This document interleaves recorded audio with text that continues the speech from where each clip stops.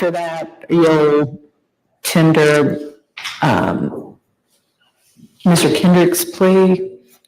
I would not believe that, well, I believe that would happen either after investigative review is complete or I guess while she's on the stand, but not questions pertaining to. Okay, I just need to know when to.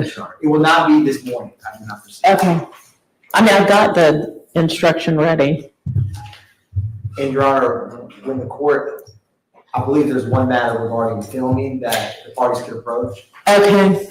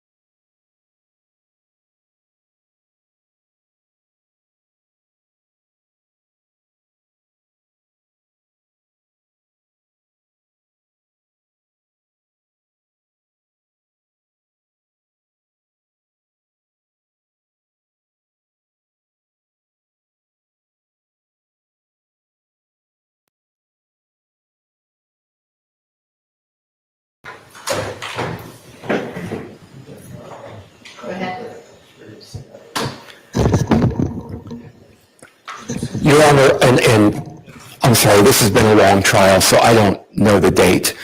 But when Investigator Viverito, when we had the Daubert hearing related to her coming in as an expert, we, the defense, have repeatedly requested the training materials and other materials that she generated for use. We need those in our cross-examination of her. At the time of the Daubert hearing, we were not provided with that. Mr. Harvey said, What do you mean by training materials?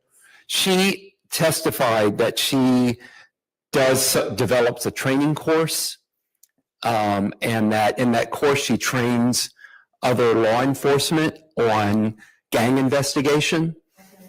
And so we wanted the materials from that course because we believe that we need those in our cross-examination of her.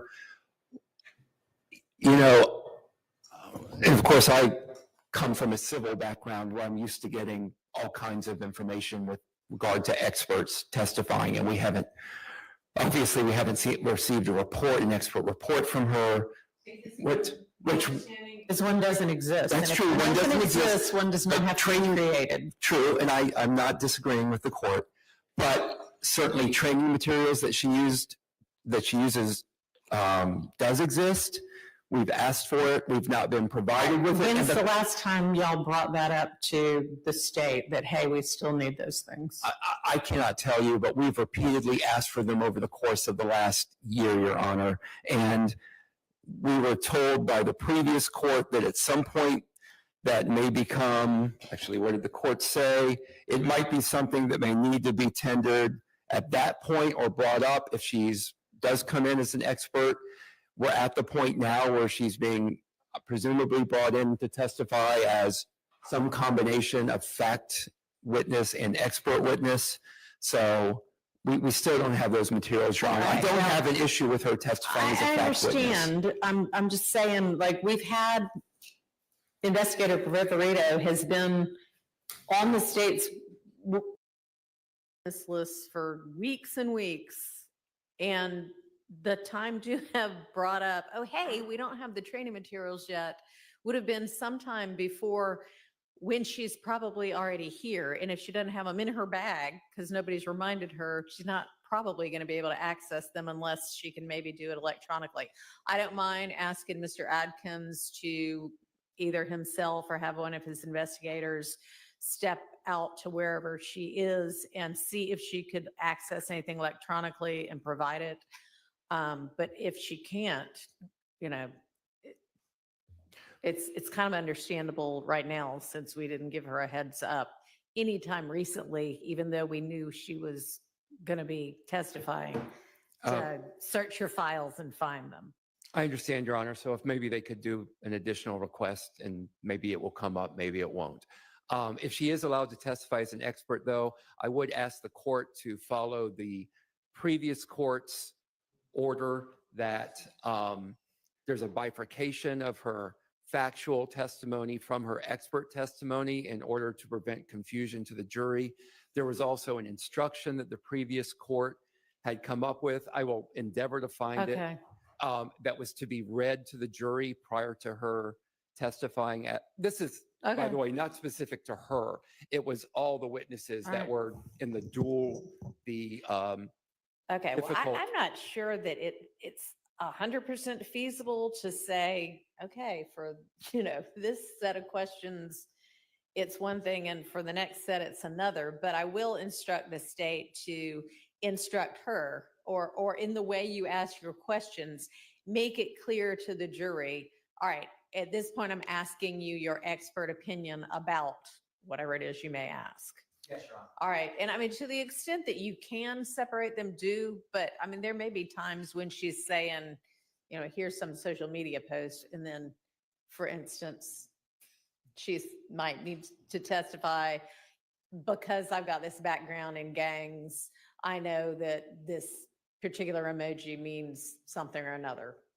So is the previous court's order no longer in effect about the statement that's to be read? No, I am trying to say how it practically needs to be implemented. If you want to provide me with whatever instruction you're talking about, I'll take a look and. Okay.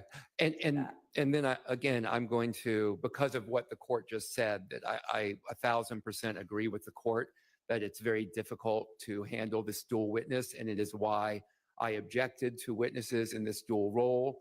There's plenty of case law that goes against it, but I'm going to maintain an objection to a witness testifying in the dual role as an expert and a fact witness, Your Honor. Just like a continuing objection on that. All right, well, I think it happens fairly frequently.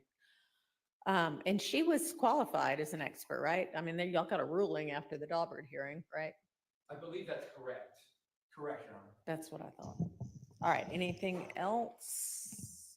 I don't know if we have the jury ready yet or not. They should be, it's 9, but I'll have to check on that. Yes, sir. Your Honor, I believe Deputy Sprinkle is right outside. I'm just gonna go double check. Okay, thank you. Thank you. Okay, and I don't know if Investigator Viverito is here or not yet, but can somebody get word to her to try to find her training materials? Yes, Your Honor. No, jury's not ready. Okay. All right, did y'all find out any additional information about those couple of items? You were going to try to either find out like who the people were, or there were a couple where you were going to try to find out the date it got posted. Do we know the answers to those things? Yeah. Okay.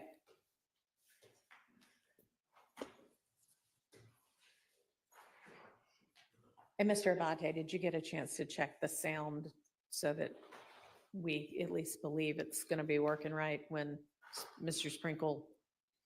Yes, we checked it last All night. right, great, thanks. Good. See if the rain was. Who knows? I want to know if he followed through on his promise to narrow down the number of calls. I did. All right. Can't wait to see that. Mr. Abadi always fulfills his promise. Instead of an hour and 20 minutes, probably gonna be 25. Okay. Bless him. Judge, just thinking forward while we have a minute, I was thinking forward about what we were talking about happening in the near future and regarding directed verdict motions. Right. I think it may be, we have obviously a lot of Evidence. evidence in this paper. Yep. If I could request the state and maybe the court ask the state to, typically, my understanding is with each witness they've made, that they've presented, they've made PowerPoints of the evidence that they're seeking to admit. And generally, we've complained when it hasn't happened, but generally they've given it to us before the witness testified. They've given us a hard copy. Okay. If I was just thinking last night, if the state could forward all those PowerPoints of the evidence that's been admitted to all parties, if they have them in the PowerPoint still, that may help everyone in kind of formulating and getting to the bottom of what's in evidence as opposed to digging through this before Monday or Tuesday or whenever we. Okay, but y'all are going to have to, or we even are going to have to dig through, We are. as you say, the evidence anyway, because we're going to have to sort out what goes out with the We are. jury and what doesn't. But I'm sure the state will be happy to do that to the extent they have those available. Thank you. We'll put him on his jump drive. Great. And if you can provide that to the court as well. Thank you. So, Judge, I believe, and I'll let Mr. Sharp, Mr. Weinstein look through. I think I took almost all of the ones out that we spoke about that we didn't know the origin, except for one. Okay. It was the video where the name of the profile or the Instagram profile is Shell_8044. And I did determine it was taken from speaking with Investigator Viverito on April 1st of 2022. So during that time period, right after the Drinks murder. And but if she told me who it was, it's slipping my mind, and she's right outside, so I can go ask her about that and the training materials, but I will let them flip through this. All right. This is your copy. And I'm just going to remind the state when we're going through the wiretap, and there are the two spots, I think, where I need to caution them that it's only Garlington's words. Just give me a heads up. Yes, Your Honor. Okay, I've made a specific note to. great, thanks. Yes, Your Honor.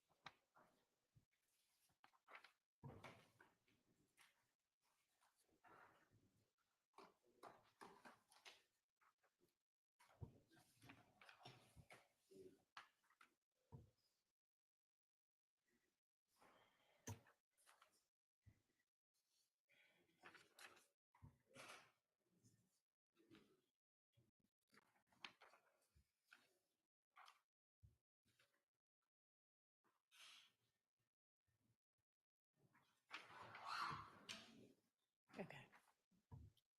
All right. The jury's ready, so if y'all need a second to finish going through that, that's fine.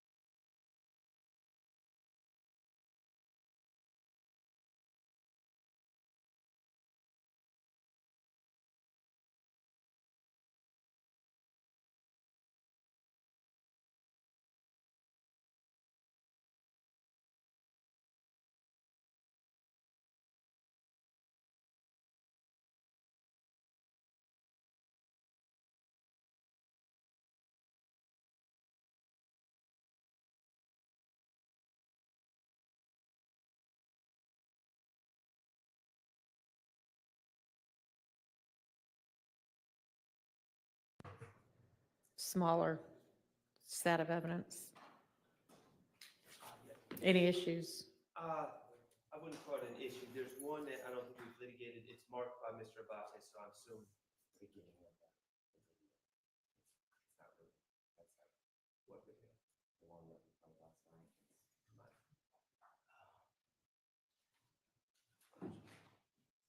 But it's just person. I don't know.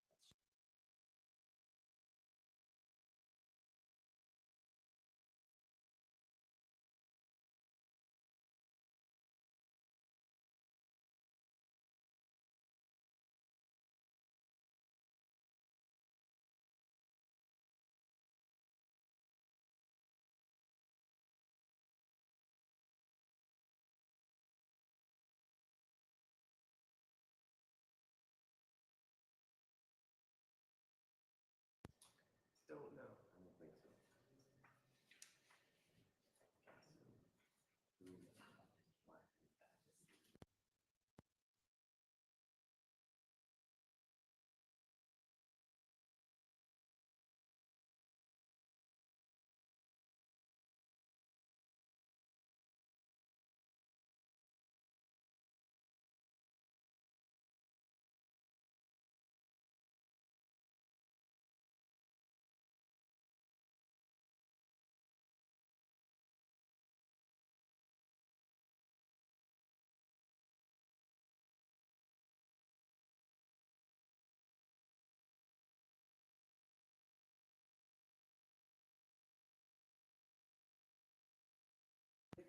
All right, we ready for Mr. Sprinkle and the jury? Okay, thank you.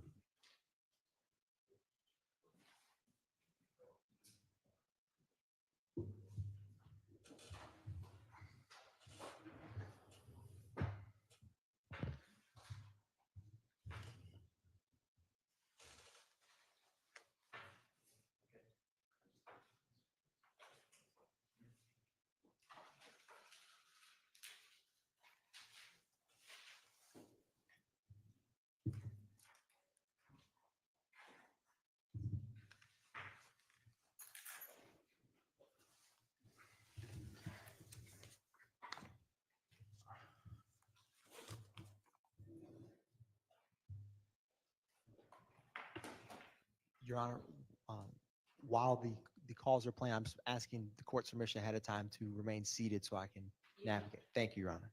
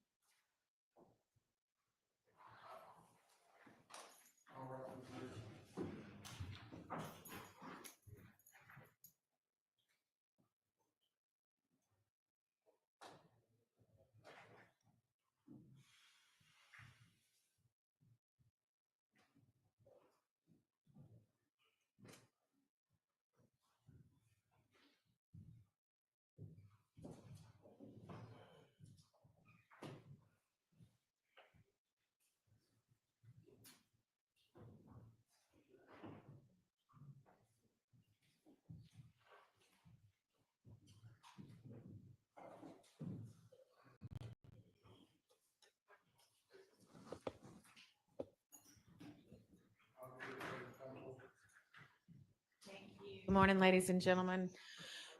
Good morning, Mr. Sprinkle. You are still under oath. I'll just remind you of that. Thank you, Mr. Your Honor. Atkins, go ahead. Thank you, Your Honor.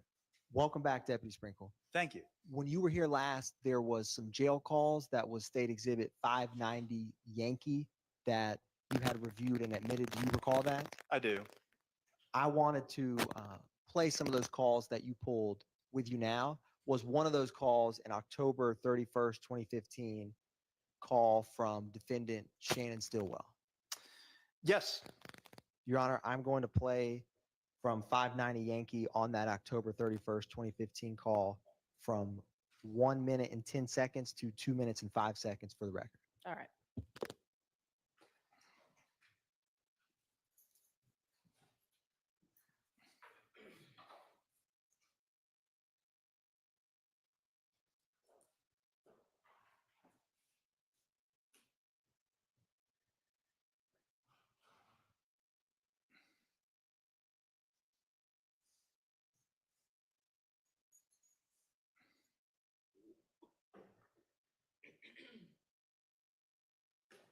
Your Honor, I just noticed I'm in the Zoom, but for some reason when I shared, oh, It's not working. yes, give me one brief second, Your Honor. Okay.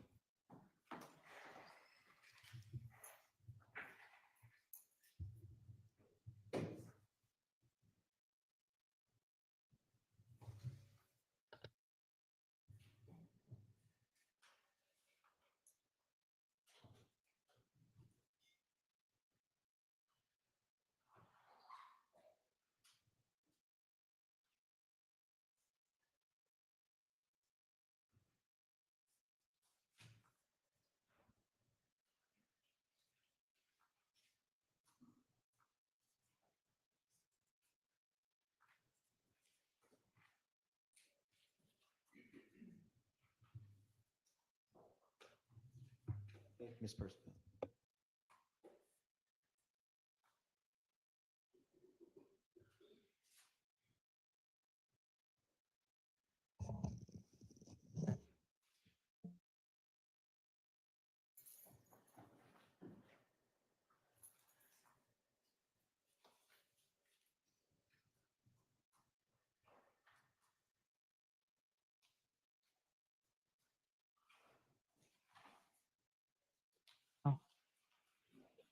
Hello. What's up? Hey. Oh, what happened? Lewis and that lawyer, I had to talk to the lawyer. Oh, okay. What is that? And he just let him know he behind me, everything good.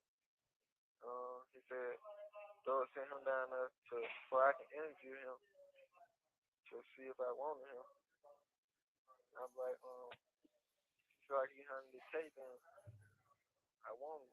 If you feel like you can't, then don't waste my time. Oh, okay. You want him? He talking like he can handle it, like everything. He can handle everything. He say he been working with all type of stars on all type of murder cases and all type of cases. Mm-hmm. Stopping at 2:05. Deputy Sprinkle, was another one of the calls that you pulled a November 13th, 2015 call from Shannon Stillwell or Shannon Jackson? Yes. Your Honor, for the record, I'm going to publish 11:25 to 14:30 of that November 13th, 2015 call. So what is the exhibit? 598. Oh, they're all under the same. Correct.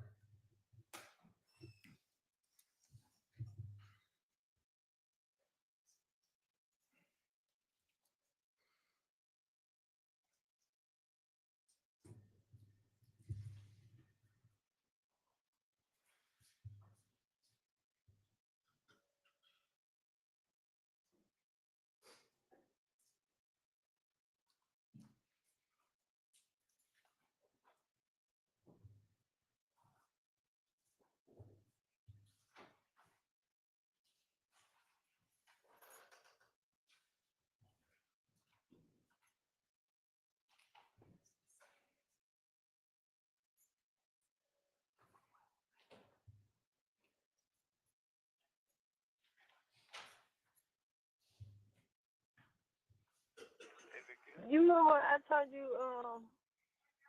I had wrote Treasure like, oh, we didn't know he had the same charge because Luke said he didn't.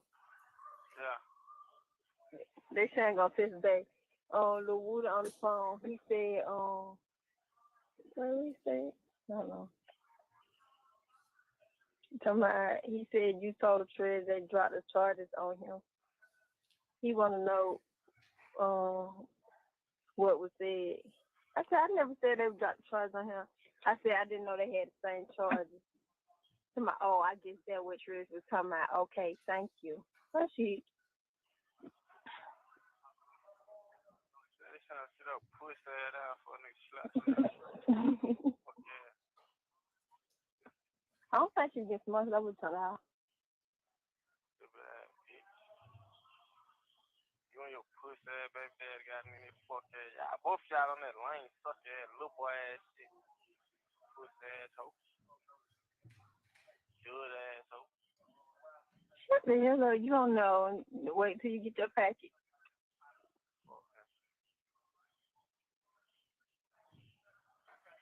That fuck nigga envy me anyway, man.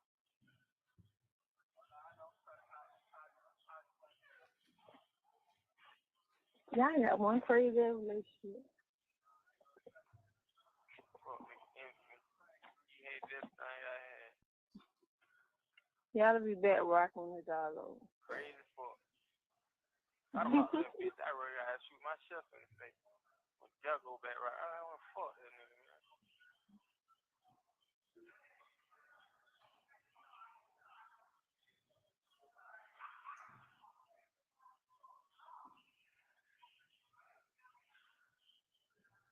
They just whoop this little young nigga ass in him. That ain't funny. I know you were laughing. I wasn't laughing. I was just like, eat that baby. Shannon shit. Oh. What is that for? I hear blood and he ain't real right. He what? He ain't real right for his blood. He what? He ain't real right. What? Shit, you know your own? It be different shit. Like, nigga push up on different niggas. And the wrong way. Nigga pushed up on me the right way. Nigga pushed up on him the wrong way. Like, hey, bro, you got to go and do this. Man, we finna goddamn go and get at you, man. That's what they did. They pushed up on me like, shit, bro, you know, they saying, man, listen, man, do you want to talk to these people because you stressing these big homies, but you ain't on the phone with these folks. I got these folks, man, you want to talk to these folks. Yeah, bro. Now these niggas be goddamn. I be asking, I like, bro, you locked up for rug, bro, but you ain't help panhandling, bro.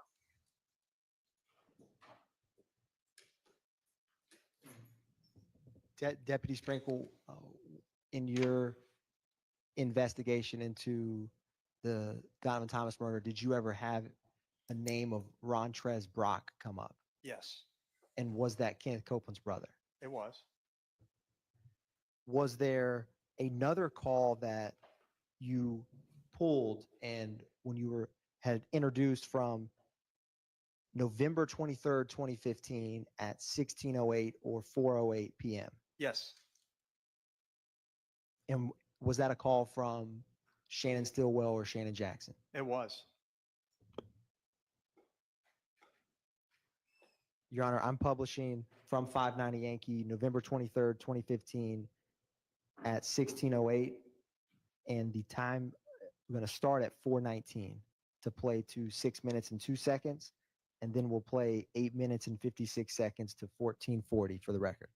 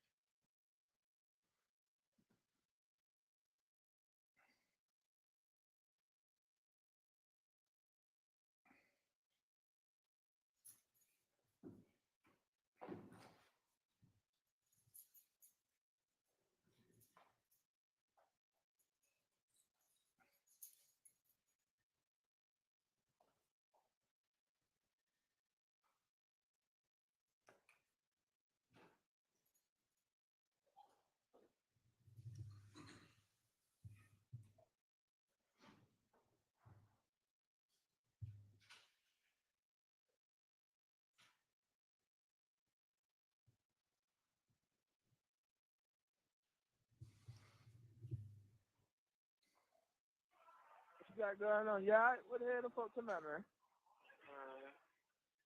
Shit. Sounds crazy. Yeah, not the police, but they got. Yeah. Nick. Yeah. I am. Everything alright though. How the hell VO did? Huh? How the hell VO did? Yeah. Yeah. Okay. He say, she say. Yeah. Everything alright. See that shit is different from the nigga who they got locked up with him, you hear me? Yeah. Nigga trying to free themselves, so nigga say whatever. But the judge kept saying like, he was just like, they shit, the way they saying, like, that shit don't mean nothing because that's how they doing it, like they trying to get the heat out their ass. Yeah, that's what I'm saying. Yeah. But if they do that, guess what they gonna do? Put themselves on the scene. Exactly. That was the little. And that what they trying not to do. They beating around the bush. They just saying, you did it. And now I mean, they can't say you a bitch. They did it. You did it. How you know? How you know you did? You know how the folks do. You know what's going on. More than that, you alright though. Yeah, man. I'm just chilling, man. What about the health? Oh yeah, everything. Everything out here. Well, it's still like I can throw stuff, but it's no. Yeah. It maintained. I'm good. Your Honor, I'm now moving to 8:56 to play to 14:40.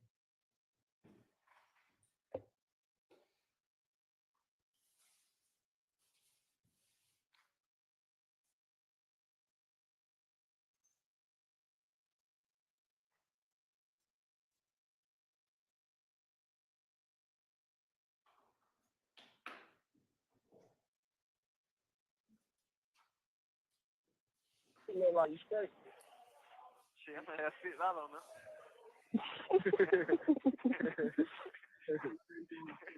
So when y'all go back to court? On the 18th. And what they say, a hearing? Nah, I just did the preliminary hearing. So ain't nobody getting no bond? Nah, they tried all multiple charge because multiple had a lawyer. They said the same thing about both of them. They tried all multiple charge. They did only thing different was the little nigga name, Deep Cleveland. He told me, I told him I did it. So they was, yeah, he said that's the only different thing. Then he just wrote multiple to my, man, oh God, bro, I ain't say that, bro. I go to court before no police lying on me, did that third. So multiple got the lawyer. Yeah, multiple got all his shit, they missed. So if you would have had a lawyer, you would have got your own than me. Hell yeah. How much? What he paid on it? I call my man.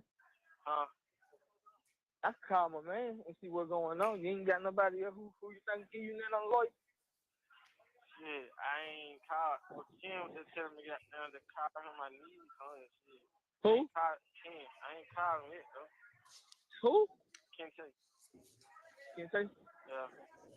Man, them niggas that be talking, bro. Yeah, that's what I be saying. That's why I ain't really just put no like that fucking stuff. I was been sent the lawyer down here. That nigga, he keep coming down here, but he just like, shit, dog, keep telling me he ain't got all the money yet.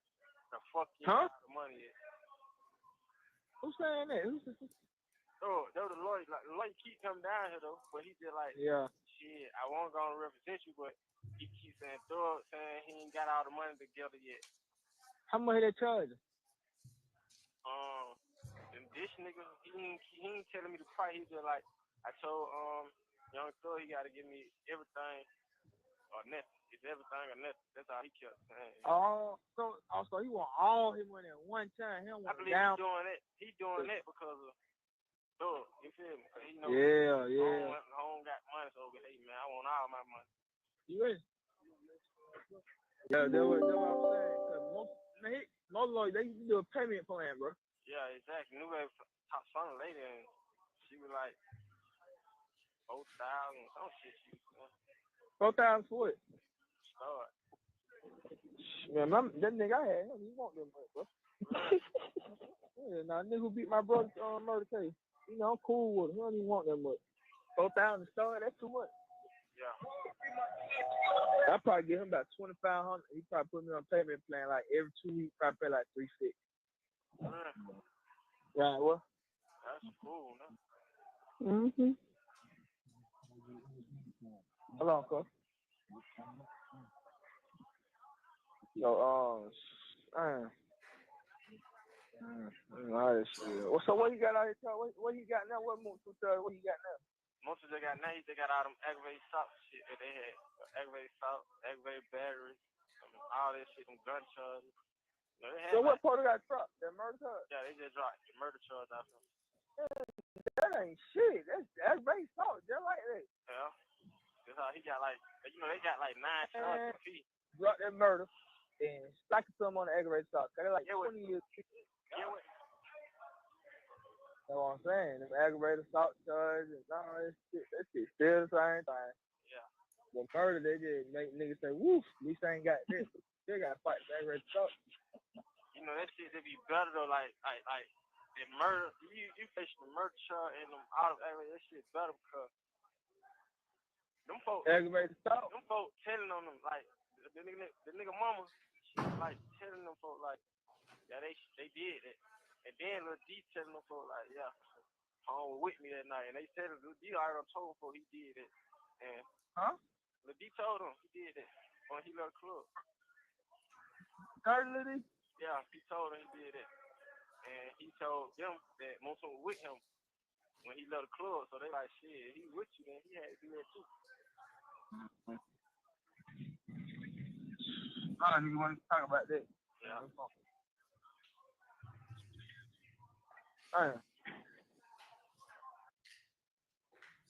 Stopping Your Honor at 1324.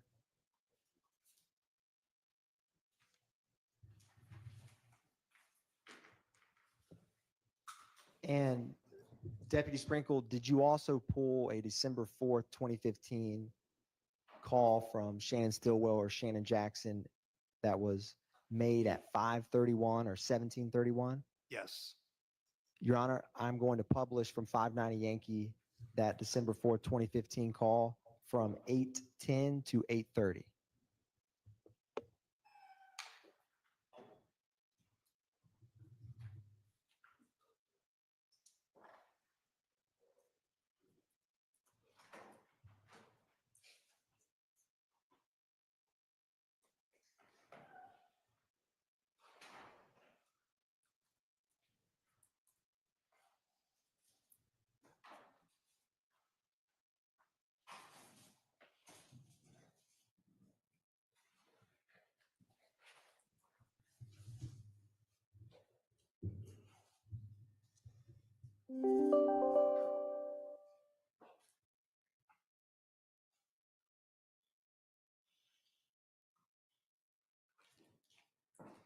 Is y'all fucking with you? Who? You know who I'm talking about. Who, nigga? No. Who? Oh. You talking about, him? Mm-hmm. Yeah, he want to pay for everything. Oh, okay.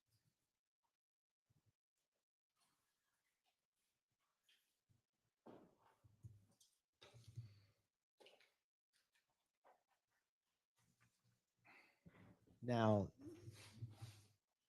Deputy Sprinkle, did you also pull a January 10th, 2015 call at 7:42 p.m. that was placed by Martinez Arnold? I did. And was that call to Dravoris Bradford? It was.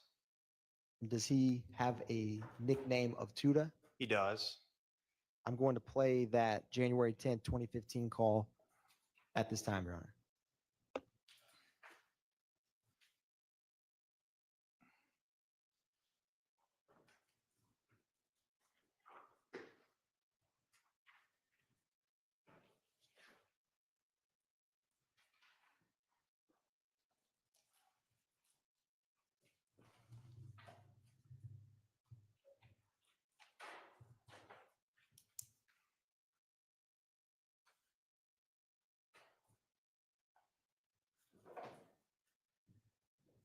This is a prepaid collect call.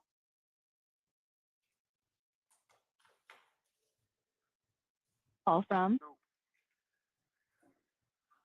an inmate at Fulton County Jail. This call is subject to recording and monitoring, and your location information may be collected and used by corrections and law enforcement personnel. To accept charges, press 1. To refuse charges, press 2. If you would like to permanently, For a limited time, visit an inmate from the comfort of Y'all gonna set me up like Securus, you may start the conversation now. Dude. Cool.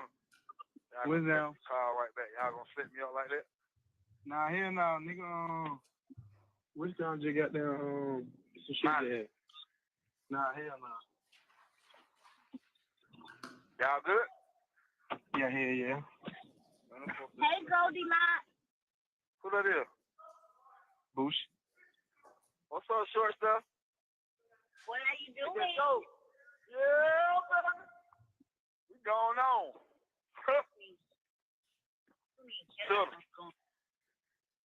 Yeah. Yeah. Well, yeah, got it. Who want to pull up? Call Christopher, bro. All right. You keep calling all these girls.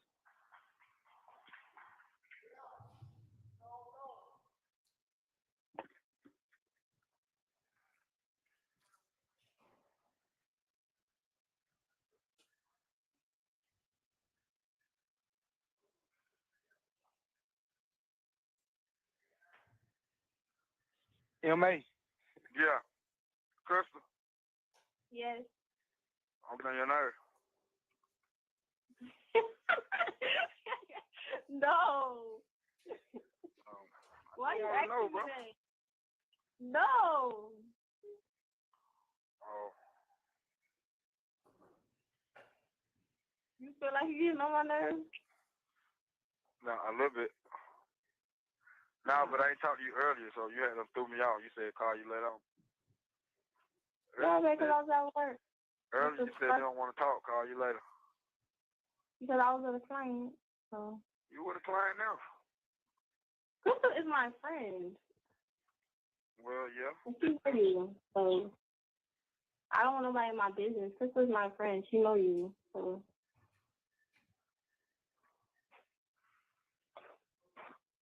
I don't know. Why would you ask me something like that? You want me to call Bobby back? Yeah, she answered. She called you back. Yeah, but she had went to the bathroom because you said something that she was gonna go eat or something. Hold on. Call her. Okay.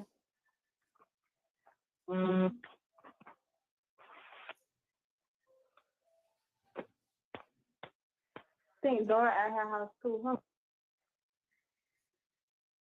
She at her house or Slime house?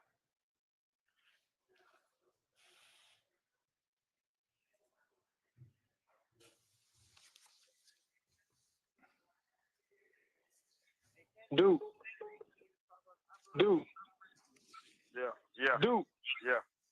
She hung up. She hung up? Yeah, she probably didn't try to.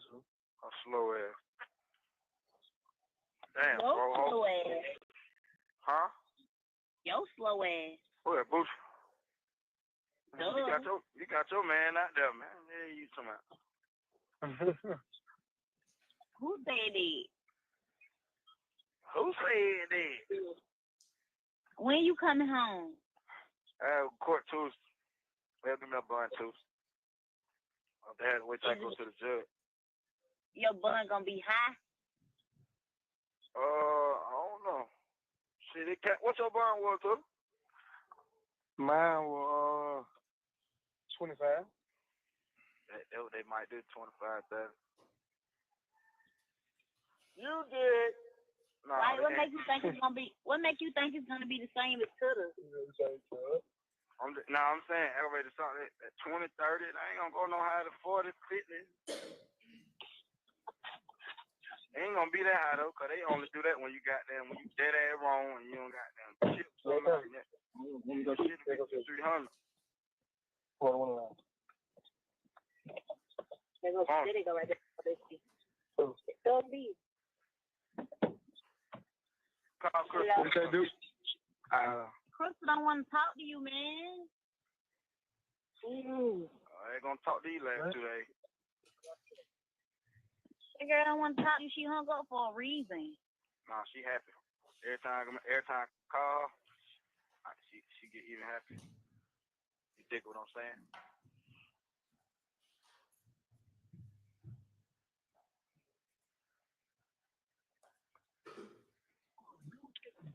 Hello?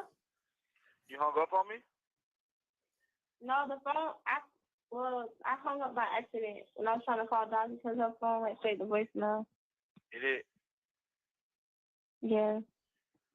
I mean, call Dora over there. Hold on.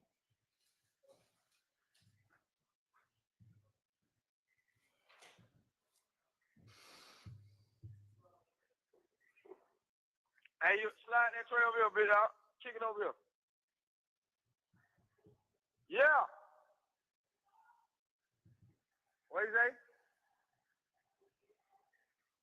Hell no, I ain't eating that shit.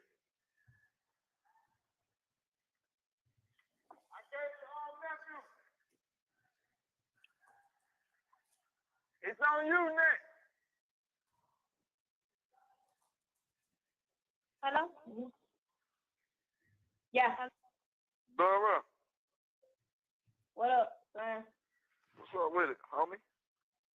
You dig what I'm saying? You dig. Nah, bro. What's going on, man? We count down in this bit, man. This shit here ain't. Hey, man, you heard. This shit ain't fun no player. Oh, yeah, you already know. He go to court on the 13th. No, Yeah. David 10. He go to court on the 13th. Yeah, David 10. What they do? Well, y'all know when it get nighttime, we just say the day they left. So the day they left, man. Y'all know the time. You don't know the time, so you say like left. Yeah, night he left. Monday, my last day, really, because when they wake us up at 4 in the morning to go to court. Oh, you going to court on when?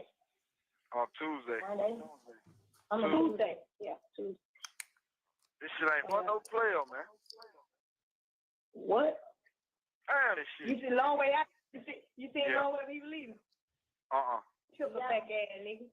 Yeah. Yeah, he was trying to call him. He was trying to call my name. We were locked down though. Oh, they keep putting you on lockdown? Nah, them boys have us on lock. We come out the room at goddamn 8. I mean at 9. They send us back in at 12. Come back out at 4. Well, we come out. I'm upstairs, so we come out at 6. Downstairs come out at 4 to 6, and we come out from 6 to 8. Yeah. You did what I'm saying. Yeah, that shit lame, man. You know, we ain't doing that but a whole bunch of chilling. Where y'all at? Finna edit this video with at the Yo. Y'all at the Yo? Yeah, we with Bill finna edit this video. What, destroyed? Nah, you probably gonna do that shit. They doing that convention. Yeah, that shit so hard, man. What the hell Thug at? And I didn't even get to see that booth, that shit, man. I went to the room. Y'all see that? The Da Vinci, I went to the room. I didn't know y'all shot the estimate win. They shot Da Vinci. What's up? He right there. Tell him I said what sound? Yeah. Nah, he right here yet. He ain't with her yet. I think he in the meeting with Leo there. Oh, what Dolly? Right here. Hey Dolly. Hey Dolly. Hey Dolly. Hey Dora. Hey, that's what I'm sure gonna be. Hey Dolly. Hey Dora. Hey Dolly. Hey Dora. Dude, man, who the fuck that was a jetpack? God damn, what Duke at, man? Now, I said, good morning, I'm gonna go. I said, man, free fucking Duke. Gucci man said, tell the joke that the down payment due date is $250, but it's $5 coming out. Let's just say they don't want the down payment of me. What? He said, they don't want the down payment on a down payment for what? My boy. Oh, she go to think she gonna get in like that. No, we gonna pay for her, ho. For the next. She said they just gave her deposit $250 last day. What you trying to have for it? Some place she asked me tonight, but I ain't lying no more. Hey, Dolly, they going crazy on my IG, bro? Yeah, you know the folks that keep asking where you at. Answer your phone, bitch. Got a whole lot of money. The folks trying to figure out what's up. Why you ain't can't make money? Who money? See, nigga ain't talking about no money. They'll get knocked out. No more niggas. See the people that charging her. No, she having that liqueur. She said she having that liqueur. LaCour. Man, you better have that baby put that fuck that glowing shit. Yeah. Tell her to go pay. Hey, they just brought us some beans. Hey, Dora. Yeah. They just brought us. Hey, Chris. Let him do what he gonna do with his own kids. They just brought She some gonna do the same beans. shit he did. They just brought some beans, They gonna do some red beans and rice. Red bean and rice, man. Man, they just brought some red beans and rice with no sauce, no Yeah. seasoning. It tastes like water. I just tasted a little bit. I just licked a little bit. It tastes like, listen, before they really gave us some dog food on the sandwich. They gave us 2 wheat bread. They gave us like 3 pieces of salad. 3 pieces of salad with the dressing already on it. What? And a big dry ass cake. Fill up the whole one side of the tray. Man, I said, man, listen, bro.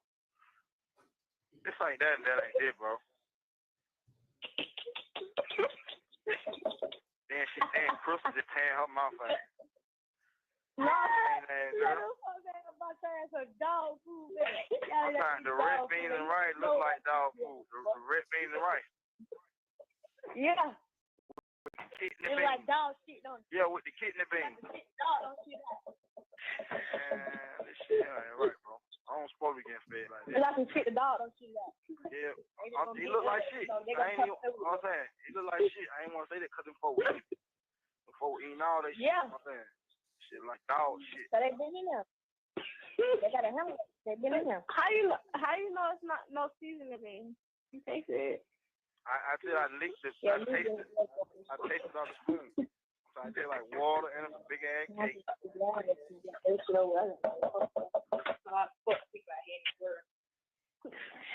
Crystal is cracking up, baby. Yeah, she said time. What Crystal is your friend? Yeah, she's cracking up. Oh, give a nigga some dog shit, man. Hey, dog. Straight up, yeah. Hey, I need y'all to make this day. There you go by, man. Man, what? Hey, listen, man. We just Amina getting that money to your sister, put the money on your book, or you don't want that shit? Yeah, she said she's gonna give it to. My sister said she pissed. She called her in. Yeah, no. She putting 100 on your book and 100 on the phone. Don't keep trying to put that on my book. I ain't finna be here for that, man. Yeah, that was I was listening to Joe. Just thought maybe you might want to make stores and shit. You know what I'm saying? We can't even make it go down there where I'm at. You can't. Can't even spend it down there. They don't even come to us with stuff. I'm still. Oh, well, let me tell you, damn. I mean, they put it on there. They gonna give it to me when I get out. Hold on, Slime.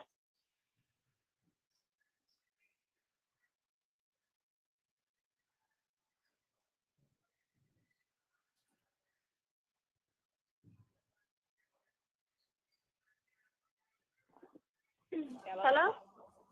Yep. Yeah, man. Nah, well then I tell her they ain't don't worry about that shit. Then we'll just keep on the phone. She can put it on there. Cause I might walk the bend on when I get out Houston. You motherfuckers on the phone. I go, okay, yeah. That motherfucker, it was 2 degrees out and they let yet. You let yet out. I thought that bitch at the gas station. She said, so I wasn't gonna stand in front of that building. Yeah, no, I'm walking on. I'm telling you, I'm walking on. Straight down yeah, Northside Drive. On the way. That bitch said, stay right well. Pick me up at the gas station. It's a number that caught my phone. You have 1 minute left. I'm stopping y'all at 14:35. And Deputy Sprinkle, was this the call you had referenced that after when you listened to this call, what was the next step that you did? I reviewed the surveillance video from the Texaco station next to the incident location on McDaniel Street. And was the one of the other calls that you pulled a October 4th, 2015 call from Deamonte Kendrick? Yes. Your Honor, the state is going to play from 590 Yankee.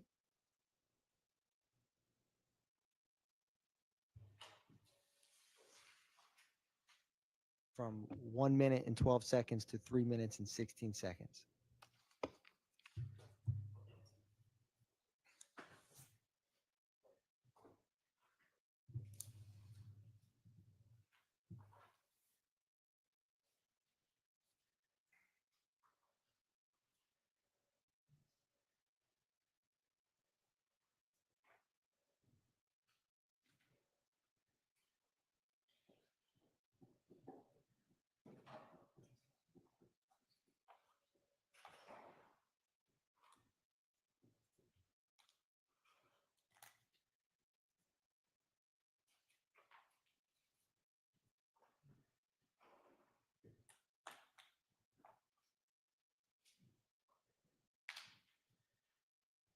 Yeah, I've been on lockdown, man. It's down here confusing, man. I gotta get out.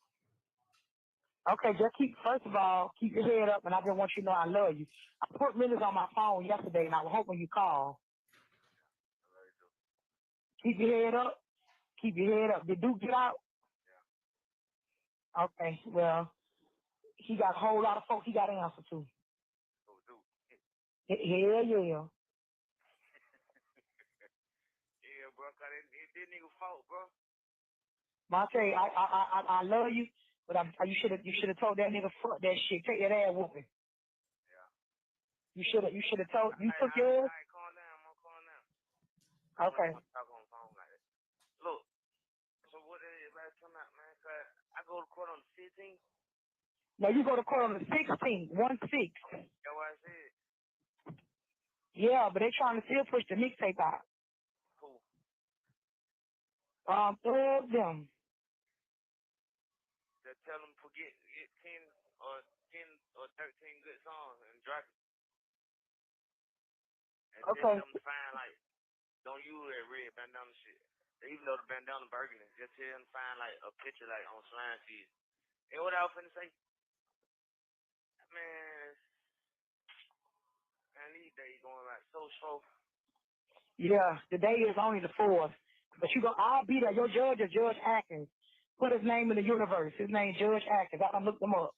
I done saw him before too. I got a lawyer. We got Doug. I'm working on that now.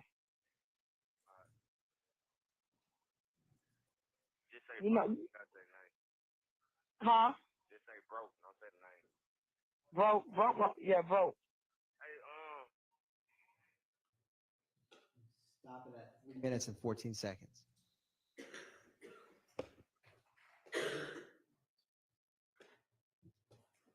Thank you, Deputy Sprinkle. No more questions by the state, Your Honor. Mr. Sprinkle, Yes. good morning. Good morning. How are you? I'm all right. How are you? Very well, thank you. Okay.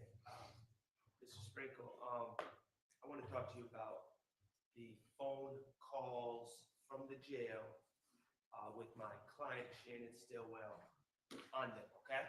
Okay. And I know you testified before about this briefly. How many total calls did you review involving Shannon Stillwell? I don't know how many I reviewed. It would probably been around 30 to 50, somewhere in there. I downloaded over 700 though. All right. The first call that we heard was 590Y. What date was that first call that we heard? Well, if we're talking about today, it was October 31st, 2015. And that was right after Mr. Stillwell had been, you're aware that Mr. Stillwell was a victim in a case where Tierra Jones was shot and killed. Yes. And you're aware that car that they were in, you're aware that the facts of that case was a car sped up behind the car that Tierra Jones was driving and shot a bunch of rounds into the back of the car that Shannon Stillwell, Tierra Jones, and Miss Duncan were in, correct? That's what happened. Okay. And Terry Jones was tragically killed. Yes. And Shannon was severely injured not from gunfire, but from the car flipping. That's correct. And he went to the hospital. Yes. Okay, so this call on October 31st, 2015 is within a day or two of Mr. Stillwell being released from the hospital. Well, let me back up. While at the hospital, he was served arrest warrants for the Donovan Thomas case. I believe he was at the hospital at the time, yes. Okay, and so this call is right after Mr. Stillwell was released from the hospital and is now in Fulton County Jail on those charges. I don't know when he was released from the hospital, but given the timeline of when the T.R. Jones murder occurred and about when the arrest warrants were issued, I'll say that you're correct on that. Okay. That first call,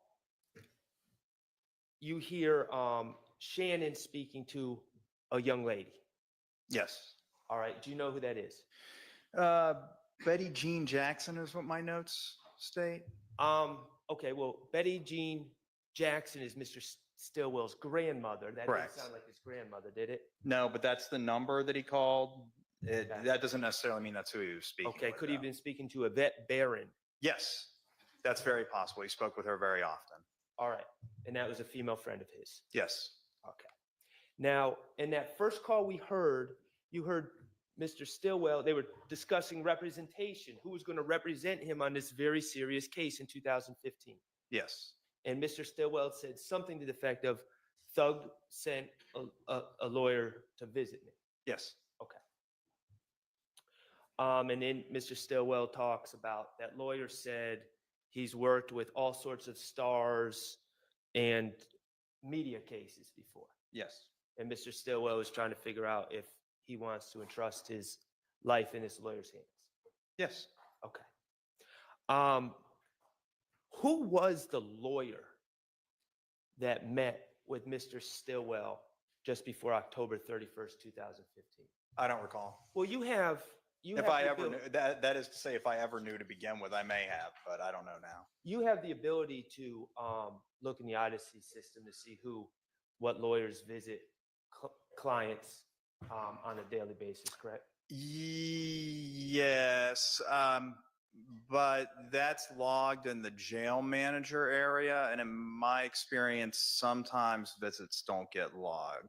Okay. I don't. Well, I guess I can't say I don't know what's not logged, but there have been times when I either knew or suspected that an inmate received a visit, and I didn't see that it had been logged in Odyssey. But this visit may have been logged. I don't recall. If it was, it should still be in there. Could it have been a Michael Bixon? Yeah, that name sounds familiar. I think that you're right. Okay. In fact, you know that Michael Bixon filed your office, the district attorney's office, did not indict this Donovan Thomas case, the alleged murder. You did not indict this case for several years.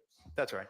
Okay. And several of those years, Mr. Stillwell was in jail, unindicted, charged with the Donovan Thomas homicide. I don't know how long he was in jail, but it was certainly unindicted for a number of years. You know that Mr. Bixon, on behalf of Mr. Stillwell, filed a constitutional speedy trial demand. Objection, Your Honor, to the relevance to this. Okay. Are you aware that Michael Bixon filed objection, Your Honor. motions? Sustained. Do you have any evidence that I, Max Shard, went to visit Mr. Stillwell in October 31st of 2015? No, I don't believe it would have been you. Okay. You don't have any evidence that I ever spoke to Mr. Stillwell before he was arrested on this RICO indictment in 2022, correct? You have no evidence of that. I don't know who you were speaking with in October of 2022, or if you had spoken with him or you hadn't. I have no idea. Okay. But you have no reason to believe that he was speaking about Thug sending me to see him in October 31st of 2015. No, I don't think you would have been even in a position to represent him then, if I recall correctly. Okay. Thank you. Now, moving on to the third call, November 23rd at 4:08 p.m. we hear Mr. Stillwell speaking to another man in that call, correct? Yes. Okay. And now that was a day, there's a thing called preliminary hearings, correct? Yes. And preliminary hearings are when someone's arrested, the case is not indicted. There's a court date where an investigator comes in and testifies as to the evidence in the case. That's usually, it doesn't have to be an investigator, but probably over 98% of the time it is. Okay. And you're aware that Mr. Stillwell had a preliminary hearing on the Donovan Thomas case in November of 2015. Yes. Okay. Have you reviewed the transcript of that hearing? No. Okay. Well, let me ask you this. In that hearing, it was Detective Thorpe who testified, correct? Yes. Okay. Kenneth Copeland didn't testify at that hearing. No. Okay. Quindarius Zachary did not testify at that hearing. No. Okay. So when Mr. Stillwell is talking about what happened at the hearing, he's not talking about what Kenneth Copeland or Quindarius Zachary said at the hearing. He's talking about what Detective Thorpe is testified that they said. That's right. Okay. Now, I want to be very clear on this.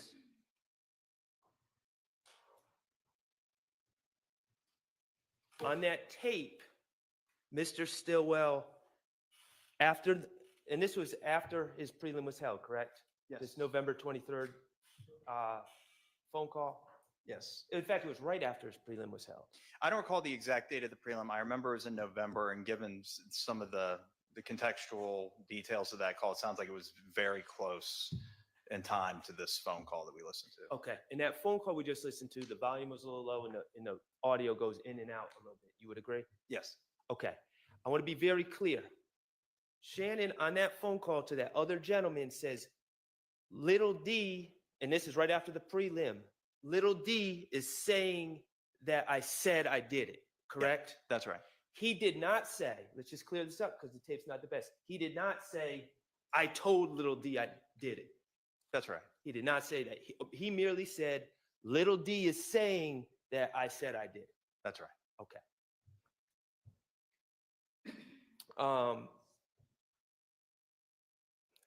Also in that tape, you hear Mr. Stillwell and this other gentleman talking about what's going on, the predicament that Mr. Stillwell is in, correct?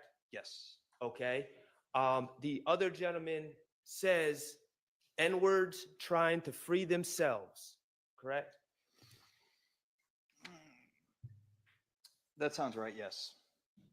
They trying to get the heat off their ass. Yes, that was said. People trying to point fingers at others while not putting themselves at the scene. Yeah, I believe that's a verbatim quote, yes. Okay. And trying to free themselves, trying to get the heat off their ass. This is after Mr. Copeland gave statements against Mr. Stillwell on June 1st of 2015, right? Yes. And in the context of that interview, he was facing federal charges. Mr. Copeland was, yes. He was facing gun charges. Yes. He was facing theft charges for stolen merchandise that were in the mother of his child's apartment. I don't recall that part. Okay. Computers, where he was claiming Lil Mike and Quez. I'm objecting to this. I don't know the relevance of that question. You're not aware of, it's in evidence. All right, then overruled. You're not aware that Mr. Copeland tried to blame a Little Mike and Quez for stealing things that ended up in. Hang on just a second. Are you saying whether he I knows, should've- whether this witness knows or not is not I guess I should have relevant? said foundation, Your Honor. Okay. Yeah, you don't have any knowledge of those things that Mr. Copeland said? I don't remember that part of his Okay. statement now. Also, trying to get the heat off their ass. The statement by Mr. Zachary claiming that Mr. Stillwell confessed to him. That was made when Mr. Zachary was in jail for shooting up several houses. Yes. And was facing federal straw purchasing charges as well. Yes.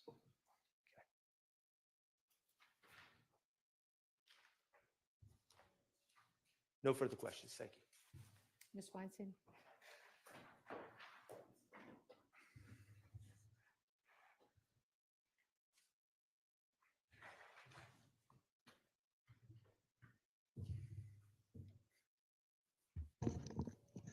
Morning, Mr. Sprinkle. Good morning.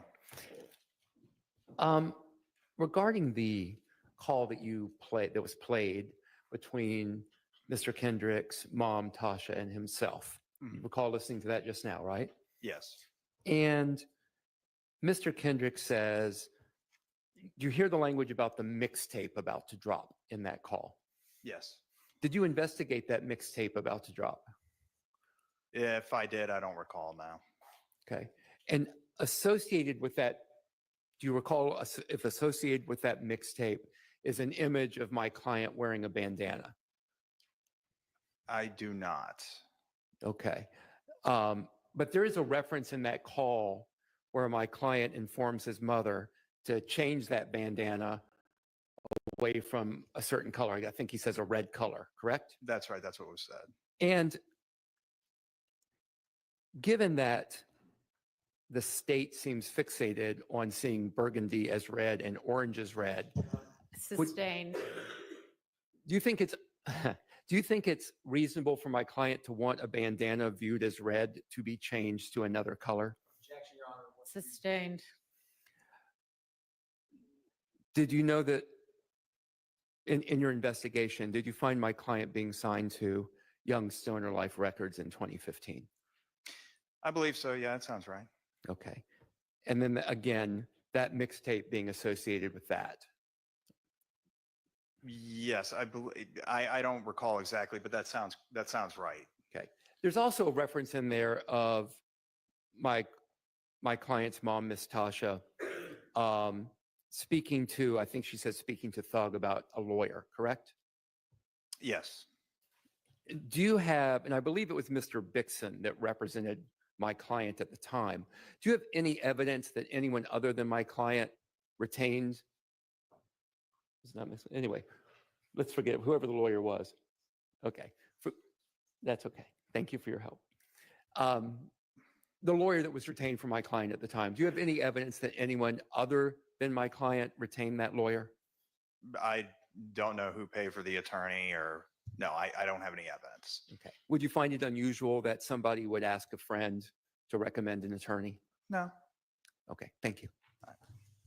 Redirect. Yes, Your Honor. Now, Deputy Sprinkle, as part of your current job, do you handle a number of preliminary hearings that was discussed on cross? Yes.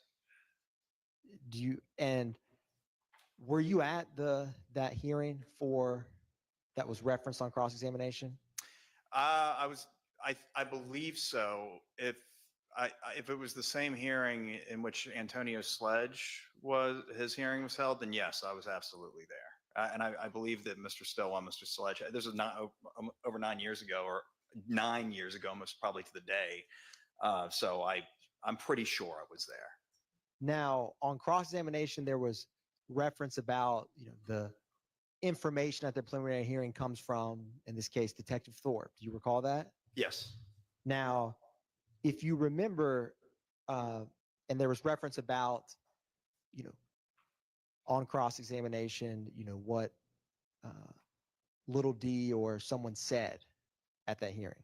Do you recall that? I do. At that preliminary hearing, for witnesses such as little D, were names used or were something else used? Well, their legal names would have been used. And is there any times in preliminary hearings where witnesses are referenced by something other than their name? Sometimes yes, I'll often ask that the detective reference the witnesses by alphanumeric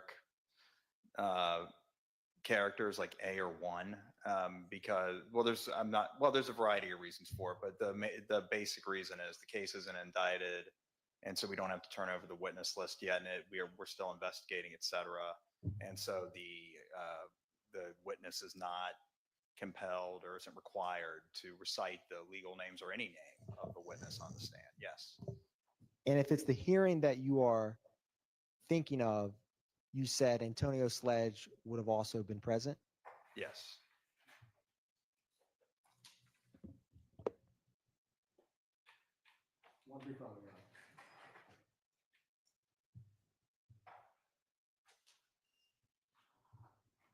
No further questions. Thank you, Deputy Sprinkle. This prelim back in 2015, you don't have any recollection if actual names were used or like witness A, witness B, witness C? I do not know. Okay. And in the event that witness A, witness B, witness C were used, just hypothetically, the detective still testifies to the background of who these people are, such as, for instance, witness A, who we found receipts from a pawn shop showing that they purchased guns, said this, right? Or something of that nature. There's context behind these witness A, witness B, witness C. Right. I mean, if you're saying that even if their names aren't used, if the detective provides enough detail regarding the circumstances surrounding the interview that one who is familiar with the witness could infer their identity from the testimony, then yes, that can happen. You said that so much better than I did. I appreciate it. Thank you. Ms. Weinstein? No, nothing more, Your Honor. All right. Thank you for your time, and you are excused. Yes, Your Honor. Released. Permanently excused. Released. All right, let's take a quick break before our next witness, who I think might be a longer one.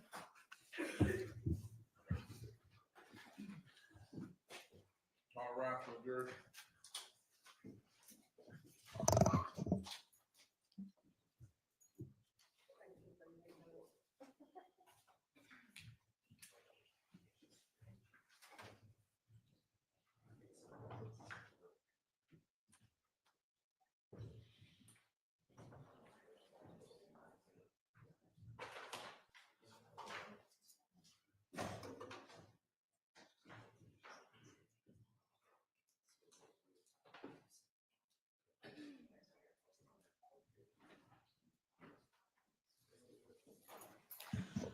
All right, let's figure out this request for an instruction about dual capacity witnesses. Mr. Weinstein, I see what you originally requested. You don't seem to have been able to find what the judge determined, or maybe you did really just a second ago.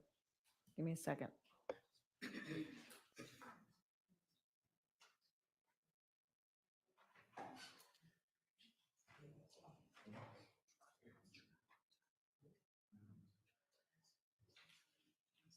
Okay, anyway, you weren't able to find the language that the court apparently decided upon. And this is kind of a fish or cut bait point, since we're about to have this witness on the stand. And I think Ms. Pursfield has, just in the last few minutes requested if anybody has access to what exactly the language was to come up with it now. But in the absence of that, I think that what you originally requested, Mr. Weinstein, and I don't know if you want, I guess you filed that at some point, or do you want me to read it into the record? You can read it into the record. I Okay. believe that was an email that was sent to the court back on January 31st. Your request is that the court instruct the jury, the testimony you're about to hear is the witness's opinion based on training and experience, not firsthand knowledge, and that It is for the jury to determine how much weight, if any, to give that opinion. And then after the witness has testified in the dual capacity, to say, you have heard the testimony of this witness who testified to both facts and opinions. Each of these types of testimony should be given the proper weight. As to the testimony to facts, consider the factors discussed earlier in these instructions. As to the testimony on opinions, you do not have to accept the opinion. In deciding how much weight to give it, you should consider the witness's qualifications and how the witness reached their conclusions, along with other factors discussed in these instructions for weighing the credibility of witnesses. One problem with that is we don't have whatever those prior instructions that whomever this court was would have given. So it would be a little not helpful to give them that instruction. Your Honor? Yes. I'm very close to finding the instruction. I found the state's previous. Okay. When Detective Bell Okay. So I'm going to forward that to the defense counsel in the court, and I think near that time, I'm hoping to see another email of what the court actually. Okay. stated. But this is the state's previous proposal. That would be great. Thank you, Mr. Adkins. I believe that's around January 31st, 2023. So I'm looking, I mean, in the event we can't find it, I've tried to fashion something thank you. that might work, but first of all, I guess we can see whether it can be located Thank you, Your Honor. quickly. Oh.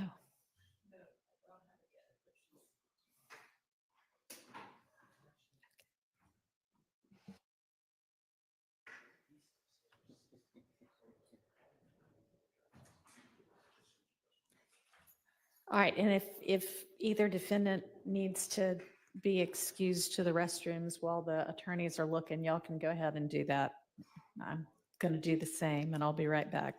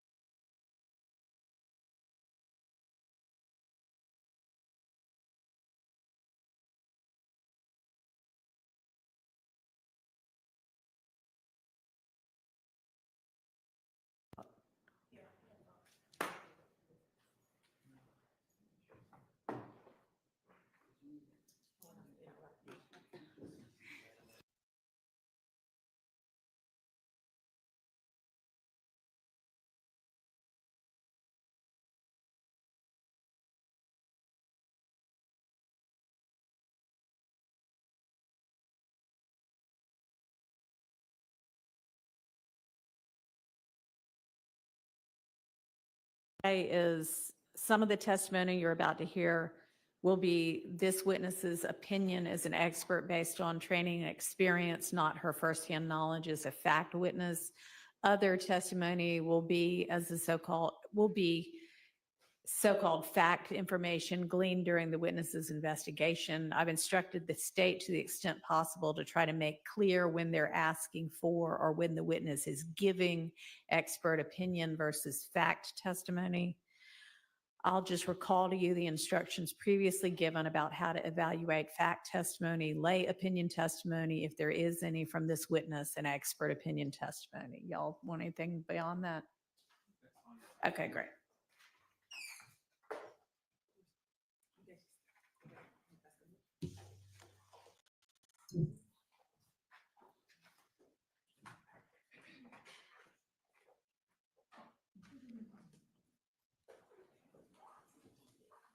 Are we ready for the jury?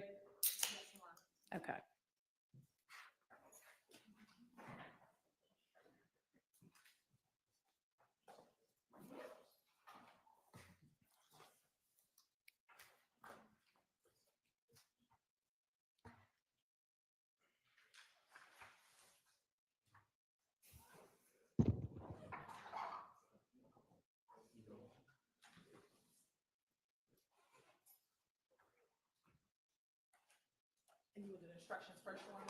Yeah, I think as soon as they come out, I'll do that. You can tender, then we'll get the witness and I'll give those instructions and off we'll go.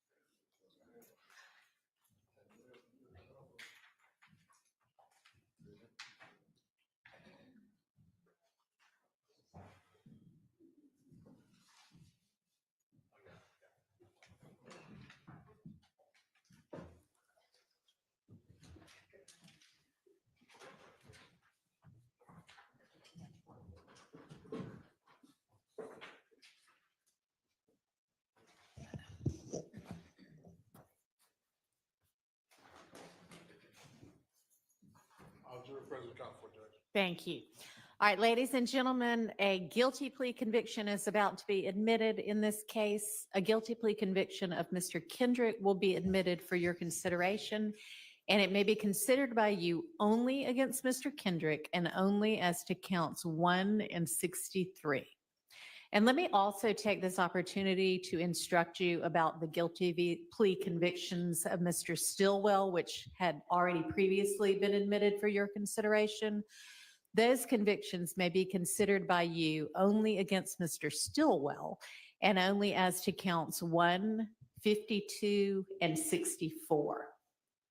You may not use the conviction of Mr. Kendrick in your consideration or deliberations against Mr. Stillwell.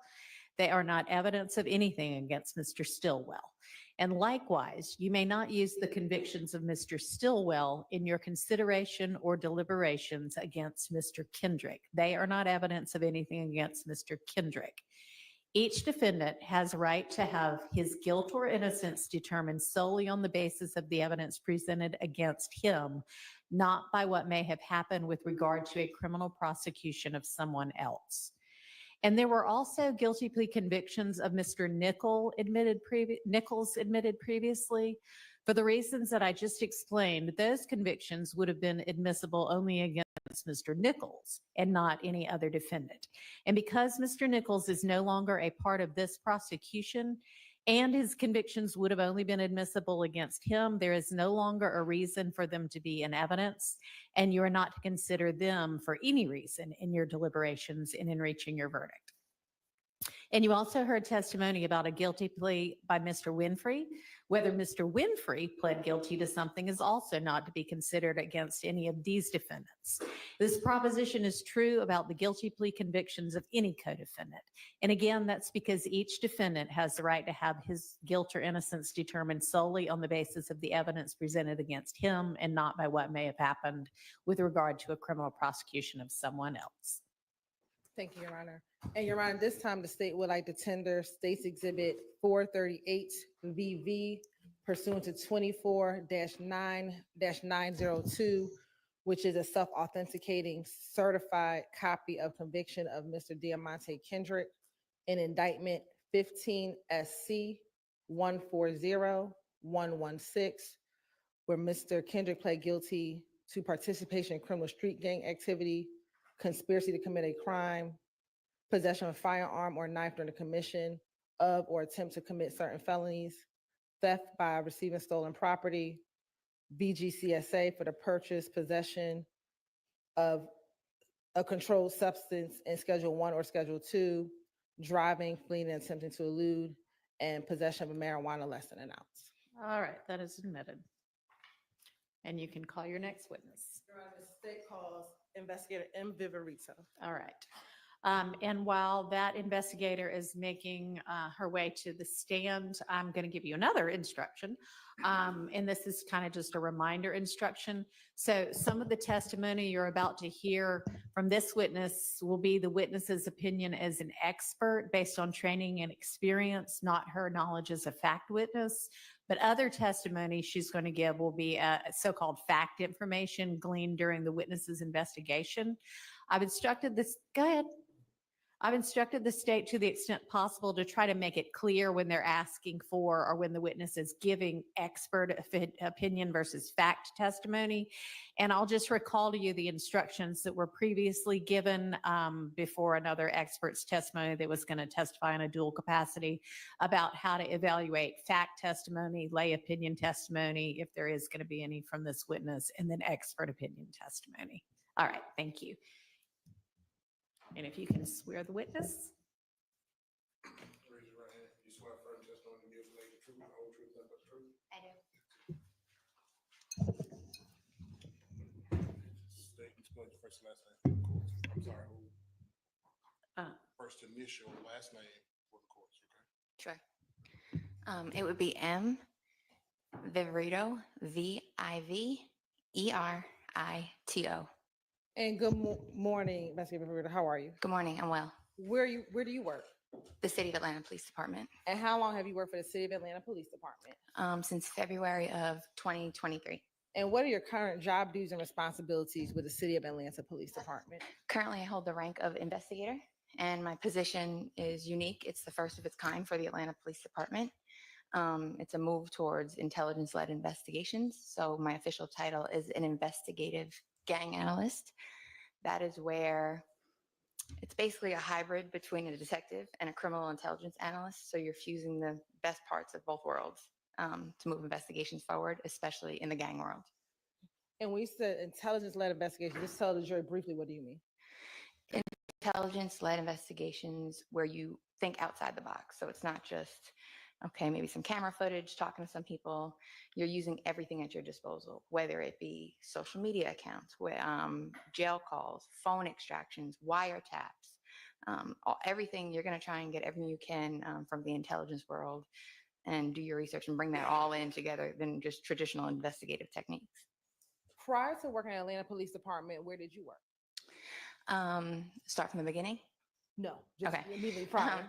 Prior to the Atlanta Police Department, I was with the Fulton County District Attorney's Office in their gang unit. I was a senior investigator, and then I was ultimately promoted to a lieutenant in the high-profile case unit.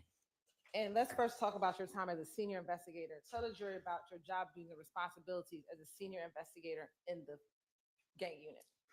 So I would work with various attorneys in the unit, and I would review cases that were coming up for trial or being prepared for indictment. And I'd take a look at the file and we'd see if there was anything that was needed to push the case forward. We may go talk to people, we may locate witnesses, we may secure additional search warrants, and just get the case ready and be trial ready for when it ultimately goes to trial or takes a plea. And as a lieutenant, what did you do when you were with the high profile unit? It was things of a similar nature, but it was a little bit more, again, as the title would allude to, high profile cases, media cases, cases that involve difficult witnesses, in cases that were a little bit more complex. Now, prior to working at the Fulton County District Attorney's Office, did you work for any other law enforcement agency? I did. If you could tell the jury about your career in law enforcement. Sure. I graduated from the University of Tampa with a bachelor's degree in criminology. I did about a year down in Tampa working at a juvenile facility to get some experience. Then after that, I moved to Atlanta. I started my career with the Georgia Department of Corrections as a felony probation officer. While I was there, my career has exclusively been in the city of Atlanta. While I was there, I started out with a normal caseload. Shortly after that, they started a program what was called the Atlanta Community Impact Program. It was a pilot program driven to reduce recidivism for people returning back to the community from prison. So somebody may get sentenced to a prison sentence that includes probation. So they partnered us with, every day we were partnered with Atlanta police officers. We would ride with them. They would come with us to do home visits. So we'd get a list of returning citizens from prison, and we'd offer wraparound services. So if you need a job, if you need housing, if you need clothing, if you need education, if you need anything you need, we offer it there as like kind of a one-stop shop in an effort to reduce recidivism. So on the other hand, then, if you want to get out of prison and say, you know what, not interested, I'd like to engage in a crime spree, thanks. We have the Atlanta Police Department with us every day to say, okay, we're going to stop that before you get hurt or before anybody else gets hurt. Anybody in the community is I want you to victimized. slow down a little because you are going so Sorry. fast, and I will ask a different question Okay. further. All right. While you were with probation, did you ever have an opportunity to work with the GBI? Yes, later on in my career. Okay. So when did you work with the GBI later on in your career? Okay, several years later, I was promoted to probation and parole has there are different ranks. I was promoted to a criminal investigator. So what's that? You don't have a caseload. You're operating as a slow down. Sorry. You're operating as a law enforcement officer within probation and parole.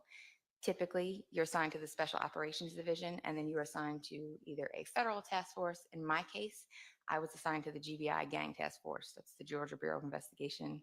It's a statewide gang task force. And what did you do when you were part of the GBI Gang Task Force? Although we were statewide, my experience was here in the city of Atlanta. So I took on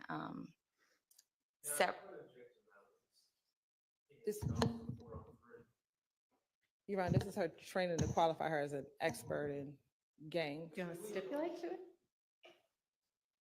To her expertise? I mean, you may.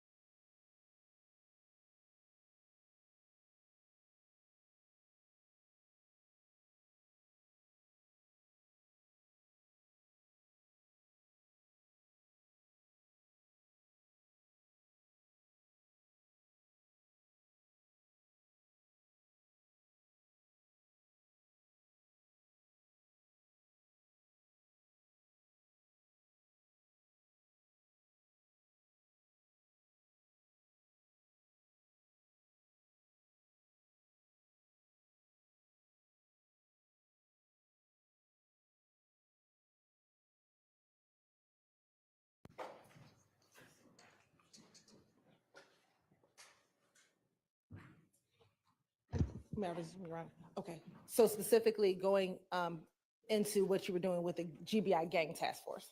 You can continue. Okay. So we had agents some agents like to work in North Georgia, some South Georgia. I was familiar with the city of Atlanta. So during my time there, I investigated several complex multi-defendant gang cases that were focused on violence within the city of Atlanta. And in additional, do you have any formal training that you've taken to assist you in identifying gangs here in the city of Atlanta? Sure. Back when I first started, there's a 40-hour course down at the Georgia Public Safety Training Center that you take as kind of a introductory course down there. I completed that. I'm also a member of the Georgia Gang Investigators Association and completed the beginner and intermediate certification through them. I attend there. They have a biannual conference, a summer and a winter typically, where it's a week full of just training. Every year the topics vary. They bring people in from all over the country to teach. I attend both of those. I attend various trainings throughout the year and just keeping myself abreast of the topics and trends in the gang world. And just briefly tell the jurors, what type of courses are you taking in these training sessions? It just depends what they offer at the time. It could be best practices in gang investigations. It could be technology focused. It could be narcotics focused. It could be focused on street crime enforcement. They try to keep a good variety so their members are well versed and have a well-rounded training background. Yeah. Can you pull that? Yeah, it worked great for a minute and I don't know what happened, but just pull that mic towards you. Yeah. Is that better? Yes, Okay. thank you. In addition to your formal training, do you have any other training or experience to assist you in identifying criminal street gangs and determining gang culture? I'd say my experience here in the city of Atlanta, working here, my career has been exclusively here. Probation and parole gave me a great knowledge base to start my career. I do have a lot of in custody and custodial, non-custodial interviews with people. I like to talk to people. People talk to me. And I do listen to a lot of jail calls. I feel they're great to get information, phone extractions, wiretap calls. You kind of learn from the gangs themselves. And you just talked about speaking with individuals. At your time, have you had the opportunity to speak with gang members and or their family members while you've been working in law enforcement? Yes. Multiple times I've talked to gang members. I've talked to the mothers of their children, their mothers, their grandmothers, brothers, sisters. Sometimes I remember one time recently I was out at a crime scene and somebody's sister came up to me and said, "Hey, how you doing?" Sustained. Let me ask you this. Do you gain information to assist you in your investigations with your cases? Absolutely. And then you talked about jail calls and wiretaps, and listening to those jail calls and information you get from the wiretaps or intercepted calls. Does that help provide you information, assist you with your knowledge of gangs and gang investigation? It does. Now, as your time as an investigator and working in all of your law enforcement capacities, have you had the opportunity to use social media to assist you in your investigation? I have. How does social media assist you in your investigations? So typically in the past with gangs, graffiti used to kind of be the newspaper for the gang. You go to neighborhoods and you look at graffiti and see who's been dead or who they're disrespecting, who's claiming the territory. Now, modern day, that's all basically shifted to social media. It allows you to still do that and not assume much of the risk that you have standing out there doing those kind of things. Gangs love social media, and it's probably one of the most important things you need to pay attention to in gang investigations. Now, do you use certain tools in order to assist you with investigation that the general public does not have access to? Yes. What are some of those tools? Of course, we'd have our jail call system. We'd have phone extractions are a huge, huge thing. So any cell phones that we recover during arrests and we secure a search warrant, I'll have them extracted by a qualified examiner. Interviews that wouldn't be available to the general public, the access to certain people. There's a lot of people that I've talked to that not everybody has access to talk to. So there's several things. As a gang detective with Atlanta Police Department, were you trained in the method and protocol of the Atlanta Police Department in determining whether or not a person is in either associated or a member of a criminal street gang? Yes. Now, when you were with the other agencies, were you trained in other methods or protocols to determine whether or not a person is either associated with or a member of a criminal street gang? Yes, the different agencies have their different methods, but yes. As an investigator, have you had the opportunity through your work in Atlanta to interact with persons who claimed association with a gang called Young Slime Life? Yes. Can you just tell the jury generally about your interactions with individuals regarding the Young Slime Life gang? Objection, Your Honor. Hearsay. Let me just ask generally, then I'll go specifically. Have you had conversations with individuals who are a member of Young Slime Life? Yes. Have you had the opportunity or occasion to review social media accounts of individuals who claim affiliation with Young Slime Life? Yes. Have you had the opportunity to listen to jail calls of individuals who associate themselves with Young Slime Life? Yes. And have you had the opportunity to intercept phone calls with individuals who associate themselves with Young Slime Life? Yes. Now, I want to ask you, through your work as well in Atlanta, have you had the opportunity to interact with individuals who claimed association with a gang called YFN? Yes, I have. And I ask the same series of questions. Have you had the opportunity to listen to jail calls of individuals who associate themselves with YFN?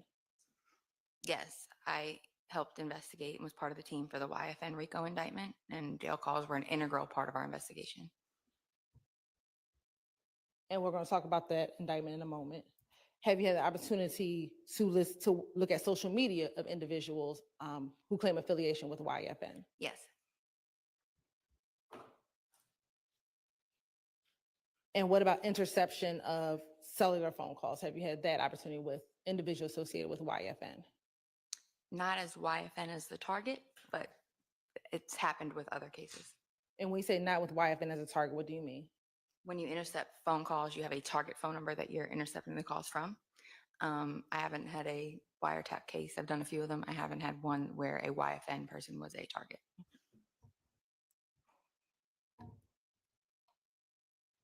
Now, through your working with YSL and YFN, have you had the occasion to learn about alliances with both YFN and YSL? Yes.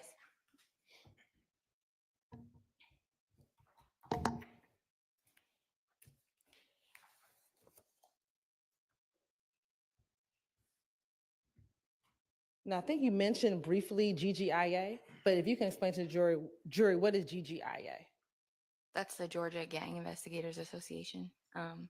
Many of us are members and we attend the conferences. They offer great trainings and certifications throughout the year. And like I said, they have a winter and a summer conference. You can go there, you can meet gang experts from throughout the country will come present and just learn from a variety of experienced individuals. And I think briefly you mentioned, have you had the opportunity to teach courses in gangs? I have. What type of courses have you taught? I serve as an adjunct instructor for the Georgia Gang Investigators Association. Typically, I teach social media investigations and advanced investigative techniques.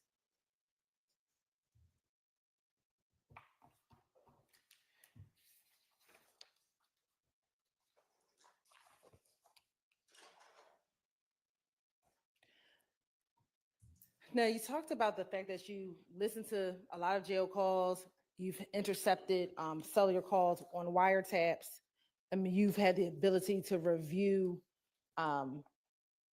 cell phone data that's been extracted from cell phones. Did those interactions with technology and communication with gang members, looking at jail calls and those items, did that help you gain any knowledge into coded languages that gang members may use? Absolutely.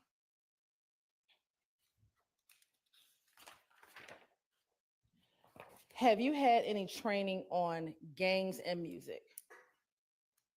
I've had at the Georgia Gang Investigators Association, I believe a few years ago, they had some blocks on music and gangs.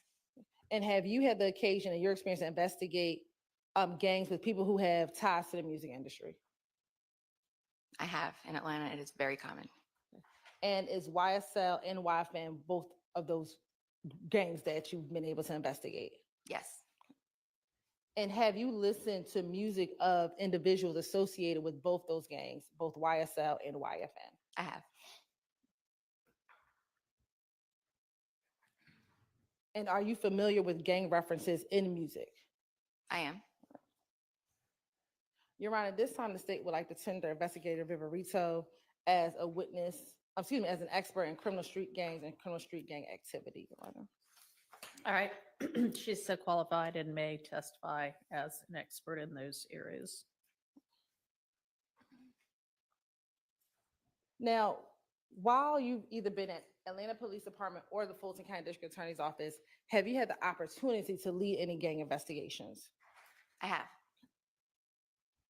And specifically, I want to direct your attention to this particular case, this indictment here, where you wanted to lead investigators on this indictment when you were at the Fulton County District Attorney's Office. Yes, I was.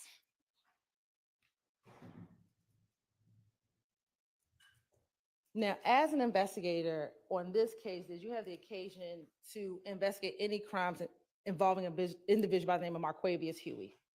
I did. And specifically, did you investigate an armed robbery that occurred in October of 2020? I did. All right.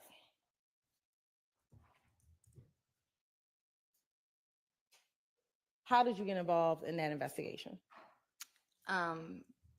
Prior to coming to the DA's office, when I was at the GBI Gang Task Force, my office was at the Atlanta Police Department's headquarters in their gang unit. So I was very familiar with all the detectives and the different units up there. I was approached by a detective, Jeffery Henderson, from the robbery unit regarding a robbery case involving Mr. Huey that he had. And when he approached you, what, if any, steps did you assist him when he approached you? I did. What steps did you take to assist him with that investigation? Just identifying Mr. Huey's gang involvement, who he was affiliated with, who he would have had alliances with, who he would have had rivalries with, things of that nature. And how did you go about assisting to identify Huey's relationships with any gang involvement? Well, the first thing I did was review Mr. Huey's social media accounts. The name has changed a few times, but when I reviewed it, it was Mr. Huey's very proud of his affiliation with Young Slime Life. Yep. Sustained. Don't provide commentary like that, okay? Just if you're testifying to facts, just give us the facts. Disregard that last comment. So just what were some of his names? JBS Quay for Jonesboro South Quay. I can't remember the rest of them off the top of my head, but he would change. It changed a few times. And when you looked at his social media, did you also do any other investigation to assist Investigator Henderson? When Investigator Henderson, following Mr. Huey's arrest, obtained his cellular devices, Investigator Henderson did a search warrant for his devices with a scope of 30 days. So what that means is when the phone is extracted, it's permissible to review 30 days worth of data. I think the time frame was just around the time of the robbery. Within that time frame, there were additional crimes and evidence in the phone. I secured search warrants to expand the scope of what was allowed to be searched to the entire phone on 2 phones. And once you were able to secure a search warrant, did you then look into the phone, the expanded phone? I did. And in preparation for your testimony today, have you had the opportunity to look at some of the contents in that phone? I have. You want permission to approach? You may.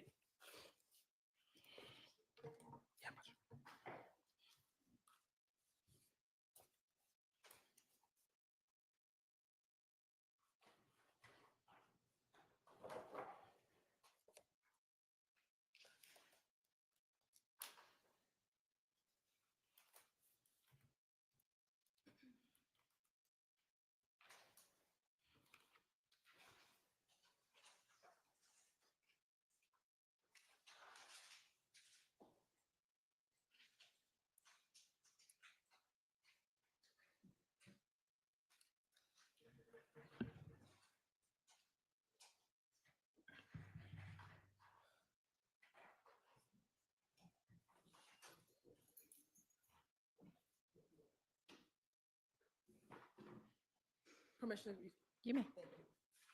I'm going to show you what's been marked as State's Exhibit 227 VV2A, 227 VV2B, 227 VV2C, and 227 VV2D. If you can look at those and tell me if you recognize those items. Sure.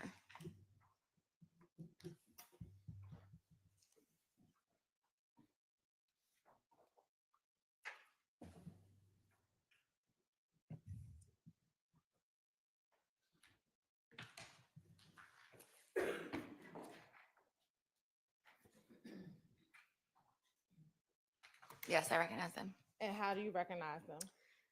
They are text messages that were extracted from Mr. Huey's phone, his phones, as well as two contacts that were stored in the phone. Okay. And those appear to be accurate depictions of text messages and the context that were in the phone that you reviewed back in 2020. They do. Right. Your Honor, this time the state would like to admit State's Exhibit 227 VV2A, 227 VV2B, 227 VV2C, and 227 VV2D into evidence. Now, Investigator Viverito, when looking through the phone, well, let me ask you this. Prior to getting involved with this investigation with Marquavius Huey, did you have any knowledge of any beef between YFN and YSL? Yes, since 2015, YSL and YFN had had an ongoing conflict. Overruled. And when you were working with the GBI task force in 2020, did you have knowledge of that beef? I did. All right. Now, when you looked inside of Mr. Huey's phone, did you see any conversations in his phone regarding an individual by the name of Lucci? I did. Okay. And generally, what information was in the phone that you saw about an individual Lucci? What did you see in the phone? I would see that when Lucci or Mr. Rayshawn Bennett, when Mr. Bennett would have, there was a handful of performances or appearances within the city of Atlanta. The flyer would be shared either by Mr. Williams or Mr. Huey. And Mr. Huey would talk about going to handle that. And would be told or asked to go handle that. And you said he would be talking to Mr. Williams. How did you know, when you're saying Mr. Williams, who are you referring to? Jeffery Williams, also known as Young Thug. How did you know he was speaking with Jeffery Williams? Based on the phone numbers that he was in communication with, as well as how they were named in the phone, but the phone numbers themselves. I'm going to first show you what's been admitted as 227 VV2C. Okay. And it should come up on your screen in a moment.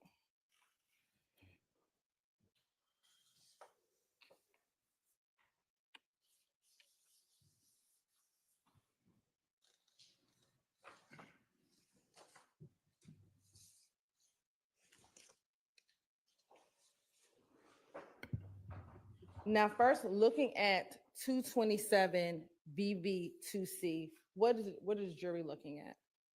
You're looking at when you extract a phone. If you go to your address book in your phone, you'll pull up contacts or a contact card. This is what it looks like when the phone is extracted. When you receive it back on a hard drive and you're going through the phone, this is what it's going to appear as. So you may have mom, a phone number, and that information. This is how it appears in a forensic phone extraction. And for 227 VV2C, do you see a name associated with this contact?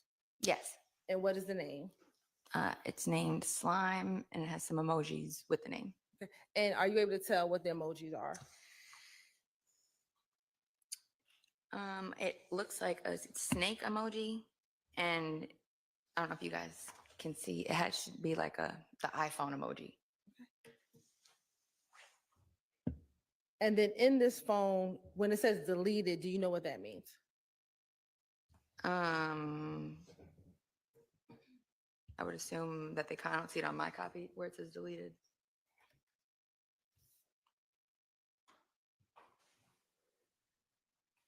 Where's it deleted in the left-hand column? Oh, okay, there you go. So yeah, that would be, I would assume that means that contact was deleted or removed from the device at some point, but still stored in the memory of the device somewhere. Okay.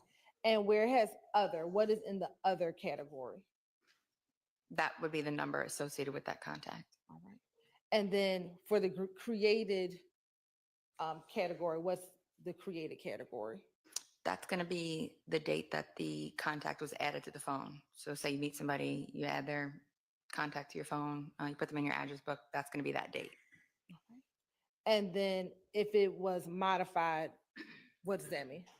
Modified could be you change their name, you add a last name, you delete the contact, or you modify the number in any way. All right. And what was the phone number associated with this contact in the phone? 213-910-1192. Now I'm going to also show you 227 VV2D. Okay.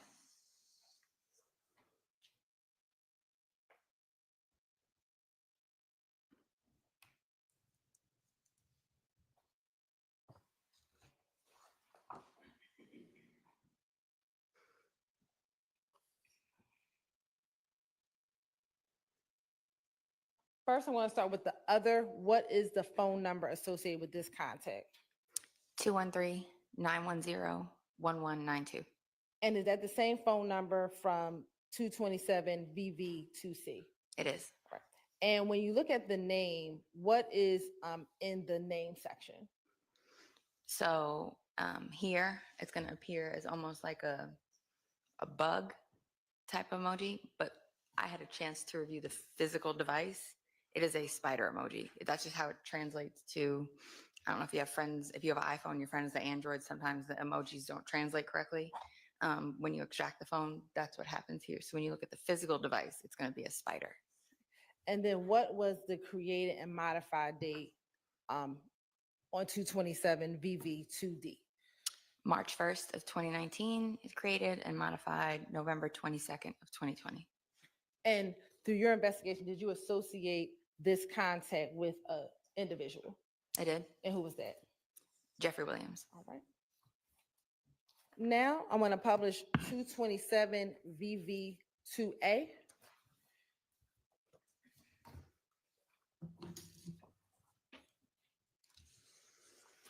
Okay.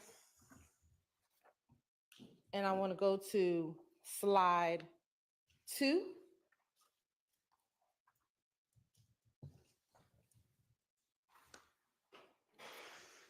What's being depicted in slide 2? And if we can zoom in, because I know it's pretty tiny.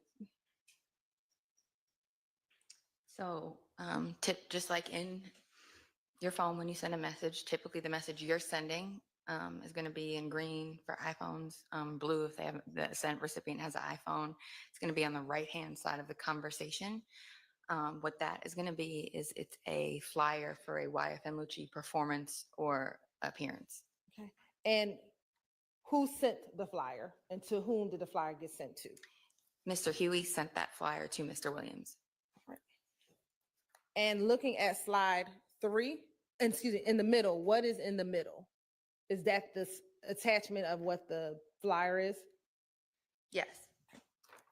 Now looking at slide number 3, is that the attachment? It is. All right. And for the record, what does the attachment say? It is a flyer. I think it was a performance or an appearance. It was a mixtape release for Mr. Bennett at the Diamond Club, which from my experience with other investigations is a YFN stronghold. And if you need to, you can use the screen to help point out as well. Yeah, so you'll see it's just he's saying he has a mixtape release, and this is at the Diamond Club on Northside Drive. Now looking at slide 3.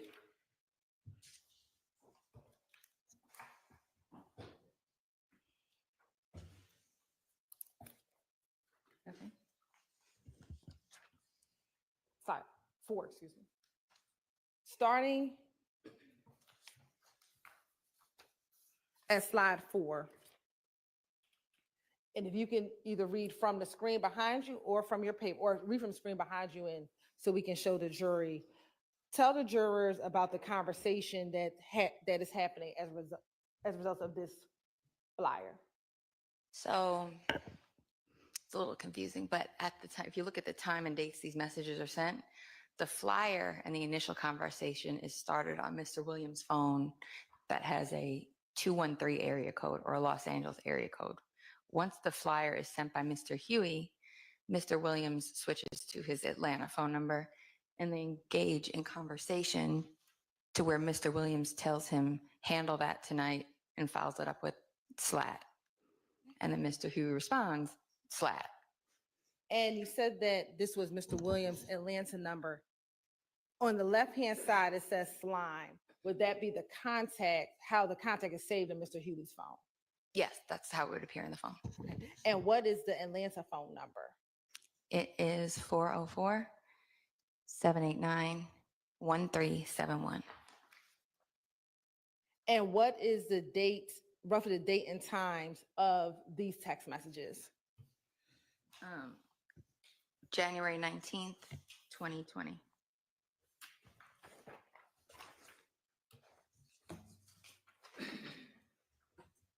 Now going to page 5.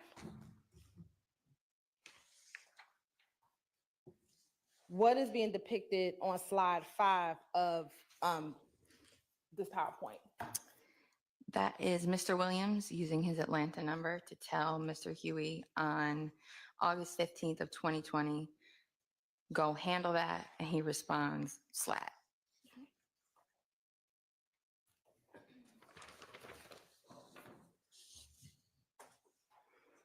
Now, looking at page 6, or slide 6, excuse me. Now, is this September 2nd, 2020? It is. Okay. And what is occurring in this text message conversation beginning on September 2nd, 2020? Okay, so several months later, Mr. Huey is going to send another flyer for a YFN Lucci appearance or performance. And Mr. Williams responds, where's that at? Mr. Huey tells him, Claremont.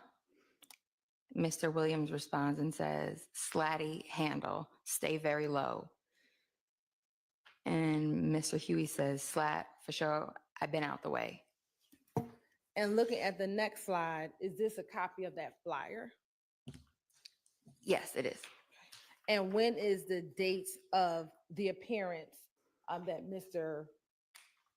Bennett is advertising? September 6th.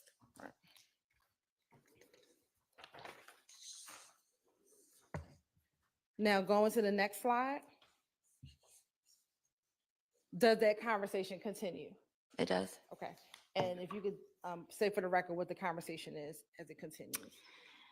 Mr. Huey tells Mr. Williams, I appreciate you for everything, my brother. Never about money with me. I'm built on loyalty. He sends the 100 emoji, which kind of means like, I'm for real about it.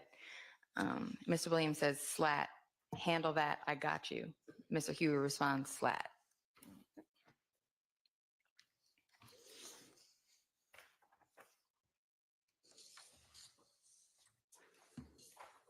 Now, going to the next slide,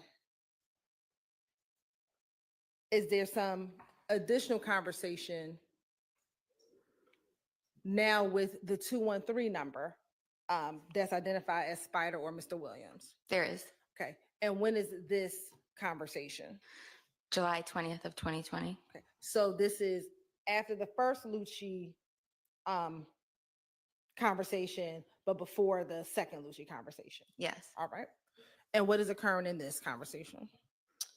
Mr. Huey sends in the first message, you see an attachment. It's a video clip of a friend that wanted really bad he was like trying to get his career off the ground as a rapper here in Atlanta.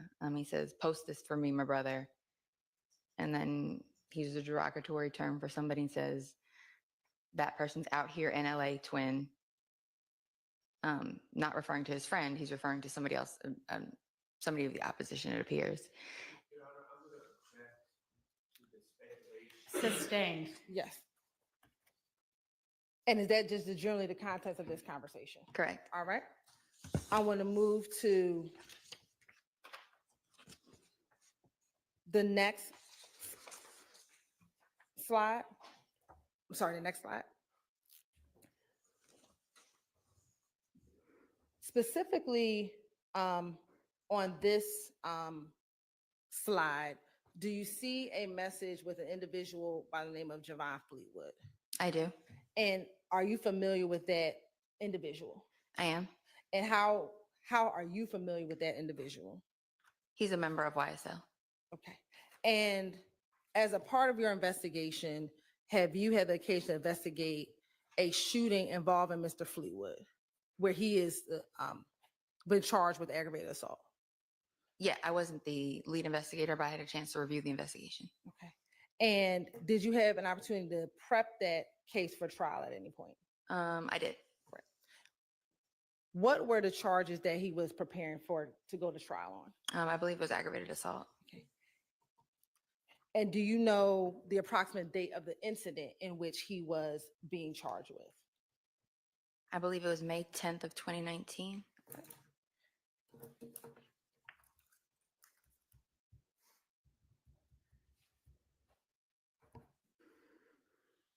And in that May 10th, 2019, was there a vehicle associated with that ag assault? There was. Well, we haven't heard it yet, but avoid hearsay. Yes. As a part of your investigation, when you were investigating that case for trial, I'm gonna get to hearsay. Don't elicit hearsay. I won't elicit hearsay. Because right now it sounds like she's testifying as a fact witness, right? Yes, Your Honor. Okay. Did you get social media account for Mr. Fleetwood? I didn't obtain records for it, but I reviewed some posts from his account. From his public account? Correct. And have you had the opportunity to view those posts prior to your testimony today? I have.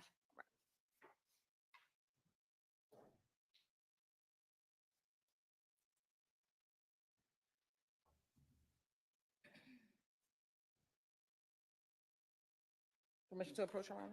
You may. I'm going to show you what's been marked as State's Exhibit 479 VV. Tell me if you recognize 479 VV. I do. And how do you recognize 479 VV? That's a photo of Mr. Javon Fleetwood from his Instagram account.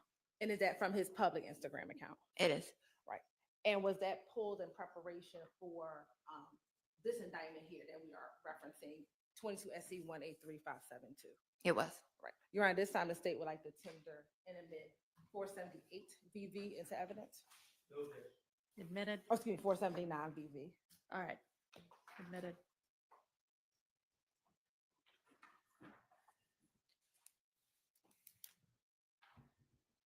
And we'll publish that in a moment.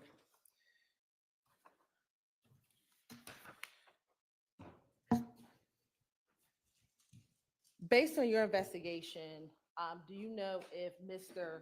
Huey and Mr. Fleetwood had a friendship? Yes. And had you seen any public social media accounts with both Mr. Fleetwood and Mr. Huey in those together? I believe there were a few posts of them together that I reviewed. Right.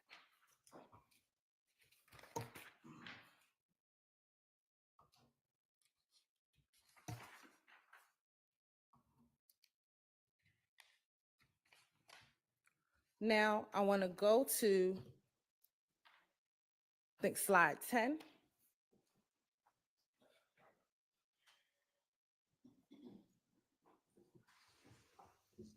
And we're going to now publish 469 VV.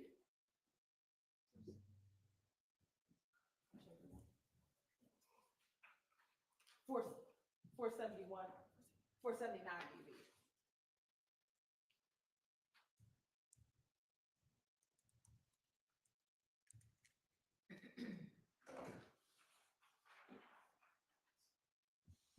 That's not it. And is that Mr. Fleetwood? That is Okay. And what was his Instagram name? _TV World. And I want to zoom into his face. Do you see any tattoos?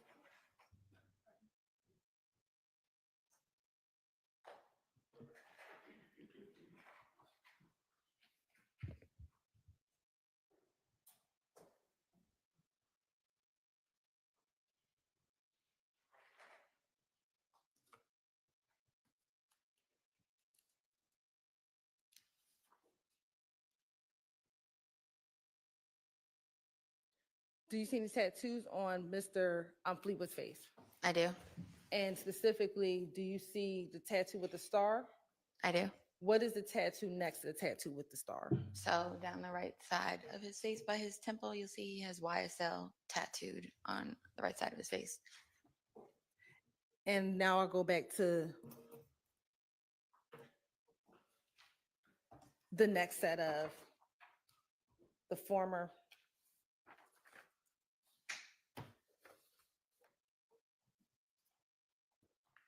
States Exhibit 227 VV2A.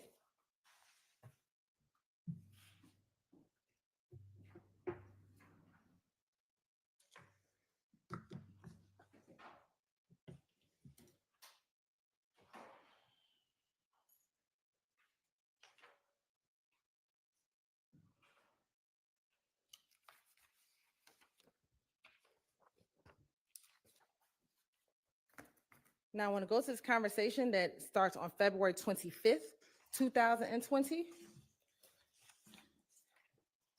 Okay. Who is Mr. Huey speaking with?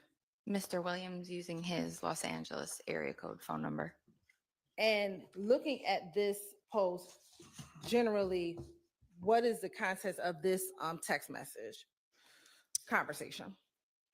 He sends a social media post of somebody else to Mr. Williams and says, "What's up with him? Is he cool?" Okay. And then what was his next message to Mr. Williams' phone? He's inquiring if the gentleman is cool, it looks, because he says he posted that racial expletive, Bloody J. And are you familiar with that name or individual, Bloody J? Yes. And are you aware if he's associated with any gang? Yes. What gang is that? He's associated with the YFN, or Atlanta Blood Gang, criminal street gangs. And do you know Bloody J's given name?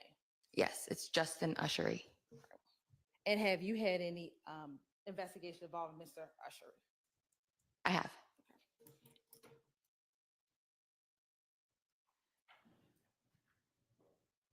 And then did Mr. Williams respond to his to Mr. Hugh's inquiry? He says, "Who is that?" To which Mr. Huey responds, "Duct Tape Dave." And are you familiar with the individual by the name of Duct Tape Dave? Yes. How are you familiar with that name? He's a pretty prominent guy within the duct tape criminal street gang. And then was there a response to that? It was. Oh, and what was that? Mr. Williams says, "He's a buster too."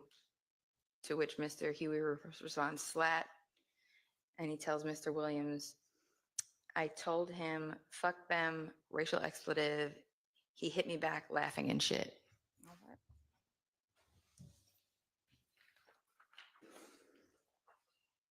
Now I want to go to a tweet that begins on March 12th, 2020. Okay.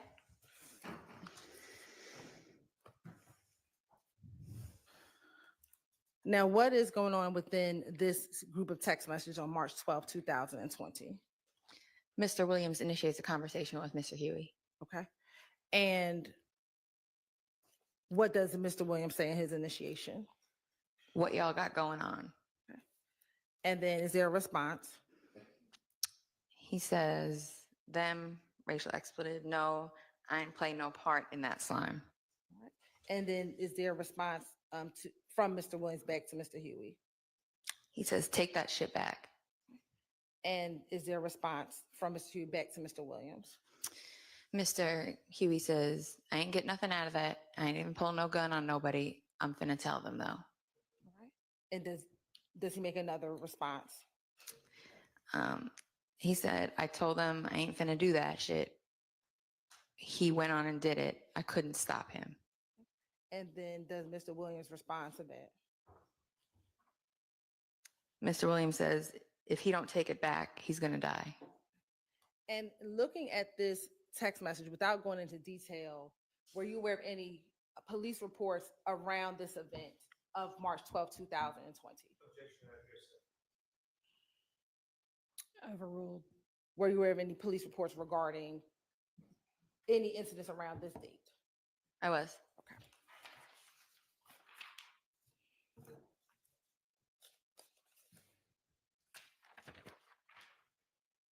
Now, I want to go to 227 VV 2B.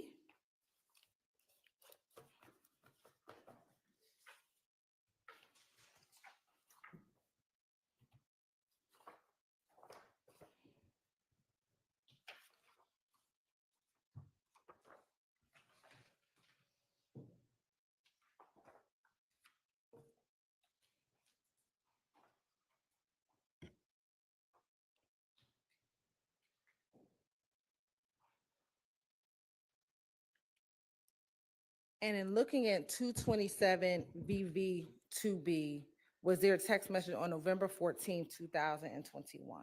There was. Okay. And who sent the message?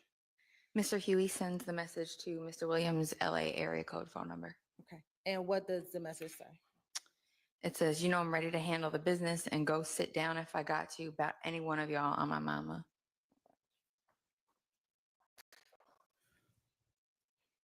Now I'm going to approach, I'm going to show you what's been marked as 428 VV. Tell me if you recognize Stacey Dibbitt 428 VV. I do. And how do you recognize Stacey Dibbitt 428 VV? This is a photo from Mr. Huey's public Instagram account. And is that, what was his account name? __ Quay1. And were you familiar with that Instagram post for Mr. Huey? I was. And were you able to pull that Instagram post in preparation for this case here today? I was. You know, at this time, the state would like to tender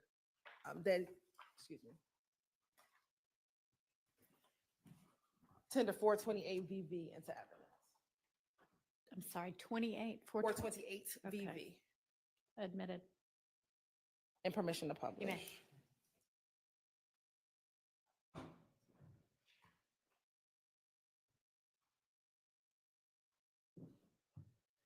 And who is depicted in this picture? That's gonna be Mr. Huey standing with Mr. Williams.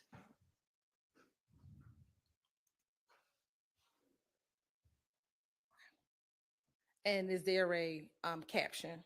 There is. What's the caption? It reads, from lockdown to a jet, slap biz. And is there a date to that post? September 4th. Now, in looking at Mr. Huey's phone, we talked about there being this ongoing beef with YFN since about 2015. And in Mr. Huey's phone, there is information about Mr. Huey going to go handle business and sending those flyers. Correct. Between 2019 and 2020, was there any ongoing conflict or continuous ongoing conflict between YFN and YSL? Yes.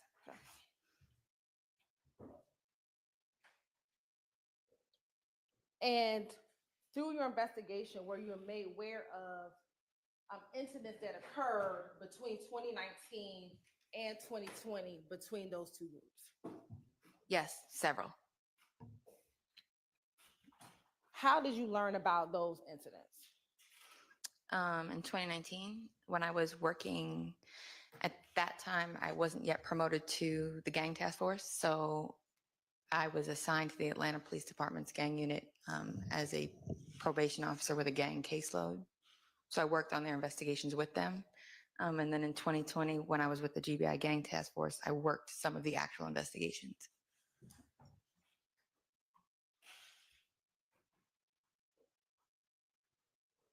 Specifically, did you ever work an investigation regarding a May 2019 incident involving YFN Lucia or Mr. Rayshawn Bennett? I was aware of the incident, but I was not an investigator on it. Okay. Did you investigate any shots fired call from May 22nd, 2019 in the Cleveland Avenue area? Yes. How were you involved in that investigation? Can I refer to a timeline? Yes.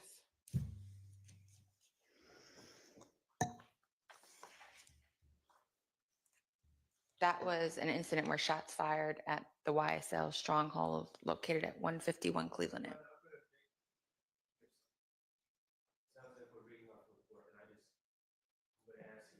Sustained. Are you familiar with 151 Cleveland Avenue? I am. How are you familiar with 151 Cleveland Avenue? That's a known location where YSL members hang out, sell narcotics, congregate.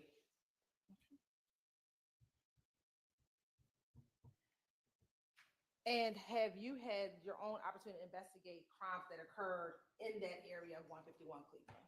I have.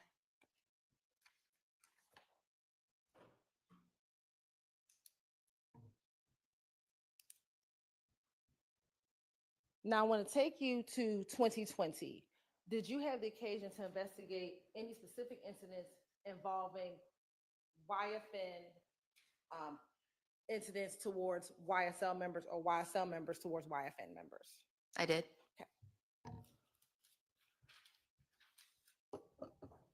In 2020, how many such incidents did you yourself were part of the investigation? There were numerous incidents that we worked on as a team. And in 2020, were there a lot of back and forth shootings between those two groups or associates of those two groups? Yes, almost daily.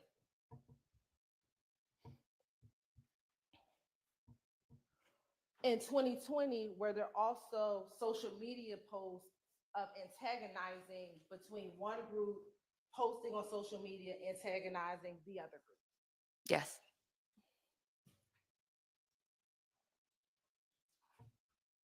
Do you know of an individual by the name of Tinquarius Mender? I do. How do you know that individual? How are you aware of that individual? I want to make sure I answer that. Is it okay to answer? Let me ask you this. Is Mr. Mender associated with YSL? He is. Have you seen social media posts of Mr. Mender driving around in YFN territory? Yes, he would post himself driving around and he would tag, in case you didn't recognize it from sight, he would tag Summerhill.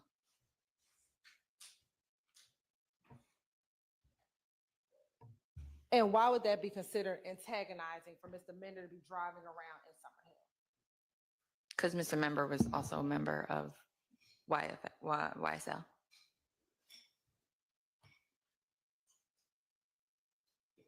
In 2020, did you have the occasion to investigate a case involving Mr. Mender and Mr. Deamonte Thomas at Greenbrier Mall? Yes, but I think it was Dontavius Thomas. Excuse me, Dontavius Thomas. Are you aware if Dontavius Thomas is related to Donovan Thomas? Yes. How are they related? I believe it's his brother. How were you involved in the investigation regarding Mr. Mender and Dontavius Thomas? At that time, like I said, there was a conflict. The conflict had reignited. So almost daily, every day we had incidents happening. I remember that day we were at work, we got a call about a vehicle that was fired upon while it was driving on the highway, and it had flipped over, had 2 victims inside the vehicle. Myself and investigator Storno of the Atlanta Police Department's gang unit began to look deeper into that case and realized that the victims on the case were Dontavius Thomas and Reginald Carter, the brother and cousin of Donovan Thomas. And you said you began to dig deeper. What else did you do as a part of that investigation? Once we got into the investigation, we located a suspect vehicle that I knew to be associated with Mr. Mender and his cousin. Wayne Alford.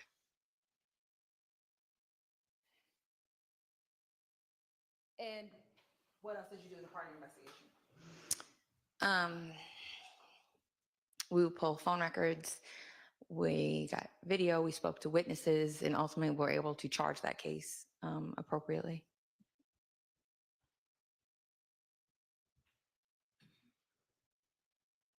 Were there other conflicts that occurred in 2020? Yes, following that case, I mean, it was, like I said, it was daily. It was constant shootings back and forth between the Summerhill neighborhood of Atlanta and some of the other areas where the YSL associates would hang out.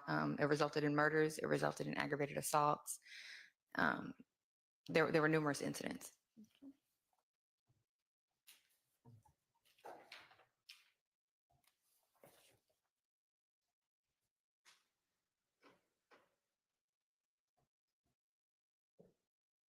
Now, in 2021, did you learn of the arrest of Rayshawn Bennett? I did. And when he was arrested, where was he housed? At the Fulton County Jail. And while he was in the Fulton County Jail, did you learn of a stabbing of Mr. Lucci in February of 2022? I did. How did you become aware of that incident? I believe one of the investigators from the Fulton County Jail had mentioned it to me. And once you learned about the incident, what, if anything, did you do?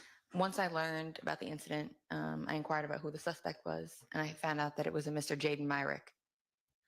When you found out it was Jaden Myrick, what did you do at that point?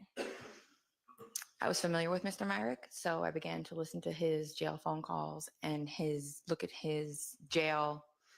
In the jail, I don't know if they still do, they used to have tablets they could rent, and they could text friends and family members through the system with the tablets. So I began to review his text messages as well. And you said you were familiar with Mr. Myrick. How were you familiar with him? His involvements in the case that we had at the office. And we say the office, talking about the Fulton The Fulton County. County District Attorney's Office. And in your understanding of who Mr. Myrick was, did you know if he was associated with any gang? I knew he was a blood gang member that was associated with YSL. Now, you said that you started looking at their tablets. Were you able to get the contents of that tablet? No. The text messages of the tablet. Well, when you log into the system, you can review their text messages. So I was able to review some of the text messages from that relevant time period. And have you had the opportunity to review some of those text messages in preparation for your testimony today? I have.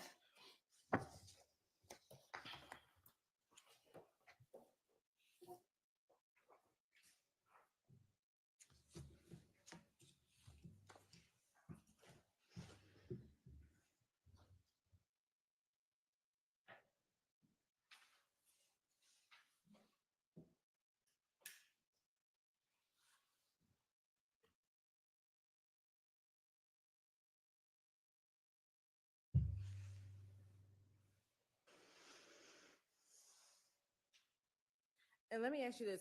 When you first learned that Jaden Myrick was the person who stabbed him, did you know if there was a plan to stab Lucci? Did you know anything about what led up to the actual stabbing? I did not, which is what led me to review his phone calls and text messages because I was trying to see what had happened. I'm going to show you what's been marked as Stacy Exhibit 5TT. Tell me if you recognize Stacy Exhibit 5TT. I do. How do you recognize Stacy Exhibit 5TT? These are some of Mr. Myrick's text messages from the jail system. And were these some of the messages that you looked at when you found out or learned of the stabbing of Mr. Rayshawn Bennett? They are. And do they appear to be fair and accurate depiction of some of the messages that you reviewed once you started investigating or looking into the stabbing of Mr. Bennett?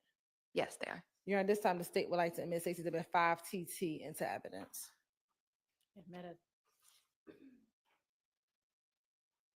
Once you started looking at these messages, what, if anything, did you learn or glean from these messages? It appeared to me that Mr. Myrick's girlfriend, Ashley Ellison, was acting as a third party for communication with somebody else. And once you started looking at determining Ms. Ellison might have been serving as a third party, what did you do at that point? I began to try and identify the third party and a phone number associated with that party. And how did you go about doing that? There were context clues from the text messages.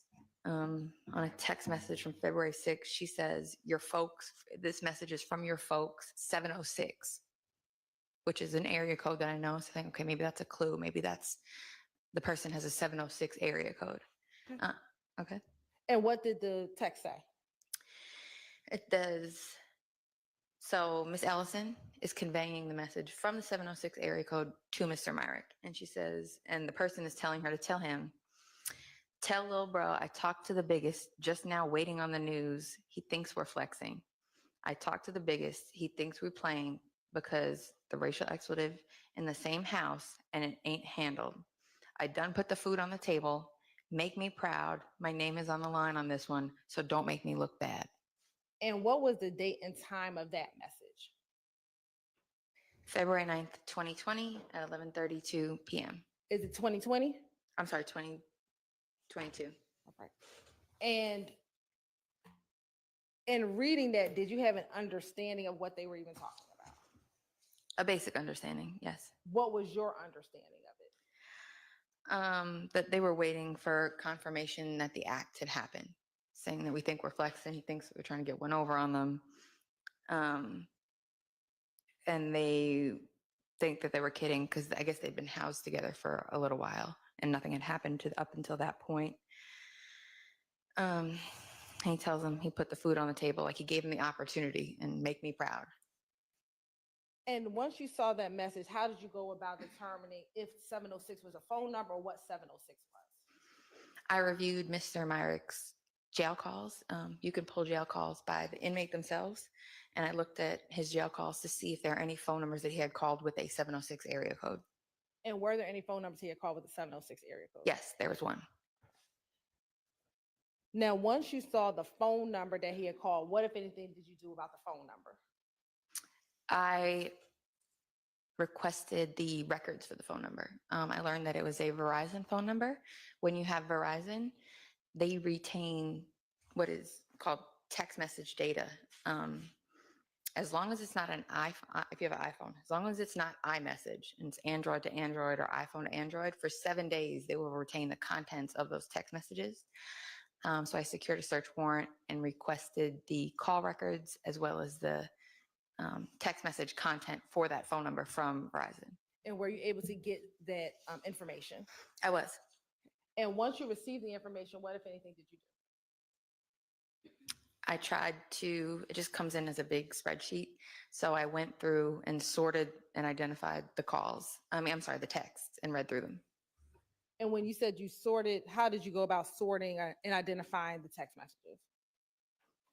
To make it comprehensible and able to be read, I color coded the messages from each person so people could kind of track and follow along with what was being said.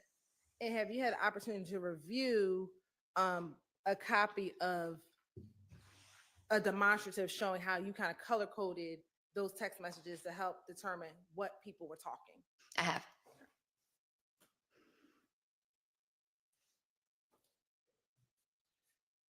Showing you what's been marked as States Exhibit 1 TTB. Do you recognize States Exhibit 1 TTB? I do. And how do you recognize States Exhibit 1 TTB? This is the color-coded version of the spreadsheet that I had made.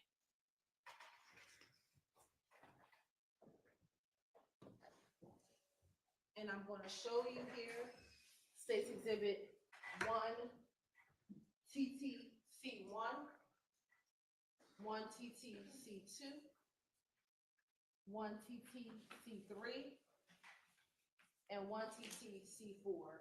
Do those appear to be enlarged versions of your color-coded copy of your text messages? Yes. Your Honor, this time the state would like to tender and admit first States Exhibit 1 TTB and 1 TTC 1 through 4. B as evidence and C 1 through 4 as demonstrative. All right, those are admitted. And permission to publish. You may.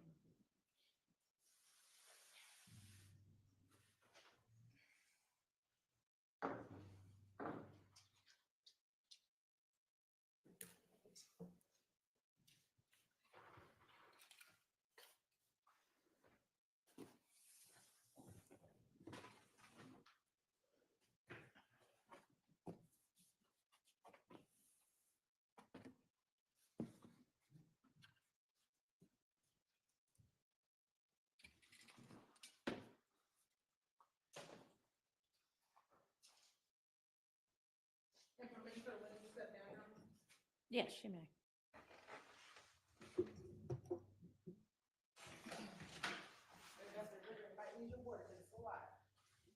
So, first, orient the jurors as to the colors and who, when you have dark green, who are you highlighting, light green, the pink, and the red. So first, orient the jurors. Okay. So the greens are going to And be. talk loud so that everyone can hear you. Okay. So the greens are going to be members of, or somebody associated would appear to be YSL. So make it easy, associated with all that stuff with green. Why did you say that it appeared that they were associated with YSL? Based on the context of the conversation, what was being discussed, how people were being referred to, things like that. Okay. The red is going to be a conversation with Ashley Ellison. That's Mr. Myrick's girlfriend. So the darker red, you'll see the originating member. It's going to be Mr. Myrick. And then the lighter, the pink is going to be Ms. Ellison. And then the yellow was an unknown number that was inserted into the conversation. It was still involved. And when you went back and started investigating the case, what do you recall what day the stabbing occurred? February 9th. So when you went back, why did you start at February 6th, 2022? Because that's what the jail text messages, that's kind of when they had started. So I wanted to go back to get, usually when a crime happens, sometimes it's premeditated, sometimes it's not. But I wanted to catch the planning phase if there was any planning phase. And did you ever associate any of the other phone numbers, for example, this 404-293-3244, did you ever at some point identify that phone number? I did. And who did you identify that phone number to belong to? That belonged to Deamonte Garlington. And did Deamonte Garlington have a nickname? D for Little League. And were you ever familiar with his social media accounts? I was. And did he ever go by the social media account Scarface? He did. So let's start with on February 6, 2022, is there a text message from the phone associated with the Deamonte Garlington to that 706 number? No, it's going to come from the 706 number to Mr. Garlington. Okay. And thank you for clarifying that for me. The 706 number, let me ask you this, did you ever identify that individual? I did. And who was that? That's going to be a gentleman that goes by the name Cleve Adams. He's an inmate with the Brewer Department of Corrections. He also goes by the name Bobby Hunt. That's his nickname, his moniker he likes to go out. And based on your investigation, was he conducting these text messages while he was incarcerated in prison? He was. All right. Now, looking at the first message, what is the date and time of the first message? February 6, 2022 at 10:22 a.m. 10:20 or 19:20, sorry. Okay, so that's 7:20 p.m.? Yes. All right, and what is the text message? It says, yo. And is there a response from the phone associate Mr. Garlington to the phone associate Mr. Adams or Bobby? Yes, Mr. Garlington says, who is this? Who's this? All right, and is there a response? He says, Hunt. Now, you have a red call here, what does that signify? That's going to be a text message from Ashley Ellison, Mr. Myrick's girlfriend. And who is she communicating with? She's sending a message to Mr. Hunt, the gentleman in prison. And what did she say? She said, hey, this is Red. Cedric Ruby, can you talk?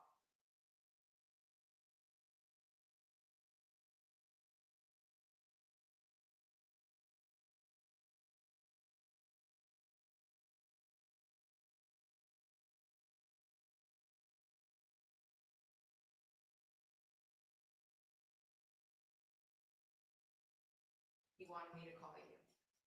Now, Cedric, do you know who that is? Mr. Myrick, that's the nickname he goes by, Cedric. And have you ever heard the term, this is Red Cedric Ruby? Do you have heard of that term before? Yeah, Ruby is a slang term or a name that's given to a female friend or associated blood gang. They go by a Ruby. That's gonna be Ruby. And at any point did Mr. Adams respond to her? Yes, a little bit more. Okay, and just to make it easier, when did he respond to her and what was his response?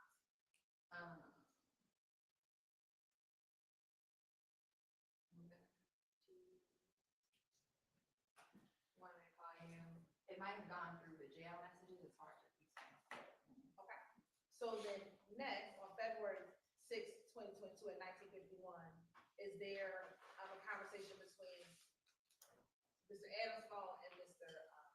Garland's phone? Yes. Okay, and just go through that conversation, the next set of conversation.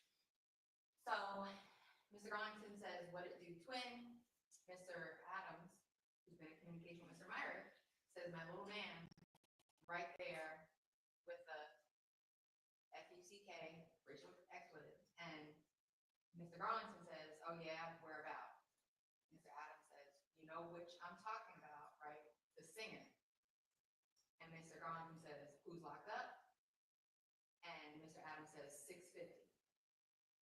To which I know that to be a nickname from Mr. Bennett. He will wear a 650 chain. It referred, he goes by 650 Luke. He has music. He has a Maybach, 650 Maybach. That's where it comes from. So Mr. Garlington responds, oh yeah, need him. And then Mr. Adams says, my little man gonna call back tomorrow. Mr. Garlington says, okay, let me know. Mr. Adams, can we use code of language, says, I'm gonna let you know. He's been ready to get an autograph for the game.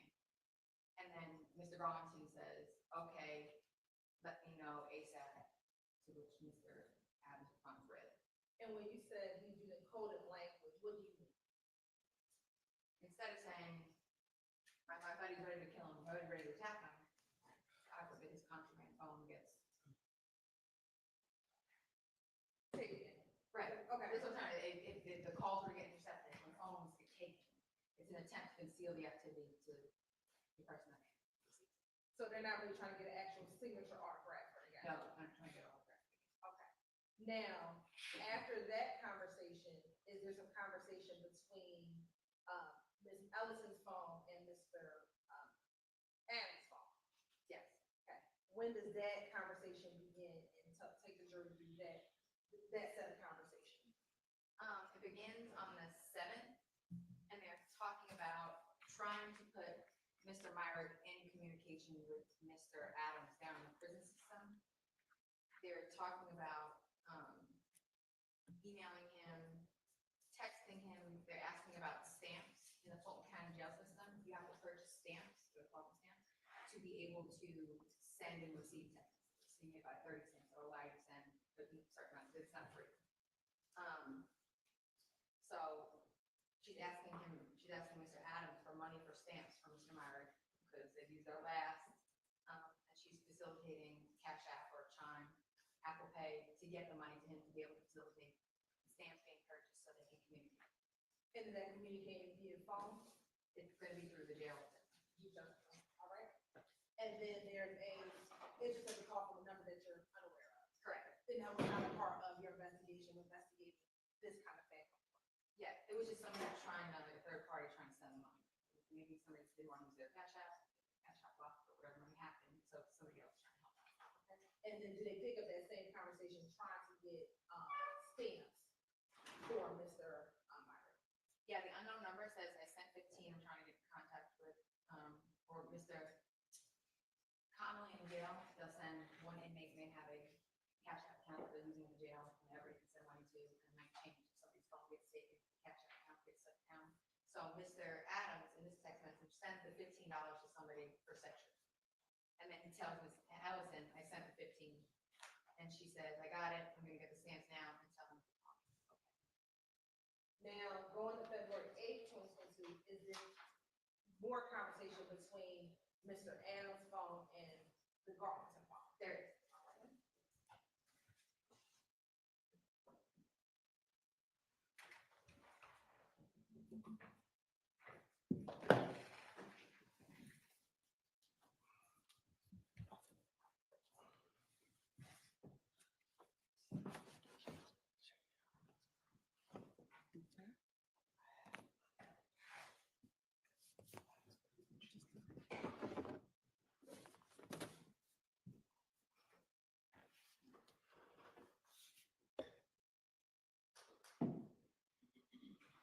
Now showing you what's been admitted as 1CTC2.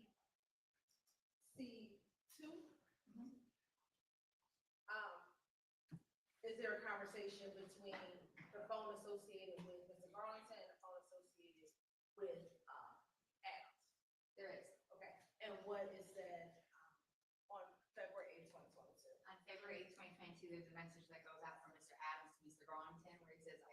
little bro, he's gonna hit me when the food is done. And does that mean when the food is actually cooked and finished or something? Is this your Sustained. Is this your understanding of coded language as well? It is. And is your understanding of coded language, does it appear to be coded language? It does. Now, is there conversation then between Ms. Allison's phone number or Allison's phone number and Adam's phone number? Yes. Okay, just tell us your generally the date and time and what's the general context of what's going back and forth between them. So it starts on February 8th, and you'll see Miss Elson saying, Sexual wanted me to tell you Chris got locked back up, and he made the news last night. And he says, I seen it when it happened, that shit's crazy. Now, in your understanding, do you know what they're referencing? I do. And what is it? They are referencing the incident where Christian Effinger shot Officer David Rogers and was arrested for that. I believe it was on February 7th, so that means that's it. Okay. And he says, see when it happened. And Miss Ellison says yesterday, and she's saying that Mr. Myers said, he said, ain't shorty a rat. And Mr. Adams says, tell him to leave that be, ain't him. And Mr. Adams says, focus on the bag. That's all the other shit we worried about. It's nothing but business. Go ahead. The person.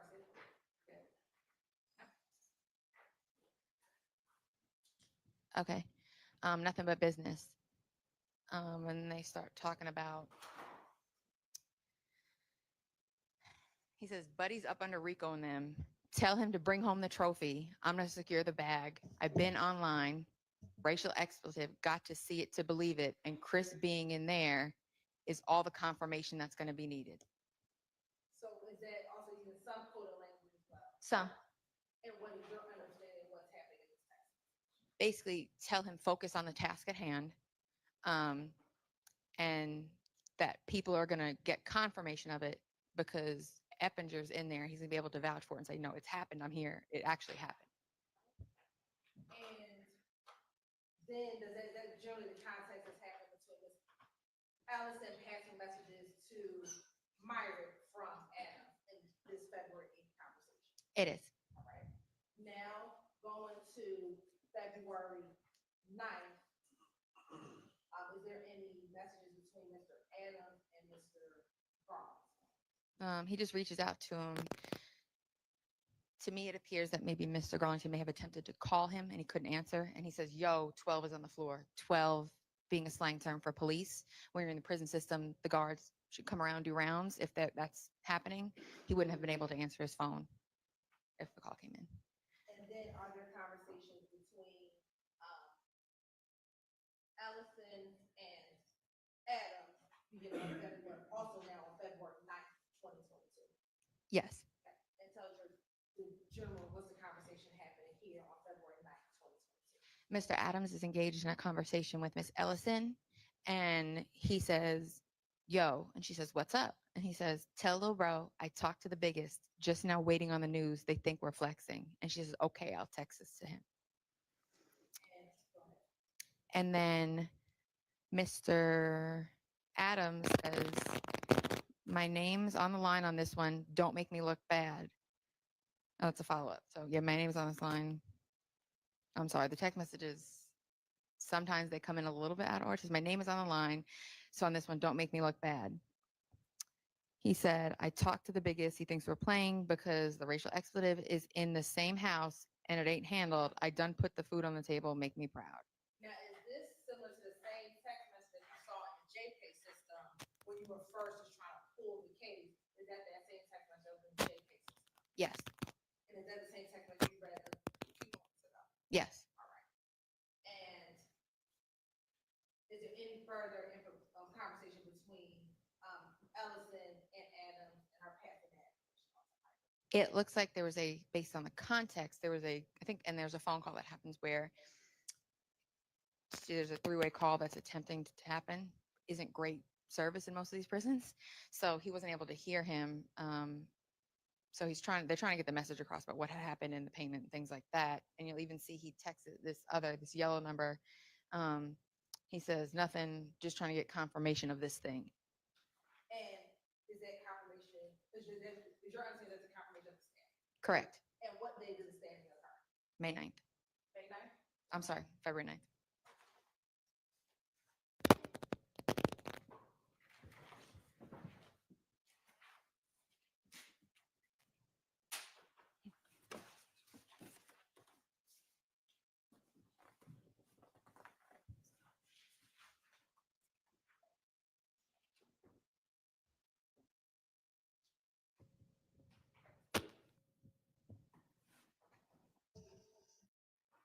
Now, on February 10th, is there some conversation between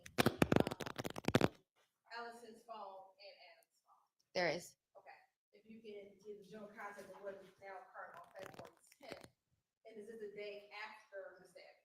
Yes. All right. What is happening on the day after the stabbing?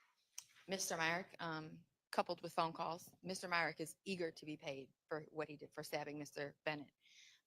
So Ms. Ellison is texting.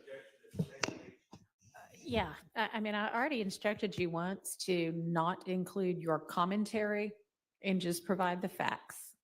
Can I lay some foundation? Were you able to listen to the jail calls yourself? I was. And were you able to pick up tone and manner and demeanor in the calls that you were listening to? Yes. And All right. And so that would be your lay opinion that he, okay. Yeah. And based on that, was that how you were determining that he was eager to get paid for what he did to Mr. Bennett? Correct. That was the purpose of his phone calls, were to seek payment for what he had done. And were there multiple phone calls for him seeking payment for what he did? Yes. And with that, Your Honor, with that. All right. Thank you, Your Honor. Okay, looking at February 10th, 2022, just go through what that conversation was on February 10th, 2022. She said, do you need the bros to verify? He said, that's all. Should be no talking on the phone right now anyway. And for you as an investigator, was that significant? It was. Why? Because he was seeking payment and talking about, does it need to be verified to secure payment? And they were talking about not talking on the phone right now because of what had just happened. It being the stabbing that just happened. Correct. All right. And we say not talking on the phone, so that's not talking on the jail phone? Correct. Okay. All right, continue. He's asking, Ms. Ellison said, Mr. Myrick is asking to get something to eat now. He's hungry. And then he again utilizes an outside person to send like $80 to Mr. Myrick. And that's generally the conversation here, they were just trying to get this money, get paid. Correct. All right. Now, skipping down to February 10th, is there now some conversation between Garlington and Adams? Correct. All right. Tell us about what's happening between Garlington and Adams on February 10th as well. Mr. Adams is reaching out to Mr. Garlington regarding what appears to possibly be payment for Mr. Myrick for the stabbing. And just go through the text. Okay. Mr. Adams says, get at me. What he said, 5. And he says, Mr. Garlington says, okay, when I get off your phone. Mr. Adams says, I'm on your ass. You tried to play me to the left. Then one says, yo. The other says, yo. Mr. Adams says, what you got going? Mr. Garlington says, put him down. And he says, for sure. Like, did he put him down? And he says, are you for sure, Simon? He says, yo, twin. And again, Mr. Adams reaches out and says, look, just keep me posted so I can make sure little bro gets something because he's on my top bad. And I told him I was going to get him the back end for his show. Got to pay him a couple racks myself to make sure he's in gang. I recognize when they say GZ typically means good. I ain't looking for nothing for me. I'm just invested in my artist. Smell me. I need me and mines. Looks like gone. Go and get it done. For sure, slat, I'm out here, hit me gang. And then Mr. Garlington responds, it's hard to get in touch with him. I just be seeing him when I go up there. To the yo. You know I understand that shit, gang. I'm with you, slat.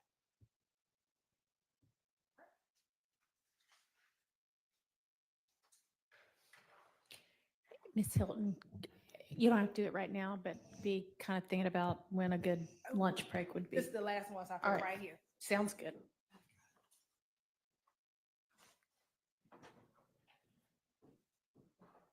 All right. And while we wrap this up, we go to lunch. So what is this still on the February 10th, 2022? Yes, it's a continuation. Okay, and just go through the last bit of that conversation between Mr. Garlington and Mr. Adams on February 10th. Mr. Garlington says, okay. And Mr. Adams says, for sure. I know it's going to take time, bro. Bro is bigger than big, and he got to be hands off with everything. We locked in from county to 4-4 ever. Slime, I'm rocking, and mine's going with me. It's all hands on deck. And does that text message repeat itself? It does. All right. And from your investigation and understanding, when he says, for sure, I know it's going to take time, bro, bigger than big, and got to be hands off with everything. We locked in from county to forever slime. Who did you understand they were talking about, given your investigation and content of this text message? From my investigation and my knowledge, it sounded like somebody in a leadership role with YSL. Did you know specifically who? It appeared to be Mr. Williams. Objection, Your Honor, speculation. Sustained. And a motion strike, move to strike. Can I lay some down? You can try. Okay.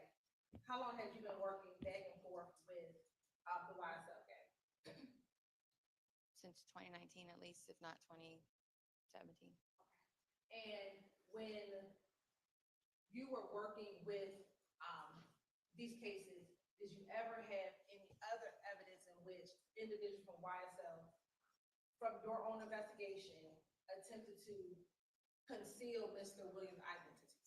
Yes. And how have you seen that occur?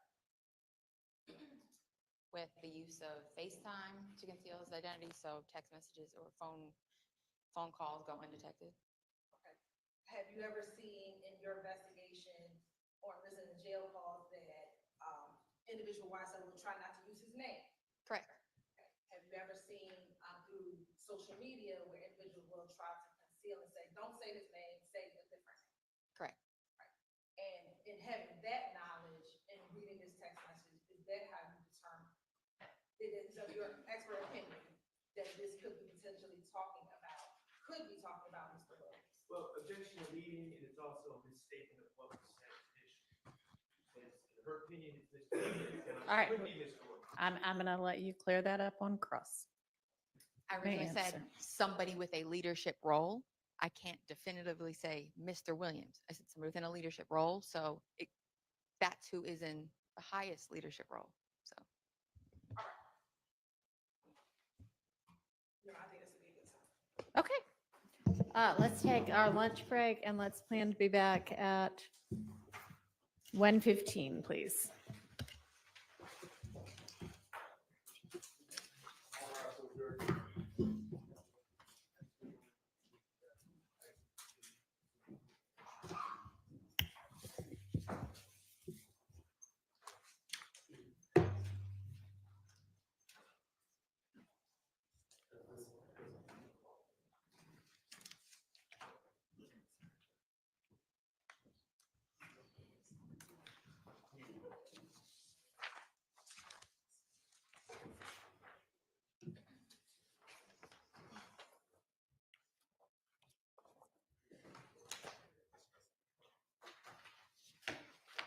Just stay where you are for a minute. Is there anything we need to take up before we break for lunch? Okay, we're in recess. Thank you, Your Honor. Your Honor, it's nothing to take up, but I printed and was gonna bring to defense counsel and the court two cases the state wants to provide counsel report for issues that may come up Okay, during this testimony. thanks.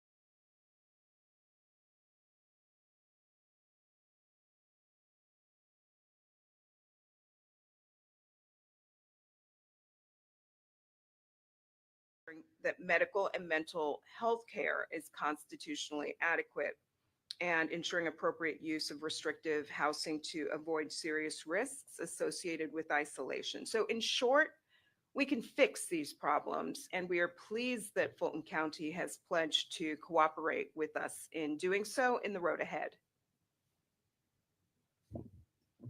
We've heard a lot of back and forth between the Fulton County Sheriff and the commissioners about who's ultimately responsible for these problems. Were you guys identifying kind of a point person who needs to lead these charges? Is it a funding issue? Is it a sheriff issue? Well, we're looking forward to working with Fulton County and the Fulton County Sheriff's Department to negotiate a resolution. And we recognize that this is an important issue for the community, and they will certainly play an important part in the process. They're one that's kind of more responsible, or I guess ultimately responsible for the well-being of these inmates. I think all officials have a role here, and look forward to working with both the county and the Sheriff's Department in the road ahead. What is your specific time frame, and then how will your office proceed based on the efforts of the county to address this issue? We are hoping to turn the page today. We've provided our findings to the county and look forward to moving swiftly to address the violations that we have identified. This is a life and death matter for many, given the severity of the violations that we have uncovered. Have they been given a time frame to address it? No specific time frame, but we are ready to roll up our sleeves and work now with the county to address these serious issues. And you've listed a number of civil rights violations. Is anybody being held accountable for the actions that have happened thus far, be it charges, legal action? Who's being held accountable? Is anybody being held accountable for what's happened? It's an important question. We have heard the calls for accountability. This is a civil investigation carried out pursuant to a federal law known as the Civil Rights of Institutionalized Persons Act. What we're seeking to do here is put in place the systemic reforms needed to ensure the safety of those housed at the Fulton County Jail going forward. I know things are laid out in the report, black and white, but did you know it was going to be this bad, this inhumane, unconstitutional when you went in? And does any of this shock you? Of course, it's shocking. People have died. We started in July of 2023 after the tragic death of LaShawn Thompson. Obviously, when you start something where someone has died, you're already at, in many respects, rock bottom. And so we continued to investigate. Unfortunately, we found that LaShawn Thompson was not the only person who died as a result of these conditions. And then if you scale back beyond just those who died, but those who I mentioned were traumatized, dehumanized, and the like, you come up with a situation that we believe is just unacceptable for our community. And so all of the atrocities that are listed in this report are disturbing, all warrant prompt attention by the Fulton County authorities, and we look forward to working with them as quickly as possible to provide a remedy. Have you been in contact with LaShawn Thompson's family? They've been very vocal about his death, held protests, all kinds of things. Have you guys personally reached out, or the team reached out to the Thompson family?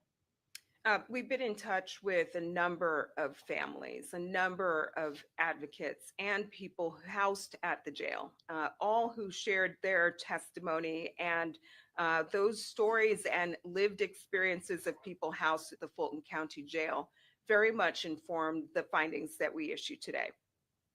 Next question. Is there any kind of action you guys can take to ensure that these recommendations become reality, or become reality in an efficient manner? Well, as I said, we are prepared to roll up our sleeves and begin working today with Fulton County officials to address these violations. But we hope our findings report sends a loud message to other officials across the country about the need to ensure that conditions for people housed in jails in our country need to comply with the Constitution and need to comply with federal law. I'm hopeful at the end of the day that Fulton County can put in place the reforms, measures, and best practices necessary so that it might stand as a model for other institutions across the country. But there's no fines or anything if they weren't able to comply or anything like that. This is a civil investigation, and the remedial measures set forth in our report include policy changes, trainings, staffing measures, and other action steps necessary to cure the violations. Thank you.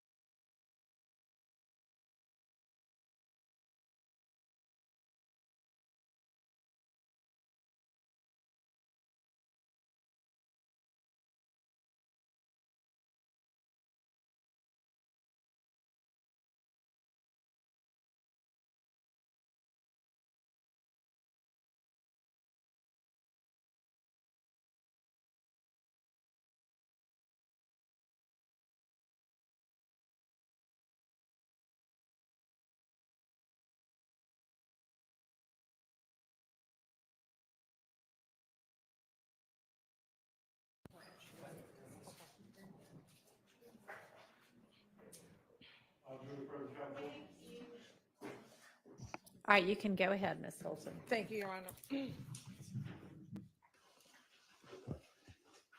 Now, investigative brief. So when we left off, we talked about the February 9th, 2022 stabbing of Mr. Bennett.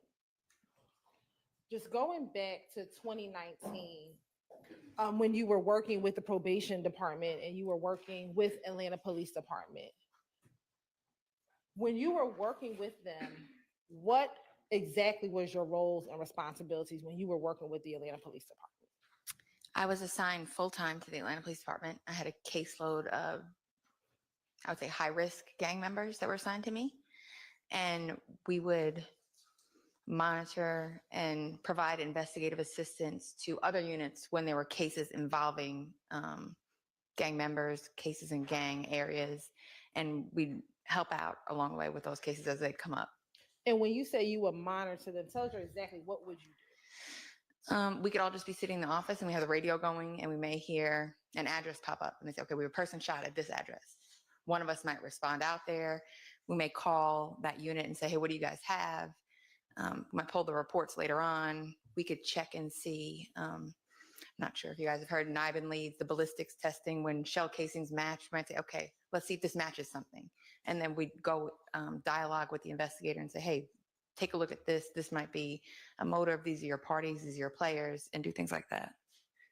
And in your doing that in 2019, we discussed briefly, did you come to find cases in which YFN members or YFN locations were either the targets of some type of crime, or YSL members or YSL locations were the targets of some crimes? Yes. And I want to direct your attention to certain dates. On May 10th of 2019, did you become aware during that time of an incident that happened at 1600 Pryor Road? Yes. And 1600 Pryor Road, is that in any particular territory? It borders on what would be the Summerhill neighborhood, leading to the Summerhill neighborhood, which is where YFN would be frequenting. And as a part of knowing about that investigation, did you learn there was a victim in that case? There was. Okay, who was the victim? A gentleman named Milton Howard. And were you familiar through your investigation with an individual by the name of Milton Howard? Once I took a look at the case and spoke with the investigators, I learned that. Sustained. Okay. Without telling me what you learned or what anyone told you, did you determine if that person was associated with a gang? Objection, hearsay. Overruled. Yes. What gang was Milton Howard associated with? YFN. And was anyone ever arrested for that incident? Yes. Who? Javon Fleetwood. Is that the same Javon Fleetwood we talked about earlier? Yes. Is that the same Javon Fleetwood that had the YSL tattoo on his face? Yes.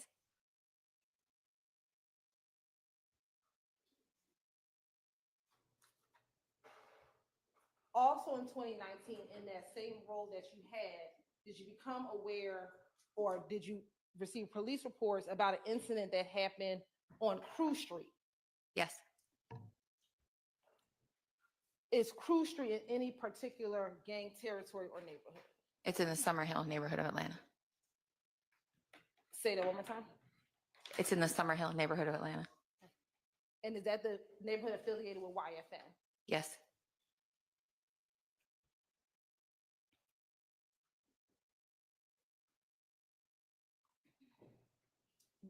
Do you know that location specifically of 1040 Crew Street? What can you define? Do you know, is it a store? Is it a house? Is it a shopping center? Do you know what it is? That was over 5. I'm not sure exactly what it is.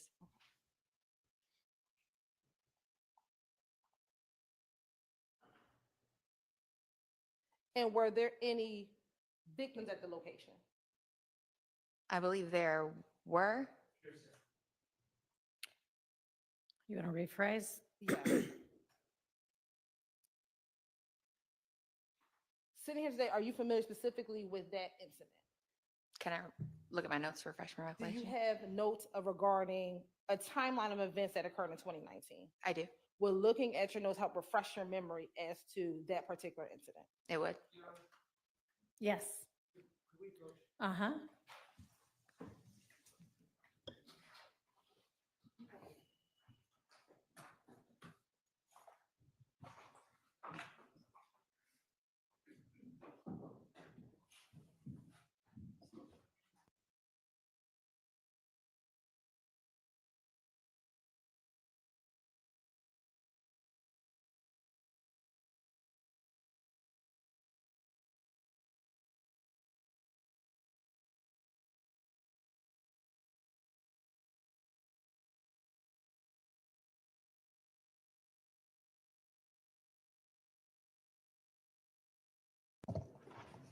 Oh.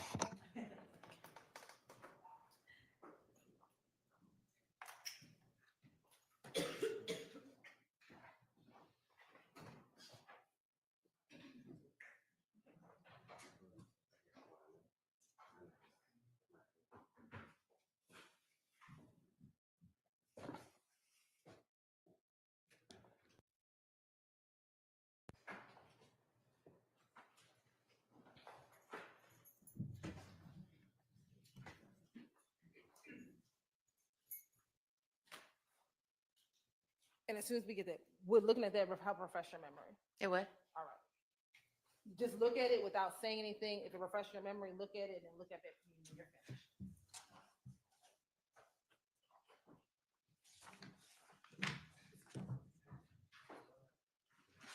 Okay. Okay. Did that help refresh your memory as to whether or not there were any victims at the location? Yes.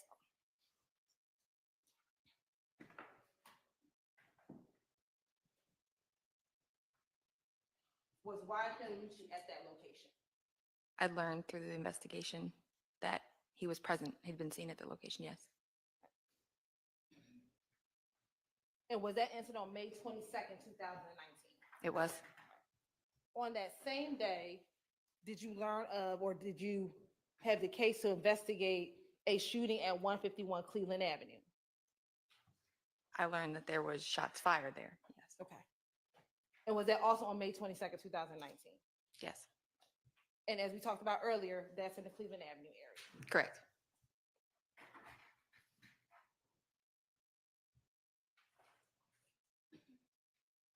Again, back in 2019, was there this, again, kind of back and forth of shootings, back and forth between YSL areas and YFN areas? Correct. On May 25th, 2019, was there a shooting at 211 Cleveland Avenue? I believe there was a shots fired call that came up at that location. Yes. Yeah. And is that in the Cleveland Avenue YSL area? It is. Objection. Okay. Sustained. Is 211 Cleveland Avenue in an area frequented by YSL members? It is. It's in that neighborhood. Yes.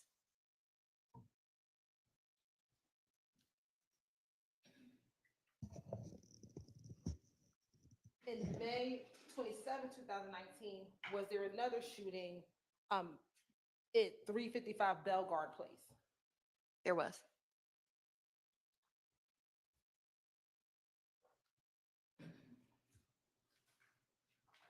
And were there victims a part of that shooting?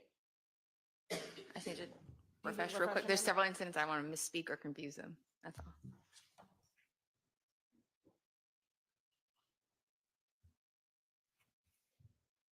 Yes. And were there victims in that shooting? There were two people present. Nobody was struck, I believe.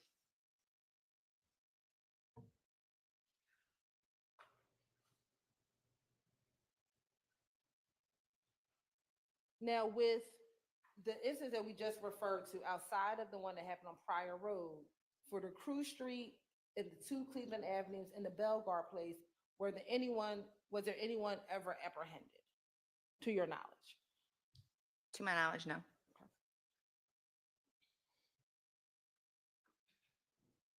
Now, taking you to June of 2019, did you ever learn of an incident in which the grave of Donovan Thompson was defaced? Yes. And was there a police report associated with that defacing? I believe there was an information report taken.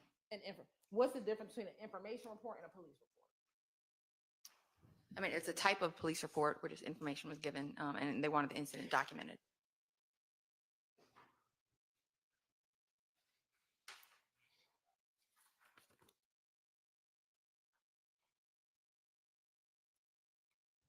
And as a part of this investigation here in this indictment, did you pull any social media accounts from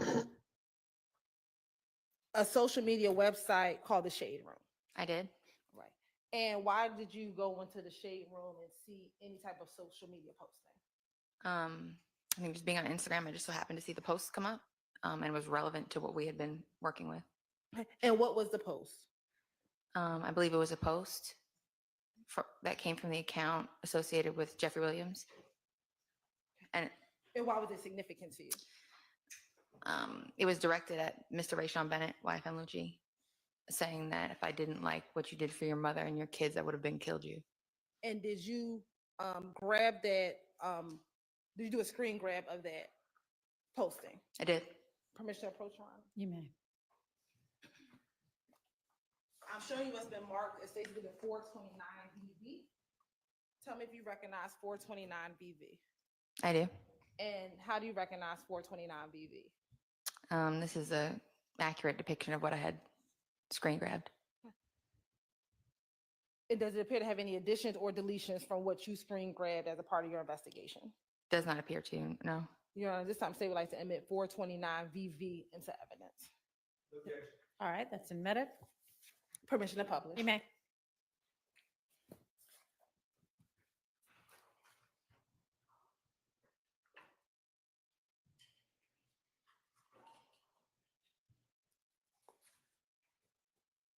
And what was the date of the post? When it was posted on the Shade Room, I believe it was August 19th of 2019. That's the date that they had reposted it. And it's saying 46 minutes ago on the original post, but I can't give you an exact timing of the original post. This is when I saw this. And you said August 19th. I see a date on there. It's August 18th. 18th, I'm sorry, 2019. And do you know, to your knowledge at all, if that particular post was ever deleted from the actual account of Thugger Thugger One's account? I believe it was. And do you know if this was captured in a Shade Room just prior to it being deleted or before it was deleted off of the Thugger Thugger One account? I believe right before it was.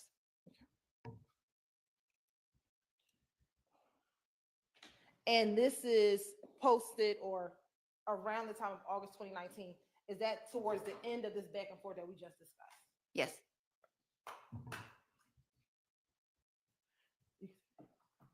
Now, you talked about in 2020, there was some transition in employment or what you were doing initially in 2019, and then you transitioned to something, a new role in 2020. What was that transition in 2020? What was your new role?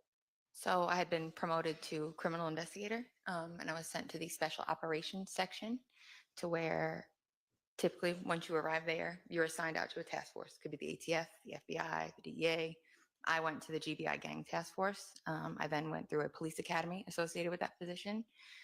I graduated and then went to, because my whole career had been spent in Atlanta, I was assigned to the Atlanta Police Department, and I worked out of their gang unit.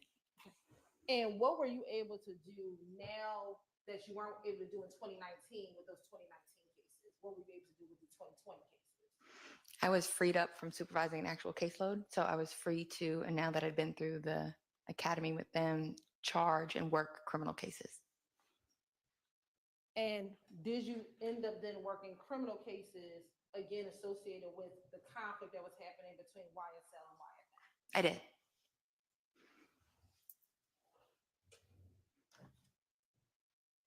I want to direct you to May 4th, 2020. Did you have the occasion to be a part of the investigation of an incident that occurred at 1220 Gun Club Road? Yes. How did you get involved in that investigation? I believe that night we were out on the street working, and we heard the 911 call come up for the incident. Once you heard the 911 call come up, what was the incident that came up? There was I think it was described on radio as like a active shootout up and down Gun Club Road happening at that moment. What did you do once you received the call? Or heard the call over the radio? I believe we reached out to the aggravated assault unit to find out who the victim suspects were. And who were the victim suspects? Let me ask you this. Once you learned about who the victim suspects were, what did you do? I looked at their social media accounts. Whose social media accounts did you look at? Mr. Tanquarius Mender.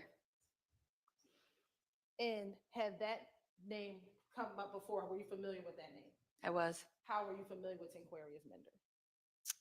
I'd worked with him previously in my other roles, and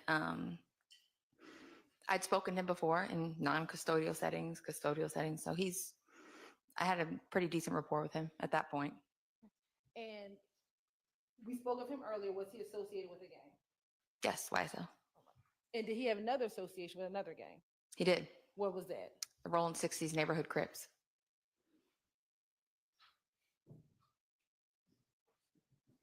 And did Mr. Mender have a nickname? He had two. What are his nicknames? He would either go by Nard or Stunna.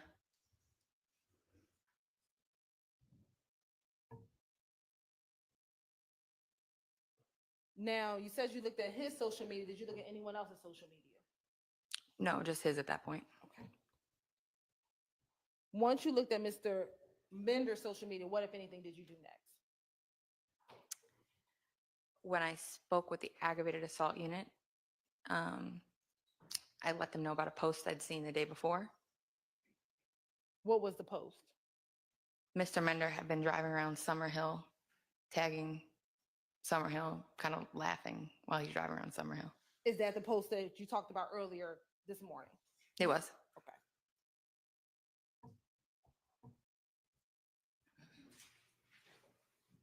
Once you informed the ag assault detective, did you do anything else as related to this case?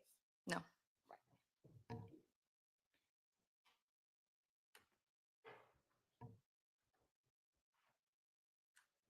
Did you ever look in Marquavius Huey's phone around the time of this investigation? No.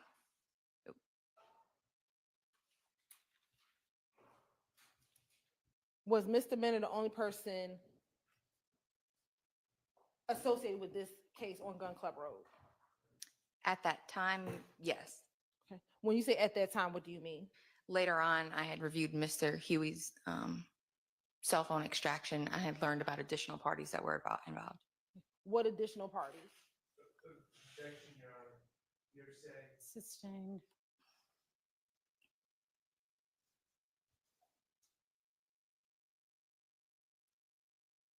Let me ask you, when did you look at Huey's phone?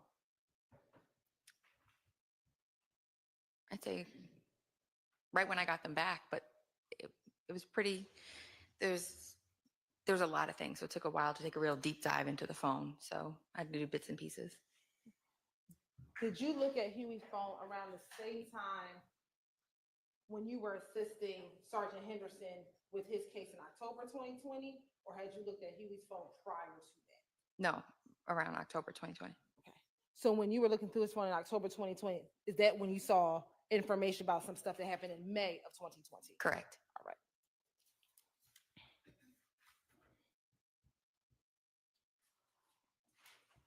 After looking through Mr. Huey's phone, did you ever look at Mr. Huey's social media accounts? Yes.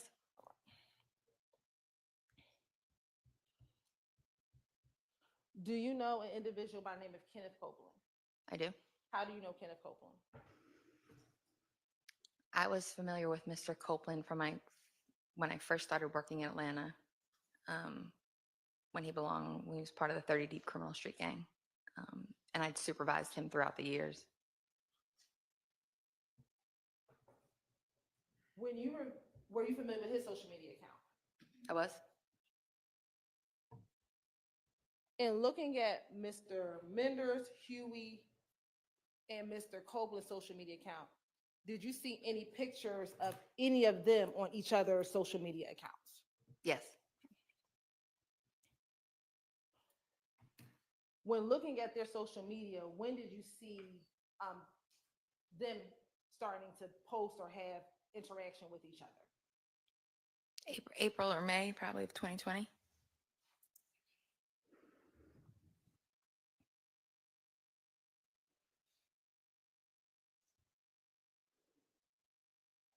As it relates to the incident in May of 2020 at Gun Club Road, was there anyone ever arrested for that incident? I don't believe so.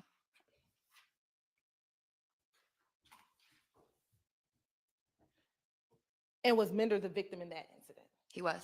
All right. Now, taking you to May 24th, 2020, were you aware of any shootings that occurred at 98 William H. Borders Road? Yes. That location, is that in any particular gang area?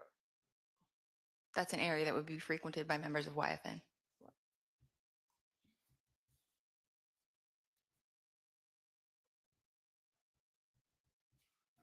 Taking you to May 25th, 2020, did you investigate or have the occasion to investigate a case that happened at 411 Parkway Drive? The unit worked on a team on that case, yes. You said the unit worked as a team. Yes. Okay. How many other people were you working with? Probably maybe 10. The unit as a whole would, because there were so many cases, would split up and divide tasks on each case. Were there any victims associated with that case? Yes.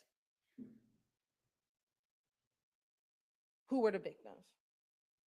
Reginald Thomas. I'm going to object to your saying also, when we You may.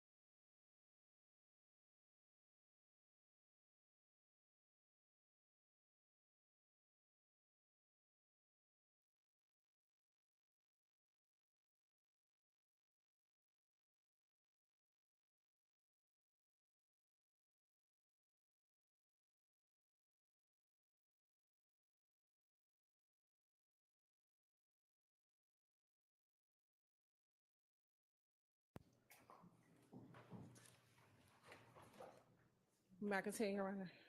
Who was the victim in that case? I'm sorry, and let me go back into 411 Parkway Drive. I apologize. That's kind of it.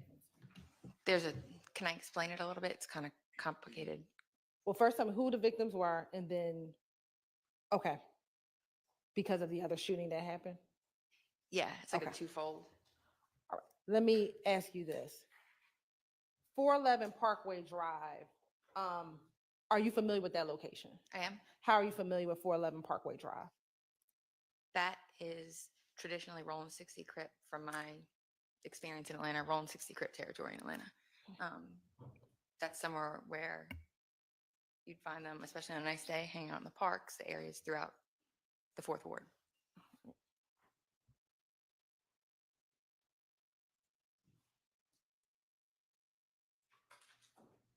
And was there a shooting at that location? There was. Was there anyone ever arrested for that incident, for that shooting? There was. Who was arrested for that shooting? The two that I can think about off the top of my head will be Reginald Thomas and Tydrekus Glass. I'm sorry, I just didn't hear the first. Oh, I'm sorry. Reginald Thomas, Tydrekus Glass. And with Mr. Thomas and Mr. Glass, were you familiar with those individuals? I was. And were they associated with any gang? YFN.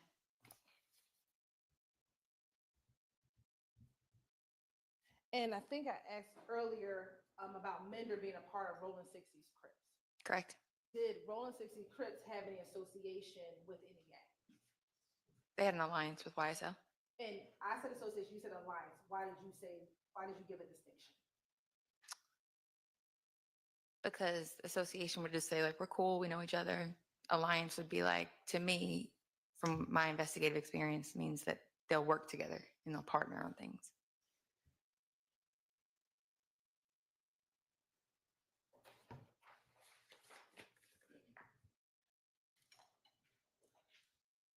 Now, I want to take you to May 26, 2020. Was there a shooting at 257 Trinity Street?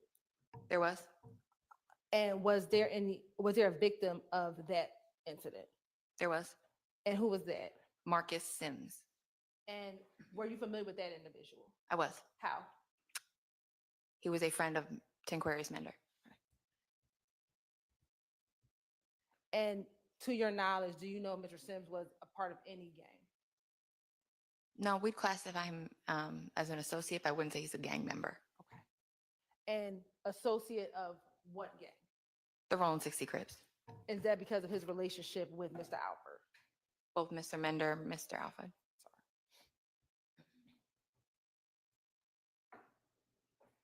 On June 1st, 2020, was there an incident at 361 Edgewood?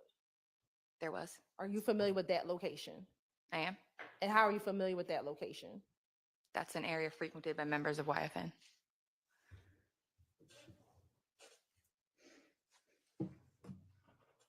Was there anyone injured during that shooting?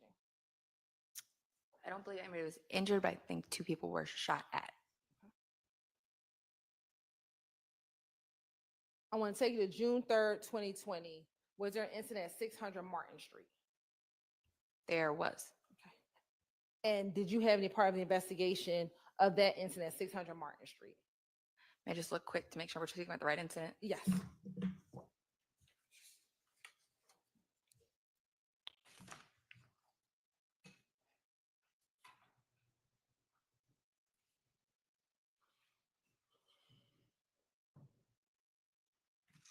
Yes. What was your involvement? That was a case handled by the aggravated assault unit, but based on the location of where it occurred, we assisted with some information on that investigation. And what was significant about the location where it occurred? It was the scene of a YFN Lucci video shoot. And 600 Martin Street, is that where is 600 Martin Street? In Summerhill.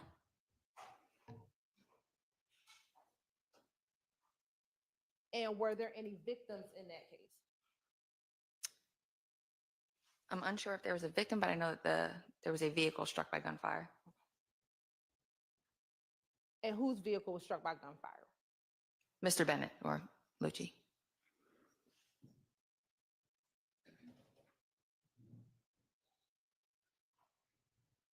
I want to take you to June 4th, 2020. Was there an incident at 1044 Hank Aaron? There was. Okay. And where is 1044 Hank Aaron? In the Summerhill neighborhood of Atlanta. It's an apartment complex.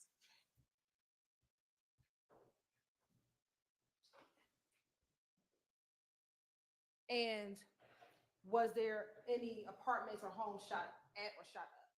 There was. Who do you know whose home was shot at or shot up?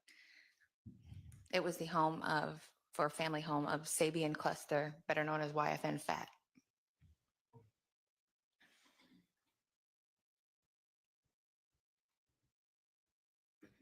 And were there any shell cases found in that case? There were. And were there any shell cases found at the incident 600 Martin Street on June 3rd? There were. And was that this incident just a day apart? There were.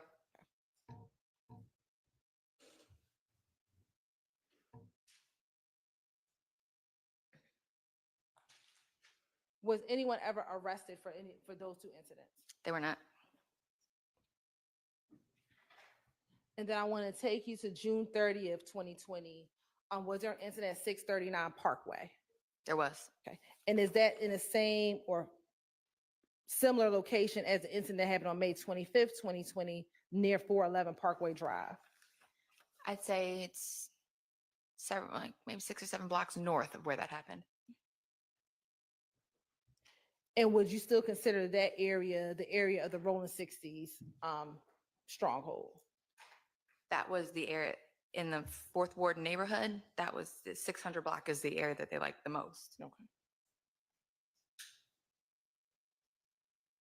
And were there any victims for that particular shooting? Yes, multiple. Okay.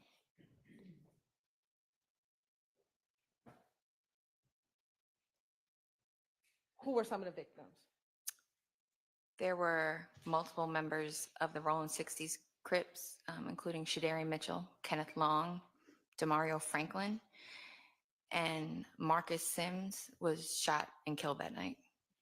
Is that the same Marcus Sims that we talked about from the May 26, 2020 incident? It is.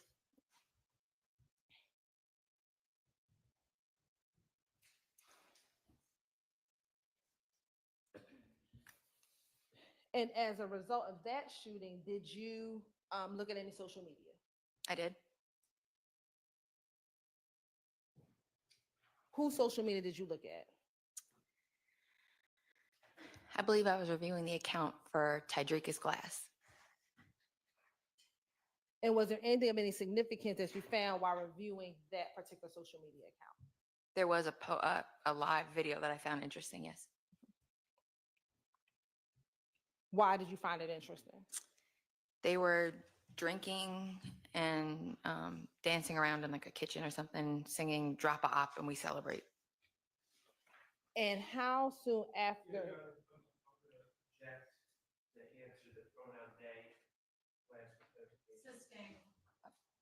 Is that what the post said?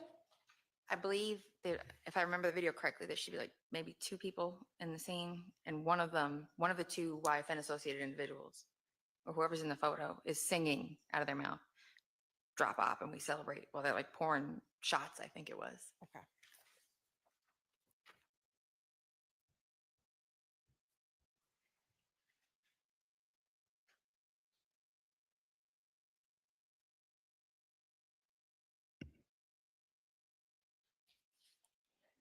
And throughout the rest of 2020, were there just other shootings that you, being a part of this unit, found of note to you? Yes. Okay. And were some of those shootings in both the YFN associated territory as well as the YSL associated territory? Yes.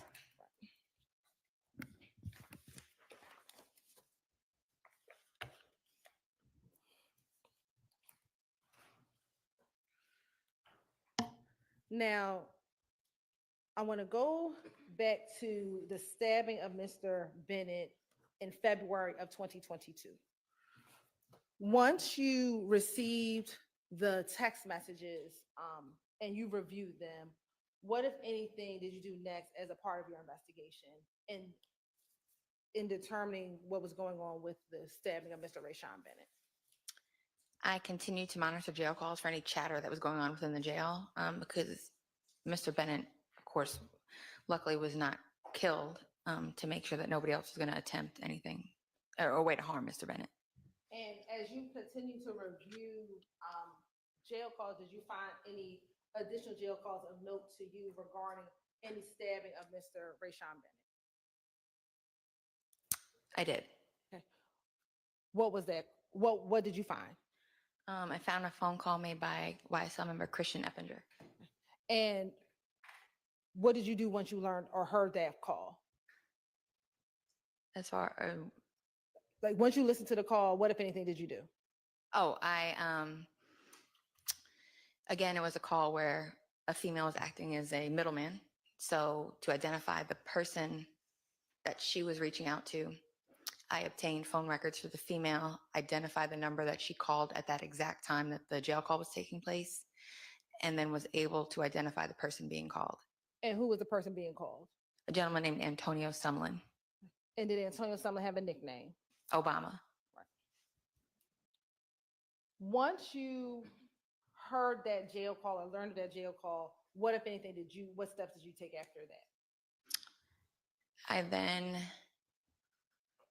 decided to apply for wiretap applications for the phone lines of both Deamonte Garlington and Antonio Sumlin. Why did you make that? Why did you decide to apply for a wiretap? Because we were fearful that until Mr. Bennett was severely harmed or killed, this plot would continue. So we felt that was the best course of action at that time. And were you able to be able to go and have a wiretap for both Mr. Garlington's phone and Mr. Sumlin's phone? Yes. Now, tell the jury, what are the steps that happens once you secure a warrant and you're able to get a wiretap? I was the case agent on the law enforcement side of things. Then we have like IT people or technical people that they take the paperwork you receive from the judge and they forward it to the phone company. And then usually it takes a couple hours. You have a wire room set up. It's a private, secure location. And I'd say within a couple of hours of submitting the paperwork to the phone company, you'll start receiving data coming in the wire room. You'll start receiving phone calls, text messages, and you'll see sometimes just data, like when you're browsing on your phone or making a video call, you'll see that stuff starts coming in and being registered. Okay. And as far as the wire room, does that have to be maintained 24 hours a day? It does. And why is that? Because you have to you're now responsible for monitoring what's coming in. You can't leave it unmonitored. Somebody has to be there monitoring. Now, when you are monitoring those calls, are you able to listen to every call, or are there times you have to minimize or stop listening to the calls? So everybody gets what's called a minimization training. They get informed of the basis of the case. They're passed out copies of the affidavit so they know what's going on, what allowed us to get there. They read through that. We conduct a meeting. Everybody's informed. We talk about what they should listen out for, what's going on. And then they're explained on minimization procedures. So if somebody calls their grandma, for example, and she's talking about what she's going to make for dinner, or what do you want for me to buy you this year for your birthday? You listen for 2 minutes. And if at the 2-minute mark, there's no criminal activity, you mute or you minimize for 1 minute. You give the full minute, you resume, you click back in, and you listen for another 2 minutes. If there's no criminal activity, you mute again. And I'm sorry, I say mute, I mean minimize. At that time, once you minimize, you cannot go back, the recording stops. And you do that. Now, if there's criminal activity heard that's related to your case, you can listen. And when you got the warrant, do you remember when you got the initial warrant for both the phone from Mr. Garlington and Mr. I want to say we went up on the line somewhere around like the first week of March. So it should have been around there, like the 10th, maybe years, somewhere around there. As it relates to Mr. Garlington, were you able to initially listen to his calls? No, Why not? What happened? coincidentally, he had changed his phone number. Once he had changed his phone number, what, if anything, did you do? Let me ask you, did you try to secure another number for Mr. Garlington? I did. How did you go about securing another number for Mr. Garlington? I reached out to his probation officer to see if, to remain in compliance, he may have updated her with his new phone number. And had he done that? He had. And then for Mr. Sumlin's line, were you able to go up on his phone immediately? Yes. How long were you on, how long did you have a wiretap on each of those phones? The initial application goes for 30 days. So I know we had 30 days on both. And then I did renewals on both. So we did 60 days. I can't remember if Mr. Garlington went into custody before his 60 days was up or not, but we had authorization for 60 days ultimately on both. Why did you choose to extend the first 30 days? Because the criminal activity was still pretty active. There were still crimes being committed, still intelligence being gathered.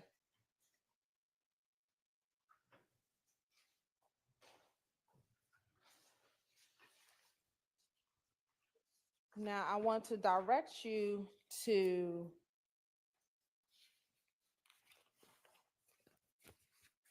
March of 2022. Okay. With the stabbing of Mr. Bennett inside the Fulton County Jail, did that information ever get released to the public? It did, but it was delayed. Okay. And when you said it was delayed, what happened? I don't believe it hit the news until some court documentation was filed. And what court documentation was filed? An emergency motion for bond on Mr. Bennett's behalf. And do you know when that documentation was filed? I want to say the first few days of March, I believe.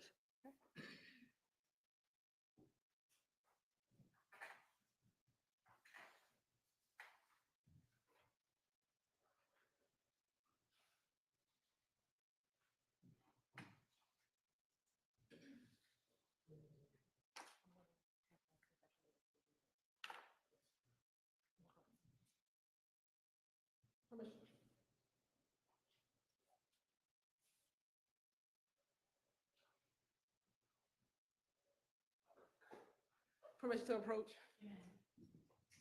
I'm going to show you what's been marked as State's Exhibit 6TT. Would that help refresh your memory as to when that bond here, or when that motion was filed? Yes. Okay. When was that motion filed? March 1st of 2022. And after March 1st, 2022, did you start seeing public media posts about the stabbing of Mr. Bennett? Yes, several news outlets picked it up.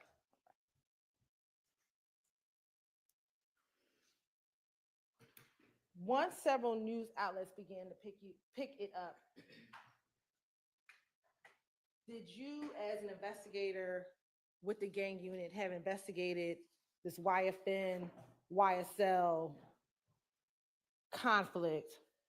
Did anything about that report spark any investigation on your part about anything that you were going to do as it relates to the conflict between YFN and YSL?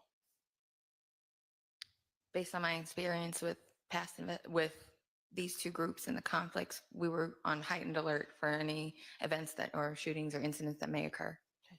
And by the time the media release occurred, were you already up on the wire, or did that come after the release of the information to the media? I believe it came after. Okay.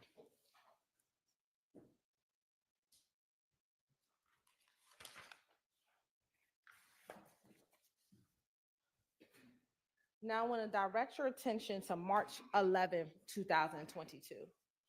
Did you become aware of the shooting on I-75/85 northbound? I did. And did you become aware of who, if anyone, was killed as a part of that incident? I do. Okay. And who was that? That would be Christian McMiller and Darius Big Ford.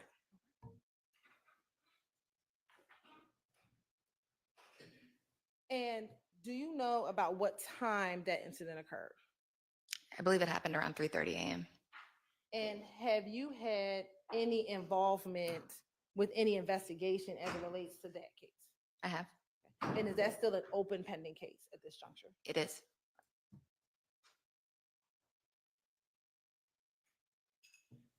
After that shooting on March 11, 2022, were there any, did you become aware of a shooting at 12 Atlanta? Yes.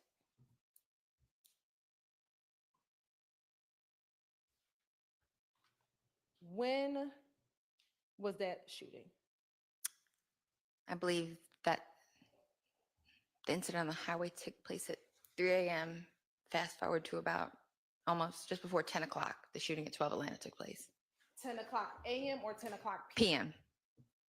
I think the call for service came in around 9:47 And where is 12 Atlanta?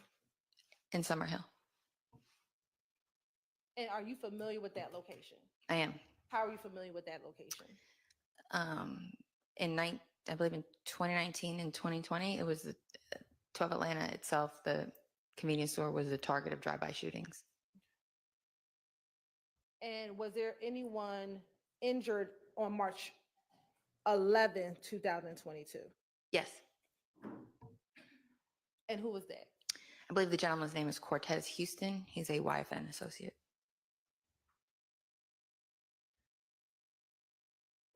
And has there been anyone arrested for that shooting? Yes. Who's that? A gentleman named Stephen Harris. And are you familiar with that name? Yes. How? He's documented not by me, but another member of the gang unit as a member of YSL.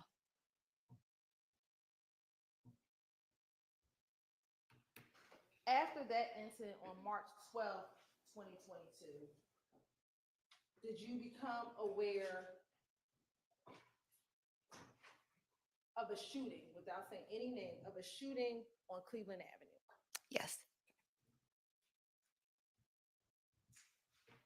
Without saying any names, how did you become aware of the shooting on Cleveland Avenue? I was in the wire room monitoring the calls in the wiretap, and we heard a shootout being described on the wiretap.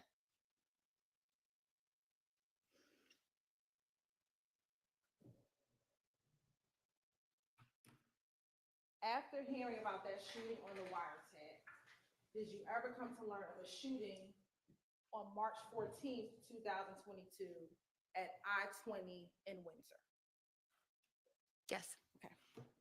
When did you first learn about that shooting? I believe somebody from the gang unit that I work with had called and let me know that a shooting had come up in that area. And once you learned about that information, what, if anything, did you do? I spoke with investigator Flores, who I believe was the on-call gang investigator for that night. And did you learn of the individual? Was someone killed at that location? Yes. Okay. Did you learn of the name or the identity of that individual? A gentleman by the name of Shamel Drinks. Now, when you first heard that name, were you familiar with that individual at all? I was not. When you first heard that name, did you know at that time if this murder had anything to do with any gangs? No. And you say no, why is that?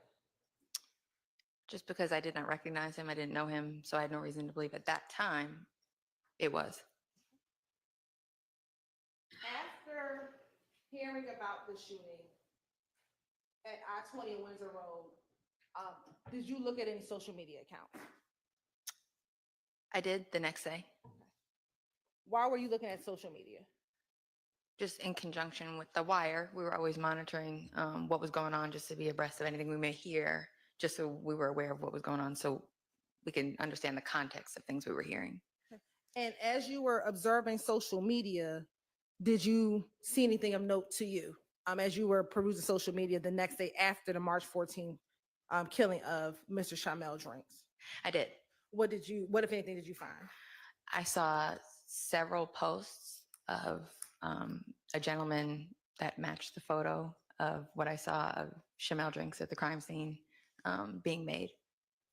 And when you say was being made, who was it being made by? Members of YFN. And about how many posts did you see when you were just kind of viewing and observing? There were numerous posts. I don't think I could put a number on it. And when you saw those posts, did you ever capture those posts? I began capturing them just in case they were needed. You said you captured just in case they were needed. Correct. Okay.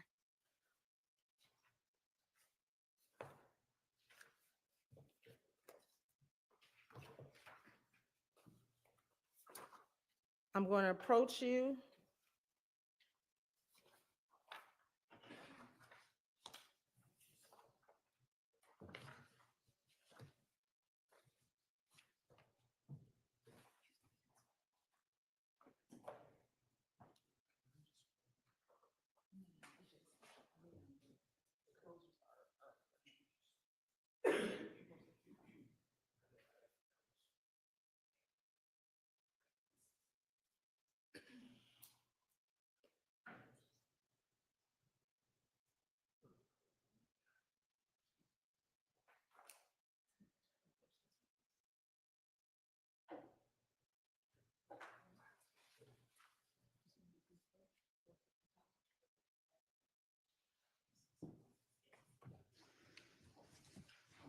Permission to approach, Your Honor.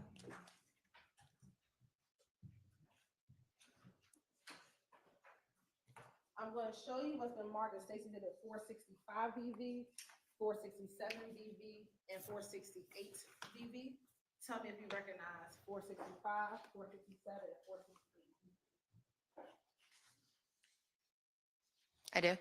And how do you recognize 465, 467, and 468 BV? These are three of the several social media posts that I captured following the death of Mr. Drinks. And are those three just some of the examples of what you were seeing being posted on the day after Mr. Drinks passed away? Yes. And do those appear to be fair and accurate depictions of the social media accounts that you observed and that you screenshotted back in March of 2022? Yes. Your Honor, this time the state would like to admit 465, 467, and 468 BV into evidence. And, Your Honor, just confirm that continuing objection, correct? Permission to publish.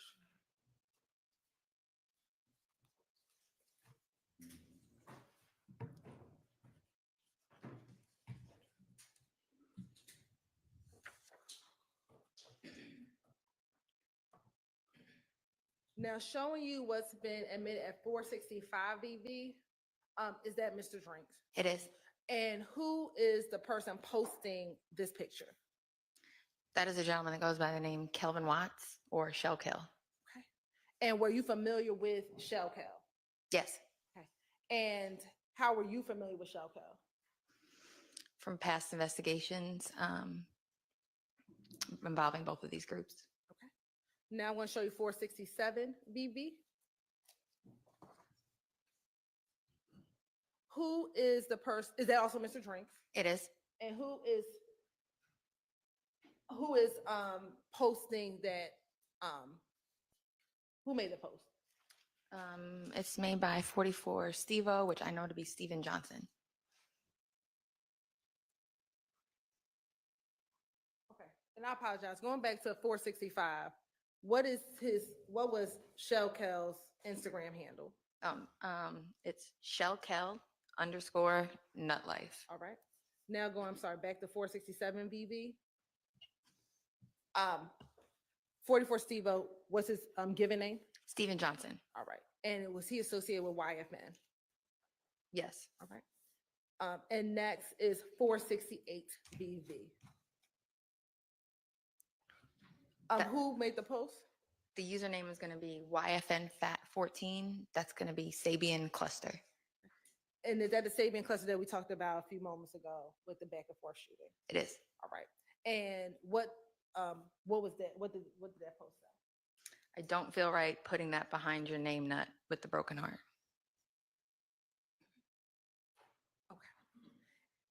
Once you started seeing these posts and examples of these posts, what, if anything, did you do? Did you assist at all with this investigation at that time on March 15th?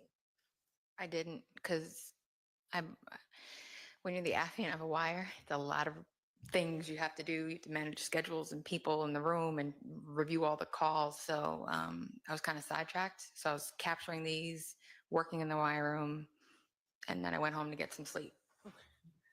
Now, I'm going to take you to March 16th, 2022. Did you have the occasion to respond to a shooting at 2830 Waters Road? I did. And how did you get involved with responding to the shooting at 2830 Waters Road? One of my partners, either Investigator Dabney or Investigator Flores, called and let me know that there was a shooting at the location. And let me ask you this. Back in 2022, where were you working? The Fulton County District Attorney's Office. And was that a common practice that members of the APD gang unit would reach out to you if there was a shooting that they were responding to? If it was gang related and something that we had been working on, absolutely. I talked to them daily. And did you respond to that location? I did.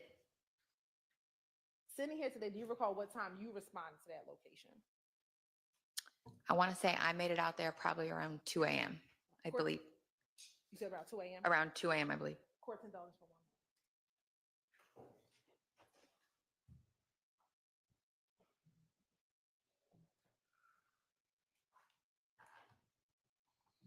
Once you got to the house, what, if anything, did you do? I met with my partner, Investigator Flores, and I spoke with the officers on scene, and they said they had several victims that were separated amongst different cars on scene while they were still sorting out what was going on. And I got the names of the people that were present. Okay. And were you familiar with any of the individuals who were present? Yes. Okay. Who did you know? I knew Mr. Garlington, of course, because he was one of my wiretap targets that we had running. And I knew Mr. Shannon Stillwell. I know Mr. Stillwell, I think he goes by Jackson also. Okay. And how long have you known Mr. Garlington? Probably say since 2014, if not longer. And how long had you known Mr. Jackson? 2013 or 2012. All right. When you went out there, did you speak with Mr. Garlington or Mr. Jackson? I spoke with both.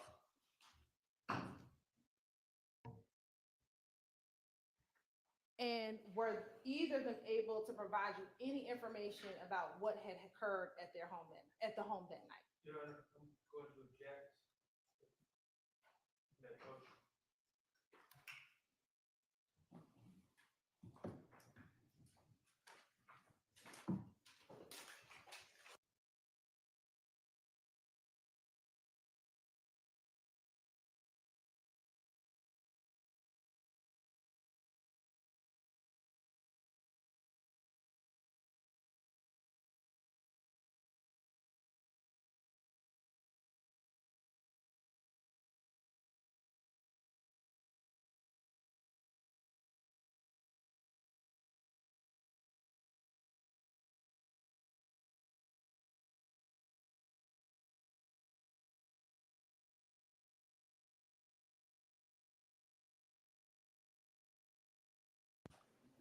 Did you speak with Mr.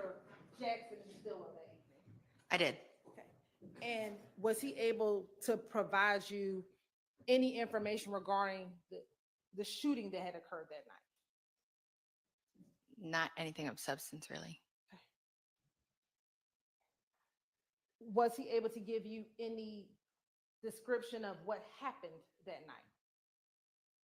If I remember correctly, he just said, I think when he arrived at the location, people just started shooting, but he didn't know what had happened or why. And while you met with him, when you got to the scene, were there cars in the driveway? Yes. And was he able to identify a car that he was driving? Yes. Okay. And what kind of car was it? He said a white Audi. And did he point out that Audi to you? I don't know if he pointed it out. I think he may have said like that one over there. And I looked and there was one closest to the street. And there were cars parked in the yard on the right side of the house. And there was a white Audi that was like an Audi sedan closest to the street. There was an Audi SUV and an Audi sedan, and it was the sedan that was parked closer to the street. And did you ever take pictures of that Audi? Or you were investigator Flores take pictures of that Audi? One of us did, yes. And did you take pictures of Mr. Garlington? Yes. And what about Mr. Stillwell? One of us did, yes. Were you familiar with an individual by the name of Miles Farley? I had seen him, but I'd never interacted with him before. Had you seen social media accounts for him? Yeah, social media accounts, music videos. I'd seen him around with the guys. Was he present on that morning of March 16, 2022? He was. And did you take pictures of him? One of us, I think Investigator Flores may have. Now, when you met with or spoke to Mr. Jackson, were they victims of the shooting? Yes. At that time, when you met or spoke with Mr. Jackson, Mr. Garlington, did you have any knowledge of who the suspects were in the March 14th murder? No. Had you on March 16th talked to Investigator Hogan about his homicide? No. Excuse me, was Investigator Hogan the lead detective on the homicide? Yes. Of Samel Drinks.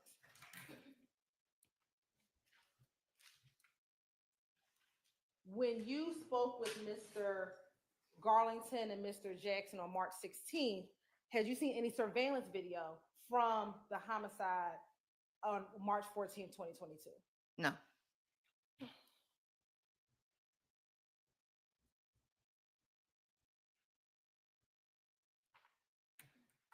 When you met with or spoke with Mr. Jackson, did you have any knowledge of the suspect vehicle as related to that March 14th, 2022 homicide? No. Other than the victim, I had no knowledge of the circumstances or anything with the investigation. Did you eventually leave the location at 2830 Waters Road? I did.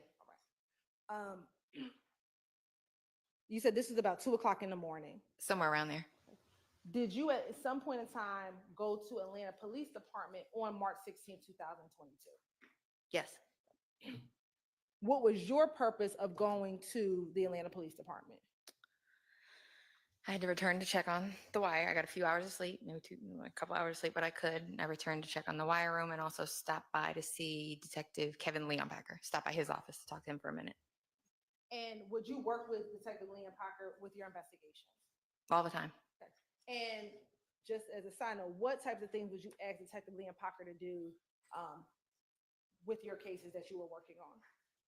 I would bounce investigative ideas off him sometimes with cases that I had, but also most importantly, if throughout my investigations, I would obtain cell phones through search warrants and things like that, or in evidence, I would bring them to him with a search warrant for him to conduct a forensic extraction of the phones for me. Okay. Now, going back to March 16, did you make it to APD? Yes. Okay. When you got there, did you make it to Kevin Leonpacker's desk where he sits? Yes. Are there any investigators that sit close to him in the office? Yes. Is Detective Hogan one of those investigators? It's Detective Leonpacker, empty cubicle, Detective Hogan. Once you went to go speak with Detective Leonpacker on March 16, 2022, did you see Detective Hogan? I did. On my way to his desk, I passed Hogan. And what happened once you passed him? What happened? When I walked past Hogan's desk, I said, "Hey, Hogan." I said, "Your victim," I said, "is being posted by some of the YFN guys. Just checking to see what you got. What do you got? Like, what's going on?" And then he said, "Well, I got some surveillance video and some people, but I don't know much else." He said he didn't have much else. Yeah, he just. At that point in time, did he show you the surveillance video? Yeah, I said, "Well, show me what you got. Let me see what you got." And he's pulled. I talked to Kevin for a second. He said, "Come on over," and I looked at the video that he had. And what video did you look at? It was video from a gas station that I recognized to be at Fulton and Windsor. And what did you see on the surveillance video? He showed me some individuals that he had identified as his suspects. And when you saw the video, what, if anything, did you do? I immediately recognized Mr. Stillwell from my interaction with him the night before because he was wearing the same clothes. And I recognized Mr. Farley on the video. And you said the night before, were you at the office on March 16th as well? Sorry, it was the same day. It was 2 a.m., sleep for a few hours, went to the office and met with them. So it was the same day. And when you watched the surveillance video, was this surveillance video from March 14, 2022? Yes. And you had but earlier that morning had seen Mr. Jackson or Stillwell Jackson in the same clothes that you saw him in on the video. Correct. And then you said you also recognized Miles Farley on the video. Correct. Once you recognized both Mr. Farley and Mr. Stillwell, what, if anything, did you do? There was a third individual in the video that I knew to associate with him, but I didn't know his name. So I told Investigator Hogan he may want to get with somebody else to get a name on that person.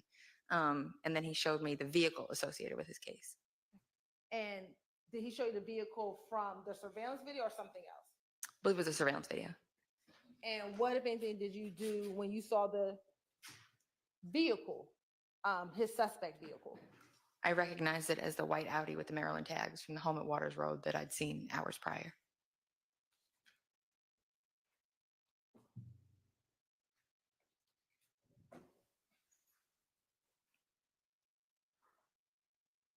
Now, you said that you did not recognize the third individual in the surveillance video, and you directed Hogan to speak with someone else. Did you direct him to speak with anyone specifically? Well, I recognized him by face. A name, I didn't have a name. So I think Investigator Belknap was either in the homicide office or he was upstairs, and I called either him to come to the desk or come downstairs to help Hogan. And let me ask you this. I want to go back to March 16, 2022. When you spoke with Mr. Jackson about what happened that night, how did the conversation come up about what vehicle was his? Do you recall? I believe that was prompted by when he said I just got here and they started shooting, or something like that. I just got here and they started shooting, or I pulled up and they started shooting. So I said, well, what vehicle were you in? I think that's what prompted that question.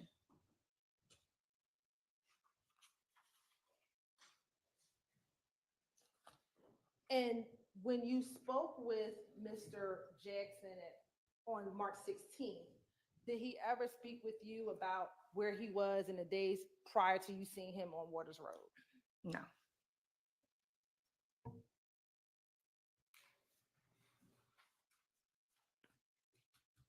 While you were meeting with, or not meeting with, but speaking with Mr. Jackson, did you ever speak with him about the homicide that had occurred on March 15th at I-20 and Windsor Road? No.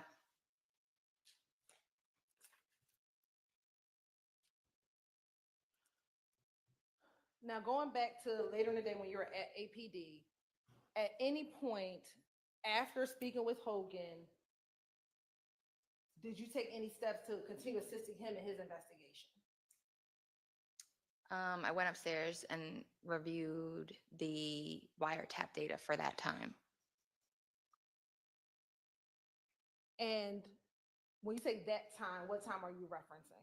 The time that would encompass his homicide taking place. And did you find any calls around the time of when the homicide took place? I did. And we'll come back to that. Once you went upstairs and reviewed and went to the wiretap room and kind of reviewed those calls, what, if anything, did you do next?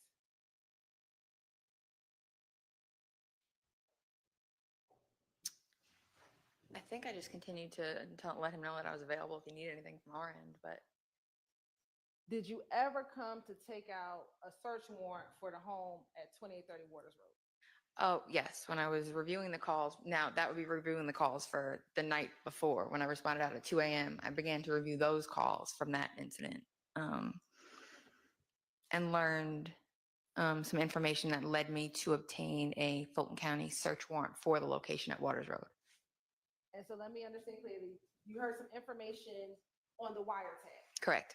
And was that information on the wiretap from March 16th? Correct. The time that we responded out there and I encountered Mr. Garlington and Mr. Stillwell. And based upon what you heard on the wiretap, you then went and applied for a search warrant at Waters Road. Correct. Now, let me ask you this. When you got on the scene at Waters Road, did you go inside of the house on March 16th?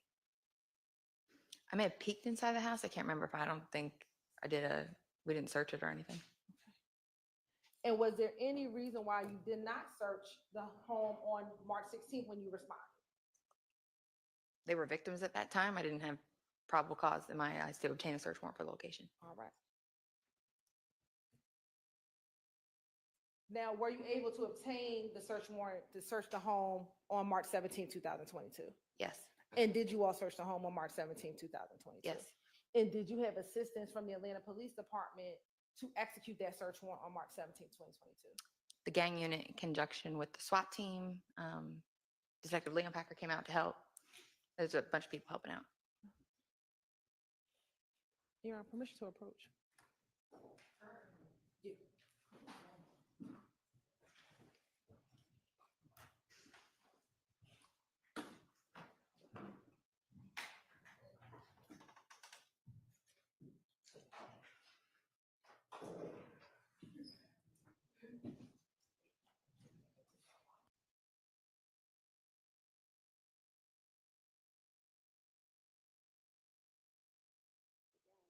We all think this would be a good time for a bathroom break. So let's take a restroom break.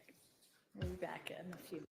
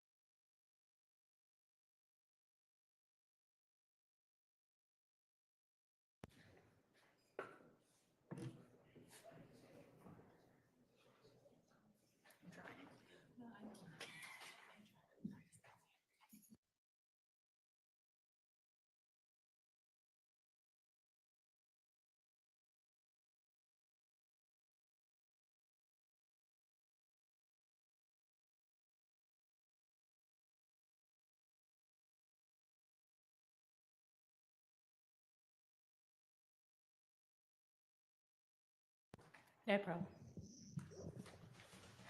So I think we left off that you went to Waters Road and you went to a search there.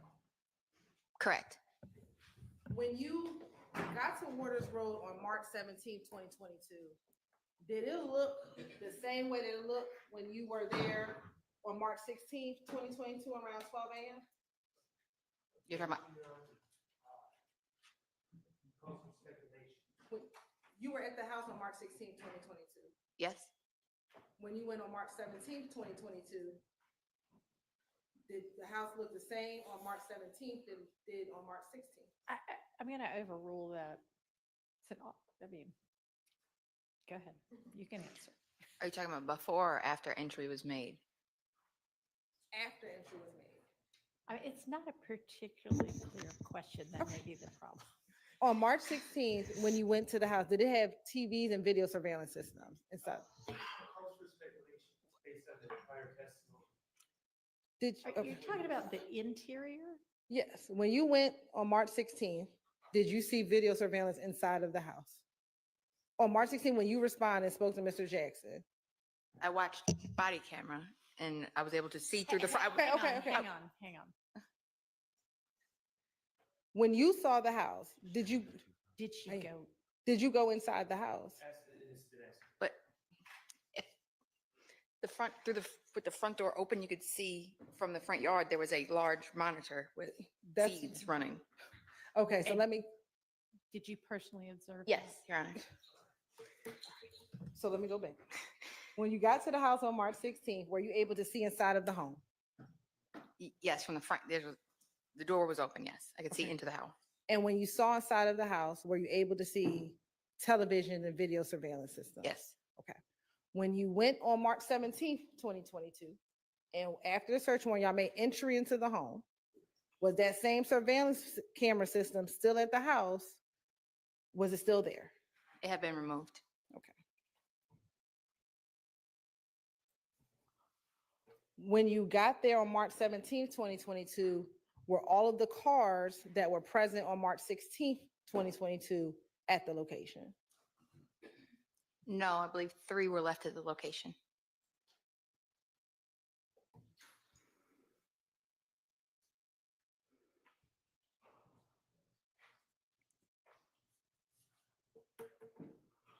And on March 17th, 2022, did Detective Liam Parker video the search warrant and the contents that were recovered from the search warrant? Yes, to assist me, he helped with videoing it. Okay. And were you present during the execution of that search warrant? I was. All right. Now, as a part of your investigation, and let me ask you this, did you, between March 11th and March 17th, were you still observing and monitoring social media during this period of time? I was. And was that in conjunction with also listening to the wiretap? Yes. Okay. And why were you still observing and monitoring social media? Because when you're in the midst of an investigation, you never know towards the end what may be relevant at a later time. So I was making sure to get the full picture of everything, better to have and not need than need and not have. So I like to kind of make sure everything is together, because like you might get to the end of an investigation, something that seems so small is huge. So I was making sure to capture as much as I could. And when you were going on social media, were you going on individual public accounts? Yes. Right. And during the course, I want to start with just initially, were you able to find social media posts of Shell Kell, his account? Yes. Okay. And did he have pictures of himself with Rayshawn Bennett or YFN Lucci? Yes. Okay. And on his account, did he also have pictures of himself with Donovan Thomas Jr.? Yes. Okay. Permission to approach, Your Honor? You may. No, approach the witness.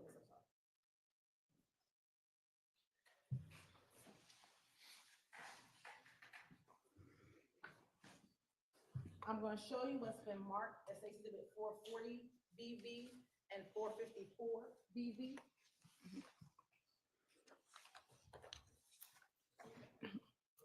Tell me if you recognize 440 BV and 454 BV. I do. How do you recognize 440 BV and 454 BV? These are some of the posts that I collected during March of 2022. And is that a fair, accurate depiction of posts made by Shell _ Nutlife? Yes.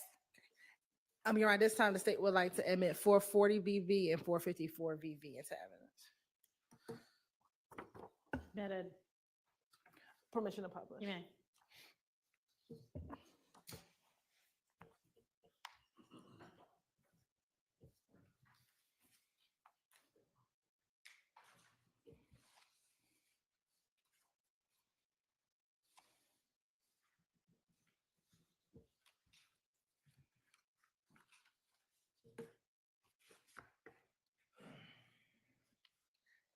And looking at 440 VV, there's a post date of December 1st, 2018. Do you see that? Yes.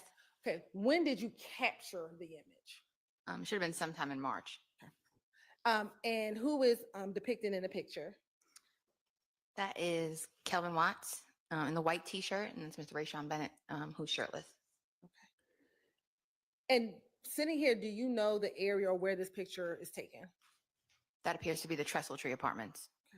And are you familiar with Trestle Tree Apartments? I am. And how are you familiar with Trestle Tree? That's an area favored by the YFN criminal street gang. Okay. Now looking at 454 BB.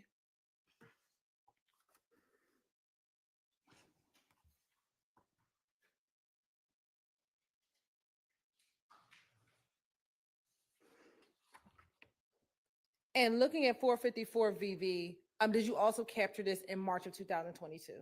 Yes. Okay. And who is in this picture? That's Kelvin Watts in the camouflage jacket, and that's going to be Donovan Thomas with the varsity jacket on. All right. And again, is this on Shell Kel's Instagram page? Yes, this was on his story.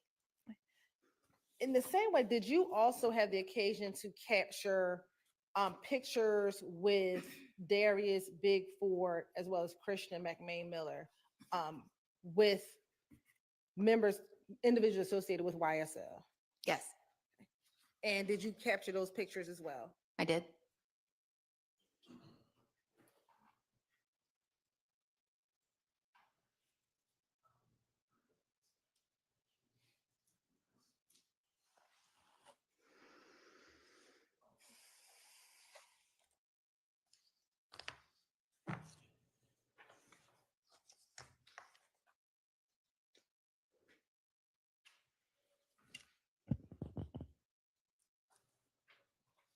I'm going to show you what's been marked as 441 BV, 442 BV, 443 BV, and 451 BV.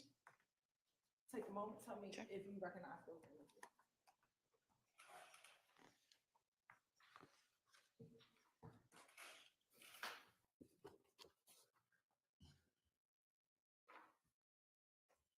Yes, I do. How do you recognize them? These are also photos that I captured during March of 2022. Okay. And do those appear to be fair and accurate depictions of images that you captured while observing those public Instagram posts? Yes. Your Honor, this time the state would like to admit 441 BV, 442 VV, 443 BV, and 451 BV into evidence. 441 through 443, and then 451 BV? Yes, Your Honor. Those are admitted. Thank you. And permission to publish. Good night.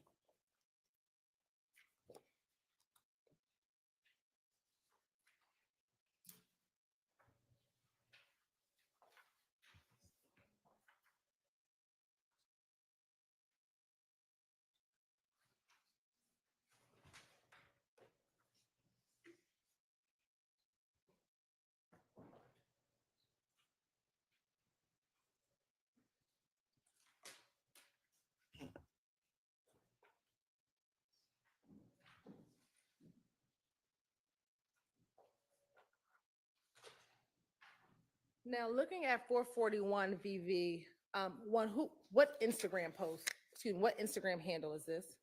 The username is going to be real1_FR. And do you know who that Instagram account is associated with? That account is going to belong to Darius Ford. And when was this originally posted? October 13th of 2021. And again, did you screen grab this though in March of 2022? I did. Right. And who is, do you recognize anyone inside the picture?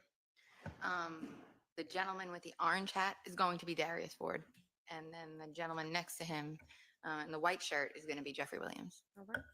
Next, going to 442 VV. Is that posted again from Mr. Ford's account? It is. And what is the date of this Instagram post? February 17th of 2021. And again, is that Mr. Williams depicted in this photo with Mr. Ford? Yes. All right. Looking at 443 VV. Are you familiar with this Instagram handle? I am. And what is the Instagram handle? It's would normally say Ocean Drive Slim, but the C has been replaced with a 5. And when is the original date of this post? March 29th, 2019. And are you familiar with the individual depicted in the post? I am. And who's depicted in the post? Christian McMiller in the green hoodie, Jeffrey Williams in the yellow, and 21 Savage or Mr. Shaya Joseph is in the white hoodie. Okay. And are there any just emojis on this photo? There's a green snake and a dagger emoji in the caption, and it says 4L. All right. Next, looking at 451 VV. And is this also another post by the account belonging to Mr. McMiller? Yes. And do you recognize any of the individuals inside of the picture? I see Mr. McMiller in the blue hat with the orange hoodie. Looking at the back of Mr. Garlington with the blue hat with the white writing. I see Mr. Quantavious Greer. He also goes by Umfunk. And then I see Mr. Sumlin standing up with the white tank top with the white hoodie. Now, while you were looking at social media, after the death of Mr. McMiller, Mr. Ford, did you see any social media accounts with anyone associated with YSL regarding the death of Mr. McMiller and Mr. Ford? Yes, multiple accounts. And did you screen grab those in the same way? I did.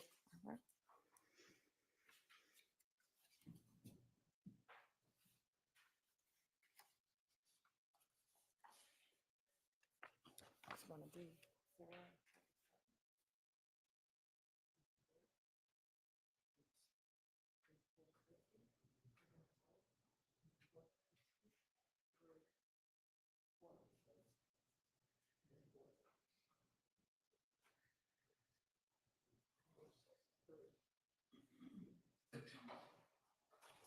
Permission to approach again, Your Honor? You may.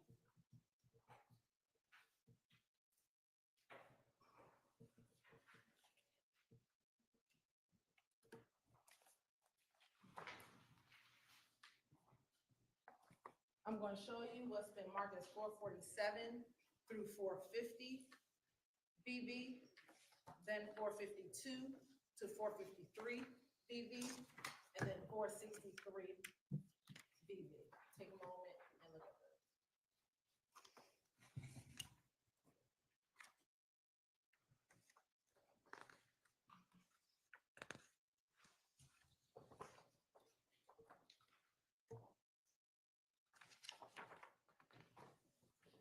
Okay.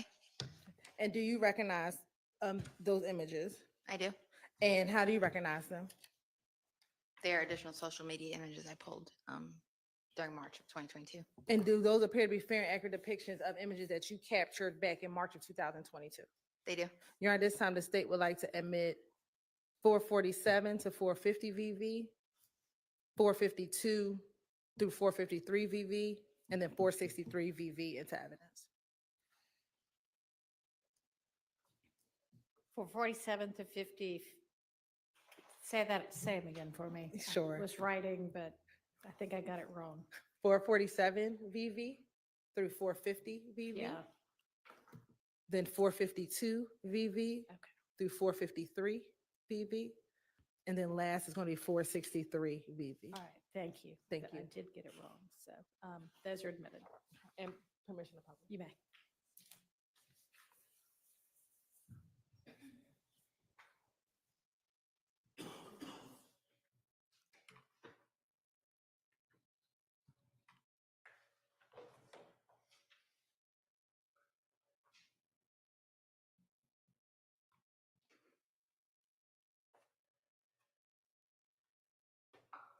Now, showing you what's been marked as 447 VV. Is this, whose Instagram post is this, excuse me? That's going to be the account associated with Mr. Garlington. And the picture in the account, does that appear to look similar to the location of where the picture that we just looked at was, the date, given the clothing, what Mr. McMiller is wearing? It appears so. Okay. And going to the next, 448 VV.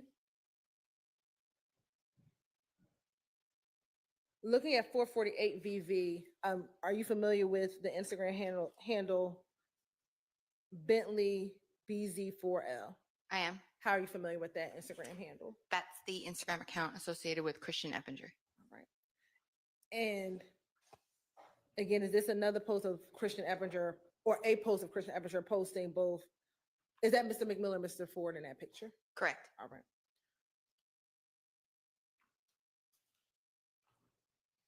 Going to 449 VV. Are you familiar with the Instagram handle OOG_Tunk? I am. How are you familiar with that Instagram handle?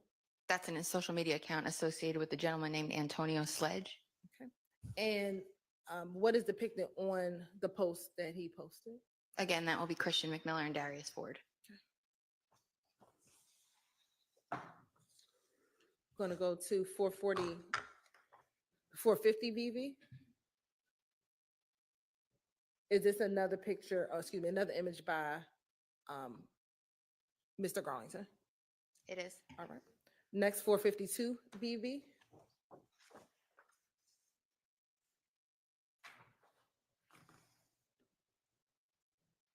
Are you familiar with the Instagram account OG.BOOL_? Yes. How are you familiar with that Instagram account? That's the social media account associated with Shannon Stillwell. And is this a post that was posted on that account? It was. And what does it say? Just rest, Mac. I got you, man. And are there emojis? There are. What are the emojis? A crying face, a broken heart, a bandaged chart, and the devil emoji. All right. Next, going to 453 VV. That is a post of Mr. Stillwell with Mr. Ford. And is there an emoji on that post as well? Yes, the bandage chart and the sad crying emoji. All right. And the last 463 VV.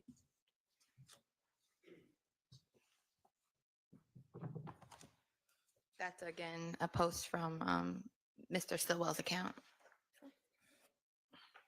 And while we're getting that one to publish, and during this time, were you, again, listening to the wiretap in this kind of around March 11th of 2023? Excuse me, 2022. I'm probably doing about 12 to 16 hours a day in the wire room. And in preparation for trial, have you had opportunity to listen to some of those calls? I have. And now we have 463 VV. Is this a post from the account belonging to Mr. Jackson? Yes. Okay. And what does the post say? I can hear Mac now still playing Goddamn Big. We let them suckers get us shit. Where the fuck Boo at? Oh, sorry. That's what TF means, in case y'all didn't know. Boo at, and then it says, damn Mac, I miss you. I miss your ass preaching when I be on the bullshit. All right. And Boo would be a reference to Quentin Porter. Now, going to some of the wiretaps that were, hold on, I want to direct you to March 11th, 2022 at 10:05 p.m. And is this with the wiretap? What was the phone number? Do you recall now the phone number associated with Mr. Robinson? Or the last 4 digits? I can't, I know Mr. Sumlin's ended in, I think 8711, and I just knew the other one was Mr. Garlington. I want to direct your attention to March 11th, 2022 at 10:05 p.m. from 27 seconds to 3 minutes and 30 seconds.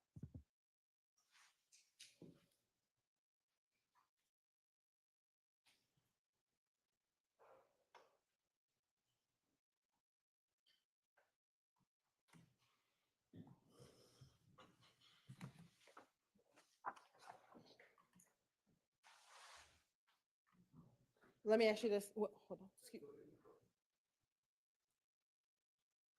After Mr. McMillan, Mr. Ford were killed, were there Instagram posts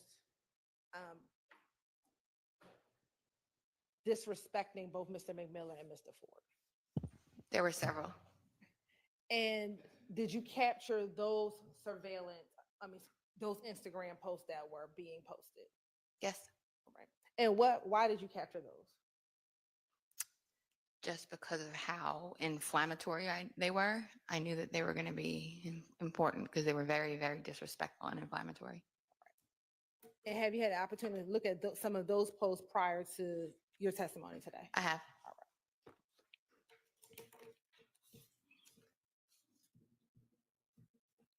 And with social media, if posts are inflammatory, in your experience as a gang investigator, does that flame any potential beef or anything that may occur? Absolutely.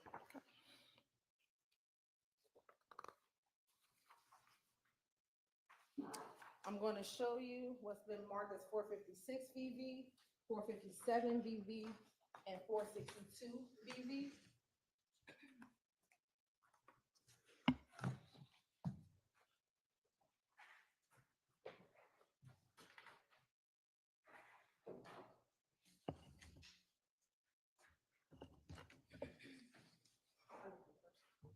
Do you recognize those pictures? I do.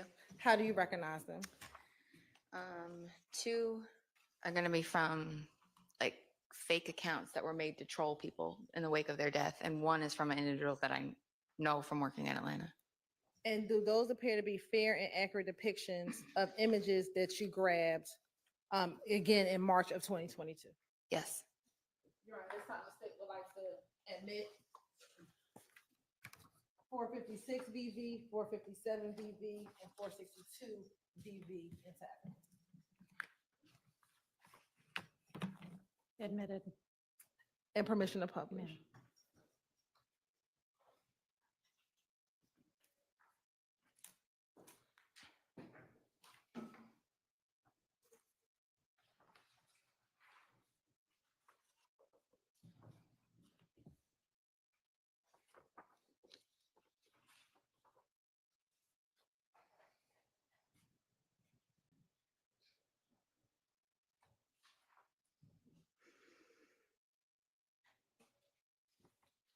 Now, looking at this exhibit, is this one of the fake Instagram accounts that you were referencing? That's one of the ones that we couldn't identify who it belonged to, but it was very, very vocal about the disrespect. Okay. And what does the post say? New op pack just came in. And in your experience as a gang investor, have you heard the term op? I have. Okay. And what is your understanding of op? It's short for opposition or rival. And do you know, sitting here today, what day you screenshotted this particular post? It would have been in the days immediately after the death of Mr. McMillan and Mr. Ford. Okay. And we're looking at a document with the screen grabs, help refresh your memory as to the dates of when you captured this post. It would. Mm-hmm. And do you have a copy of this document here to help refresh your memory? I do. All right. If you would take that out, look at it as soon as your memory's refreshed, just look up and let me know. That would be March 11th around 11:30 p.m. And about what time did Mr. McMillan and Mr. Ford pass away? It was maybe several hours prior to that. So they got killed at 3 a.m. on March 11th, go through the day, and then that night at 11:30 p.m. this got posted. We'll go to the next post.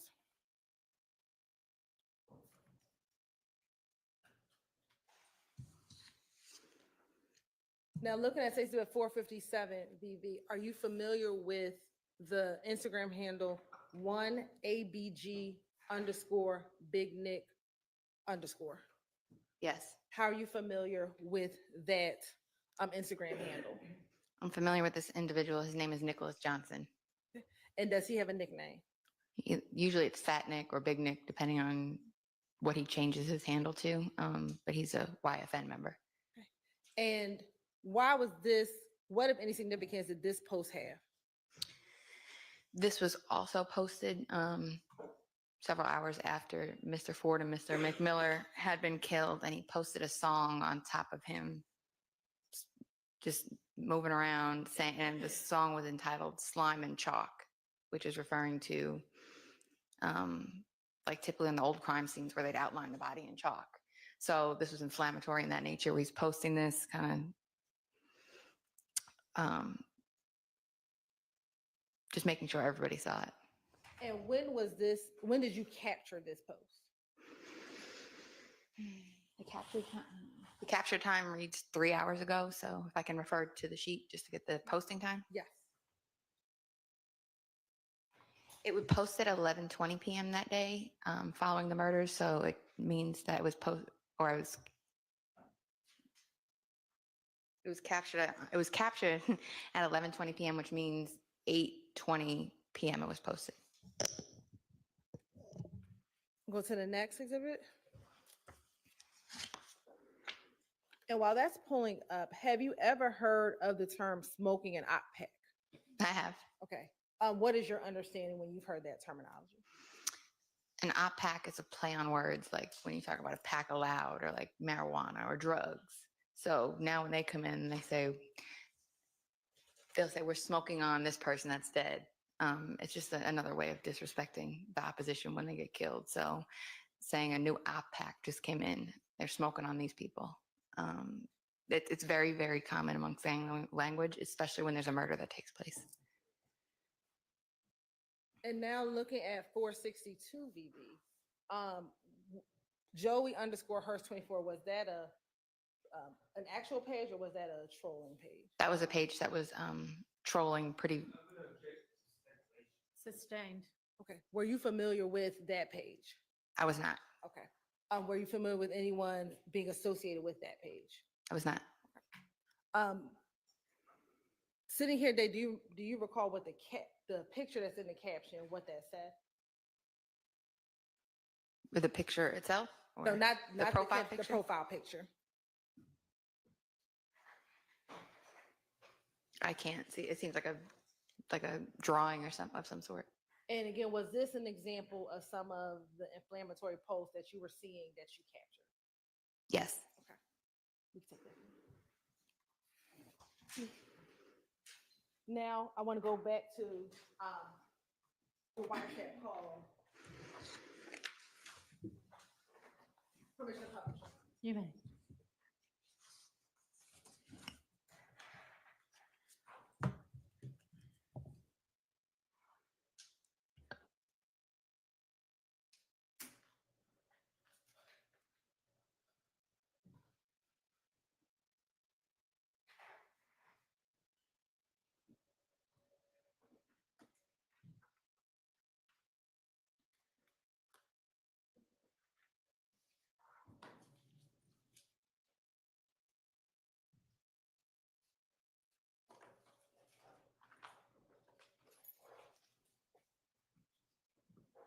For the record, again, it's going to be 27 seconds and 3:38.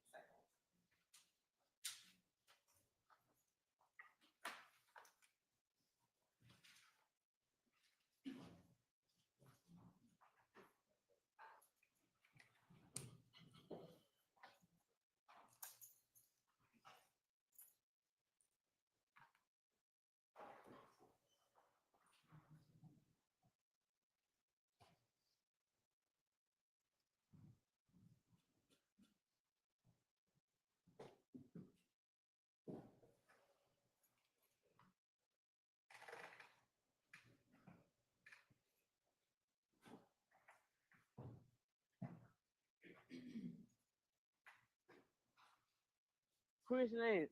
Yeah, Yeah, man. that shit, that was crazy, boy. Man, I was just going through what I'm calling when I had them posts. He told me, man, tell Corey, I said, welcome home. I told you that. Yeah, that what I got there. That one like, man, that shit, that just too crazy.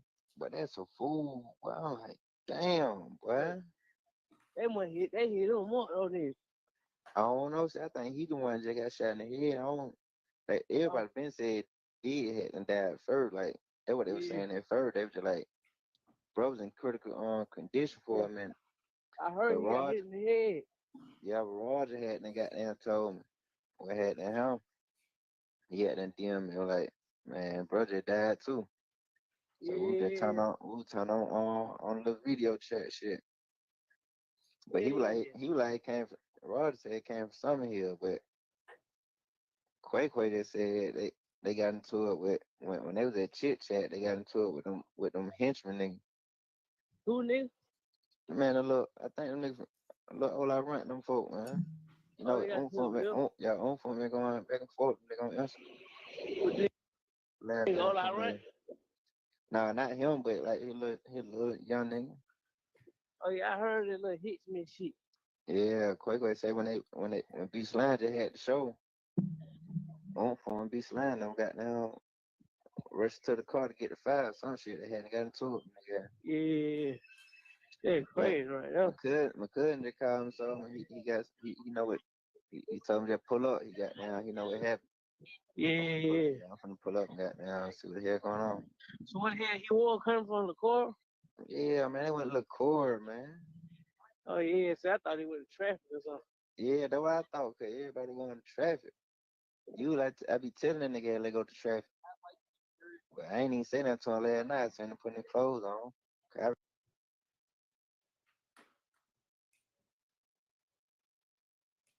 Lose his mom up by 5 in the morning. Yeah. They like somebody got shot in the car, but they ain't really showing that. Yeah. I get on Instagram by 6, 7, like 7, 8 of them somebody.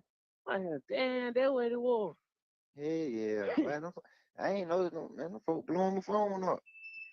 Yeah, I said, them folks were on. Them folks, they ain't seen none of them niggas in the car. Nah, Like, man. Yeah, it was just them two, I think. I don't know, but I ain't heard nothing, bro. I ain't called nobody. Man, that nigga running, man. What the hell wrong with this nigga, man? That nigga walk so goddamn fast. I ain't talking nobody but Ed B. Oh, Ed B. Yeah, you know he don't know. Yeah. Yeah. Well, Ed B just laying low. Nah, he with his folk. Okay. Yeah, the girl in charge is tripping, man. I called his phone, somebody, this ain't his number. Yeah. For real. Yeah, I think it was. Yeah. Okay. And we started playing at 3:37. Want to ask you a few questions about that call before the next call.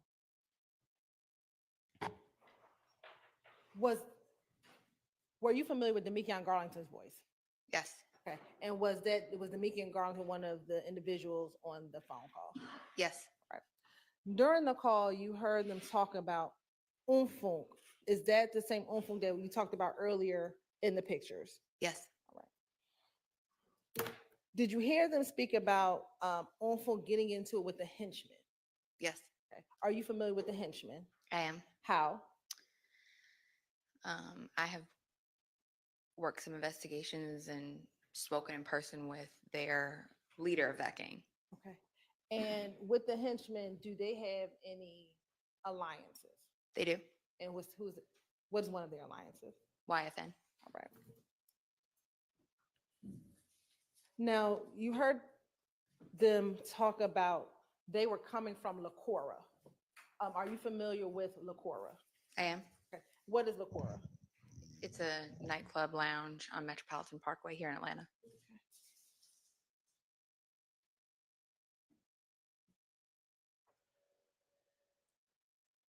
And through your investigation of working the Christian McMiller, Darius Ford homicide, are you familiar if there was an event at Lacora on the night before they passed away? There was.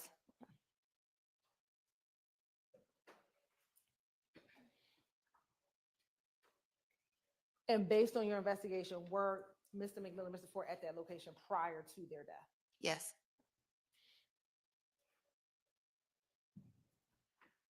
Now, there came a point in the portion of the audio that we listened to where the sound went down. Do you remember hearing that?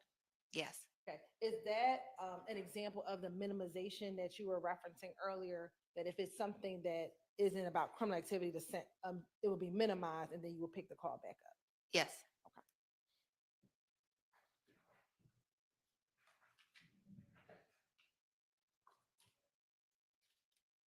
In listening to that call, do you know who Mr. Garlington was speaking to? Yes. Okay, who? It's a gentleman that goes by the name Dwoskin Wright. I know him as Watt. You said Watt, W-O-T. That's his nickname? Yeah. Okay.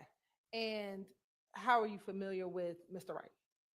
Early on in my career, I did a good bit of work on the 30 Deep Criminal Street Gang, and he's a member of that gang. And did you hear them mention SB on this call? Yes. Okay. And are you familiar with that nickname? Yes. And who is that nickname associated with? Mr. Shannon Stillwell. All right. I want to publish our next call, which is on March 12th, 22 at 12:49 p.m. from 00 to 1:12 p.m. I mean, 00 to 1:12 minutes.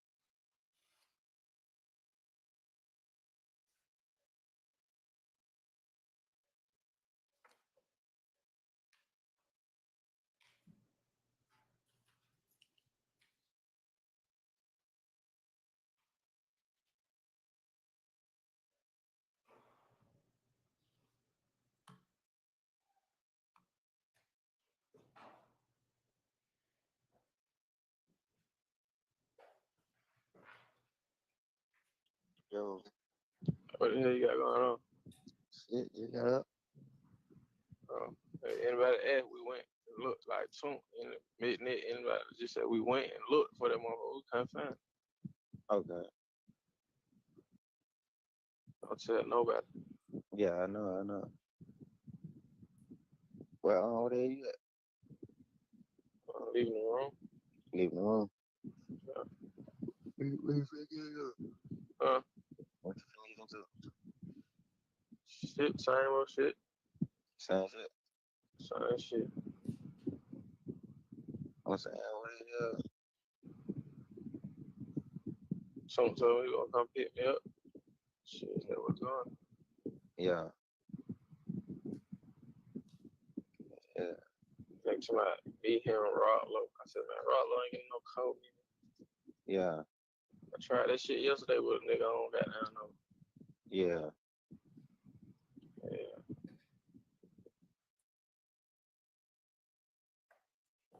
All right. We want to stop at 1:11 p.m. Again, is that Mr. Garlington on the call? Yes. Okay. And did you recognize the voice of who he is speaking to? That would be Mr. Stillwell. Right. And in that call, the Mr. Stillwell said, don't tell anyone we went to go looking? Yes. Okay. Or we went to go looking, don't tell anyone? It sounds like that's kind of hard to hear, but that's what it appears to sound like. Okay. And they mentioned on that call, did you hear the reference to Big Nick? I did. All right. And are you familiar with that name? I am. Is that the same Big Nick, to your understanding, if Mr. Garlington and Mr. Stillwell are talking, do you know which Big Nick they could be referencing? They would be referencing Nicholas Carter. Okay. How are you familiar with Nicholas Carter? I know Nicholas Carter to be an older member of the gang associated with 2830 Waters Road. And you said an older member of the gang? Correct. Which gang? YSL. And you said you know him to be associated with 2830 Waters Road? Correct. To your knowledge, how's he associated with 2830 Waters Road? I remember him being arrested at that location during a narcotic search warrant back in 2014.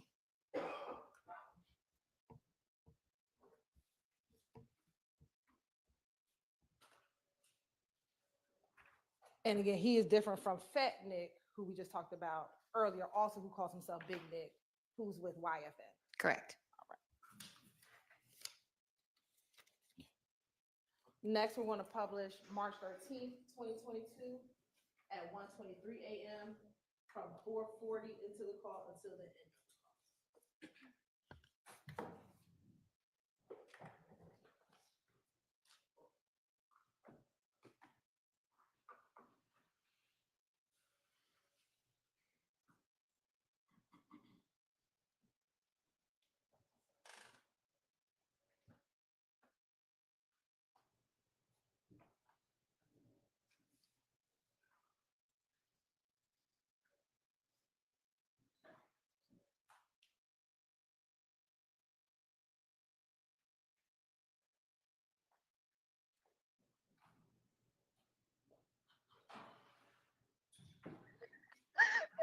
Yeah, for real now, right? Bro, D, is you sad about Matt Payne for real? Man, on DB on Saturday here, bro. I know. That's why they had to come drink, bro. That's why I said I ain't called you. Dad said, G, okay. I said, I text. I ain't want to call him. He said, yeah, he ain't answer. I called him. Yeah, that fucked up. That shit got me hurt, bro. I fucked with bro. Yeah, that shit put me on. So I know dude sad about it. Yeah, man. Damn, big poppy little shit too. I know it, bro. Damn. That shit crazy. That fuck had said they had like 45 gun shells out there. Huh? 45 gun shell? Yeah. Just know, Cash, we gonna get some get back. We already get. D, you better show that down somewhere. I am, but still, bro. I am gonna sit down. Listen, I'm gonna sit down, bro. But Boy, you better sit your ass down somewhere, baby. I am, but bro, nigga think it's shit the game out here playing. For real, bro. Like I already going through some shit before that. Like it like all type of trying. They got money on my head, bro. Like and I still just be going places. You see, I don't be worried about shit, bro. Cause I be prepared. I be prepared for shit. If a nigga pay with me, they know that shit ain't gonna be easy. Oh, baby. I just got to a shootout early. Why the fuck you get into a shootout, D? Because it was a car looking strange. Yeah. Don't say that gun there. Why would you? Oh my god. Because the car, they were 3 deep with hoods on, so I had to shoot it. I don't know.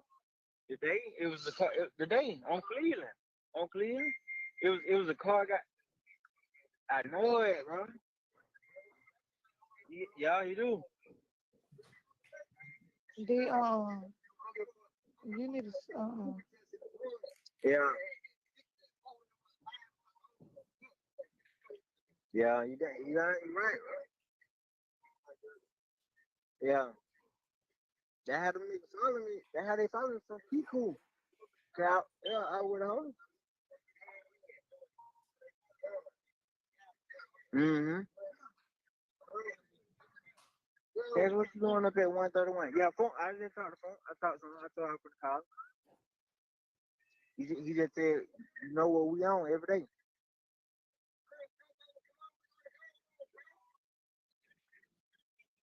Hello? What you doing up at 131?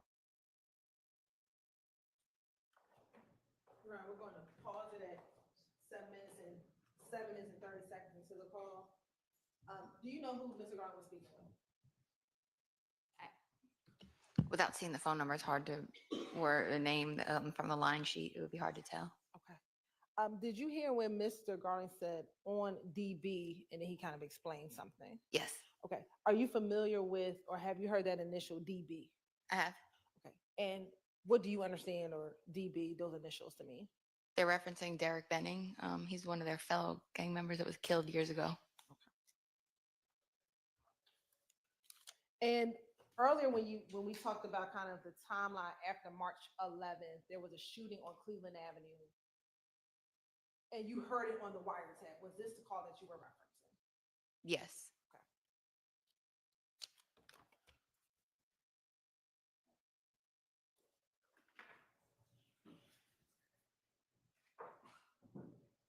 And to your knowledge, was there any police report associated with any shots fired around March 12th, 2022?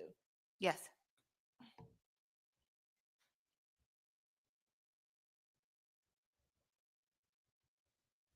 All right.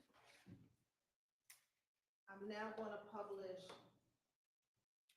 March 13th, 2022 at 5:49 p.m. 2 minutes and 10 seconds to 3 minutes and 10 seconds.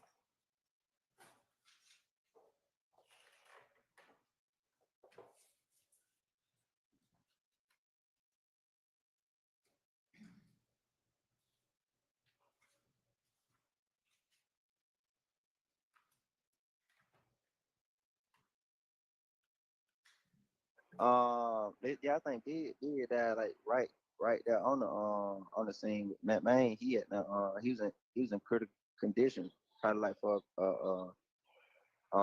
few hours. He hadn't got shot in the head. I think he was at brain dead or something. I don't know where, but wow, that shit up, bro. Cold summer, boy. Oh God, I don't know. They say the nigga killed or murdered. Just made a little song that somebody sent me that. He just made the song. They sent me that. I don't know. They trying to act like they did it. Yeah. Man. Yeah, got some more niggas claim that shit. And they don't even know them though, but they be okay. Hey, who? Be okay. The nigga who claim.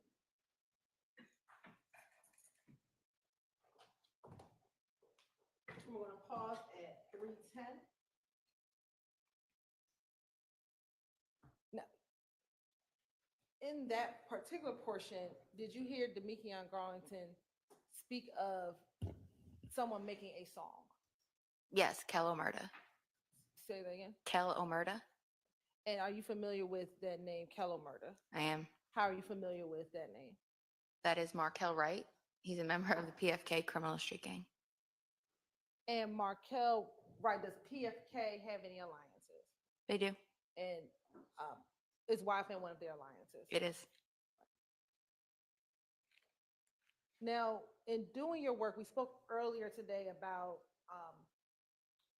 music and gang investigations. In your experience, have you found with gangs that there are times that gang members do music? Yes. And have you found in your experience that sometimes gang members use music to promote their gangs? Yes, often. And in here, when Mr. Garlington is saying, you know, what did you say his name was? Kel Omerta? Yes. Okay. Made a song. Was that something uncommon to you as a gang investigator of an opposition making a song about a potential death or bragging about a potential death? No, they do it often.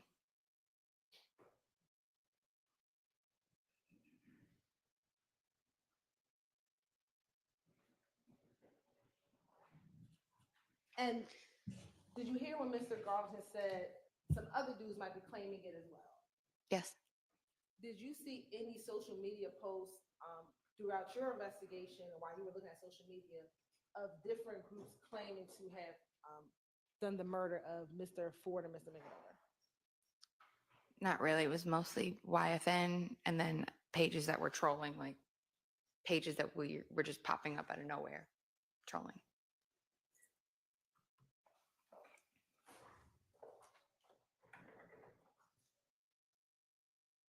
I want to next publish March 13th, 2022 at 6:41 PM. From 00 to 2 minutes and 9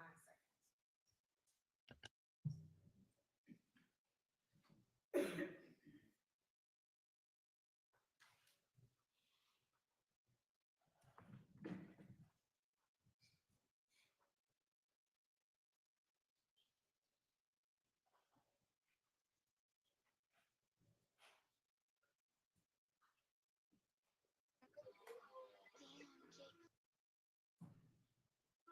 Hello. What's up? Yeah, what's up? What's up, man? What the hell going on? Oh shit, I just got a phone with you, baby. What you talking Huh? about? What you talking about? Oh shit, I was just, he was asking what happened. What happened? They saying different shit.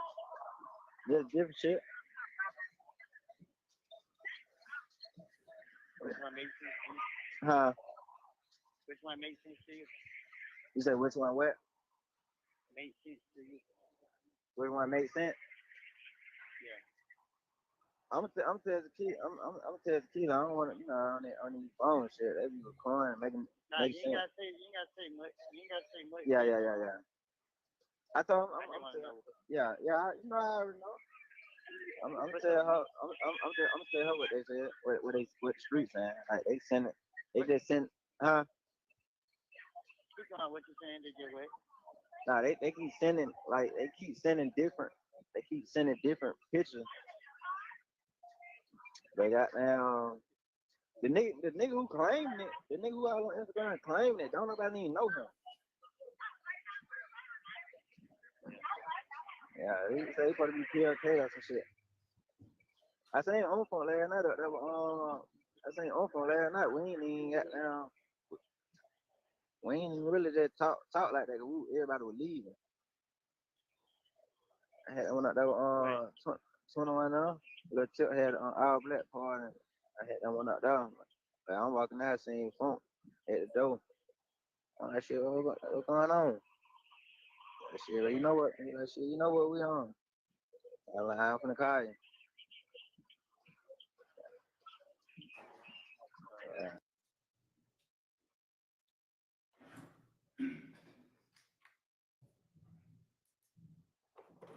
And it's ending right there. Were you familiar with the person that Mr. Garnes was speaking to? From the voice, it sounds like Kenneth Copeland. And had you yourself had discussions or conversations with Mr. Copeland throughout the course of your career? Multiple, yes. Now, back in 2022, do you know if Mr. Copeland was incarcerated? I believe he was.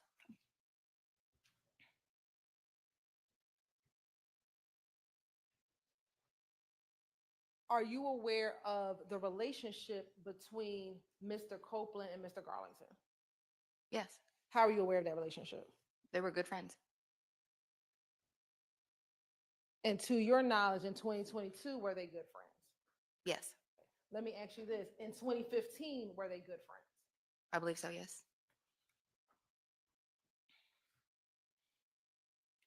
And is Shannon Jackson a part of that friend group between Mr. Copeland, Mr. Garlington, and Mr. Jackson, to your knowledge? Overruled. Yes.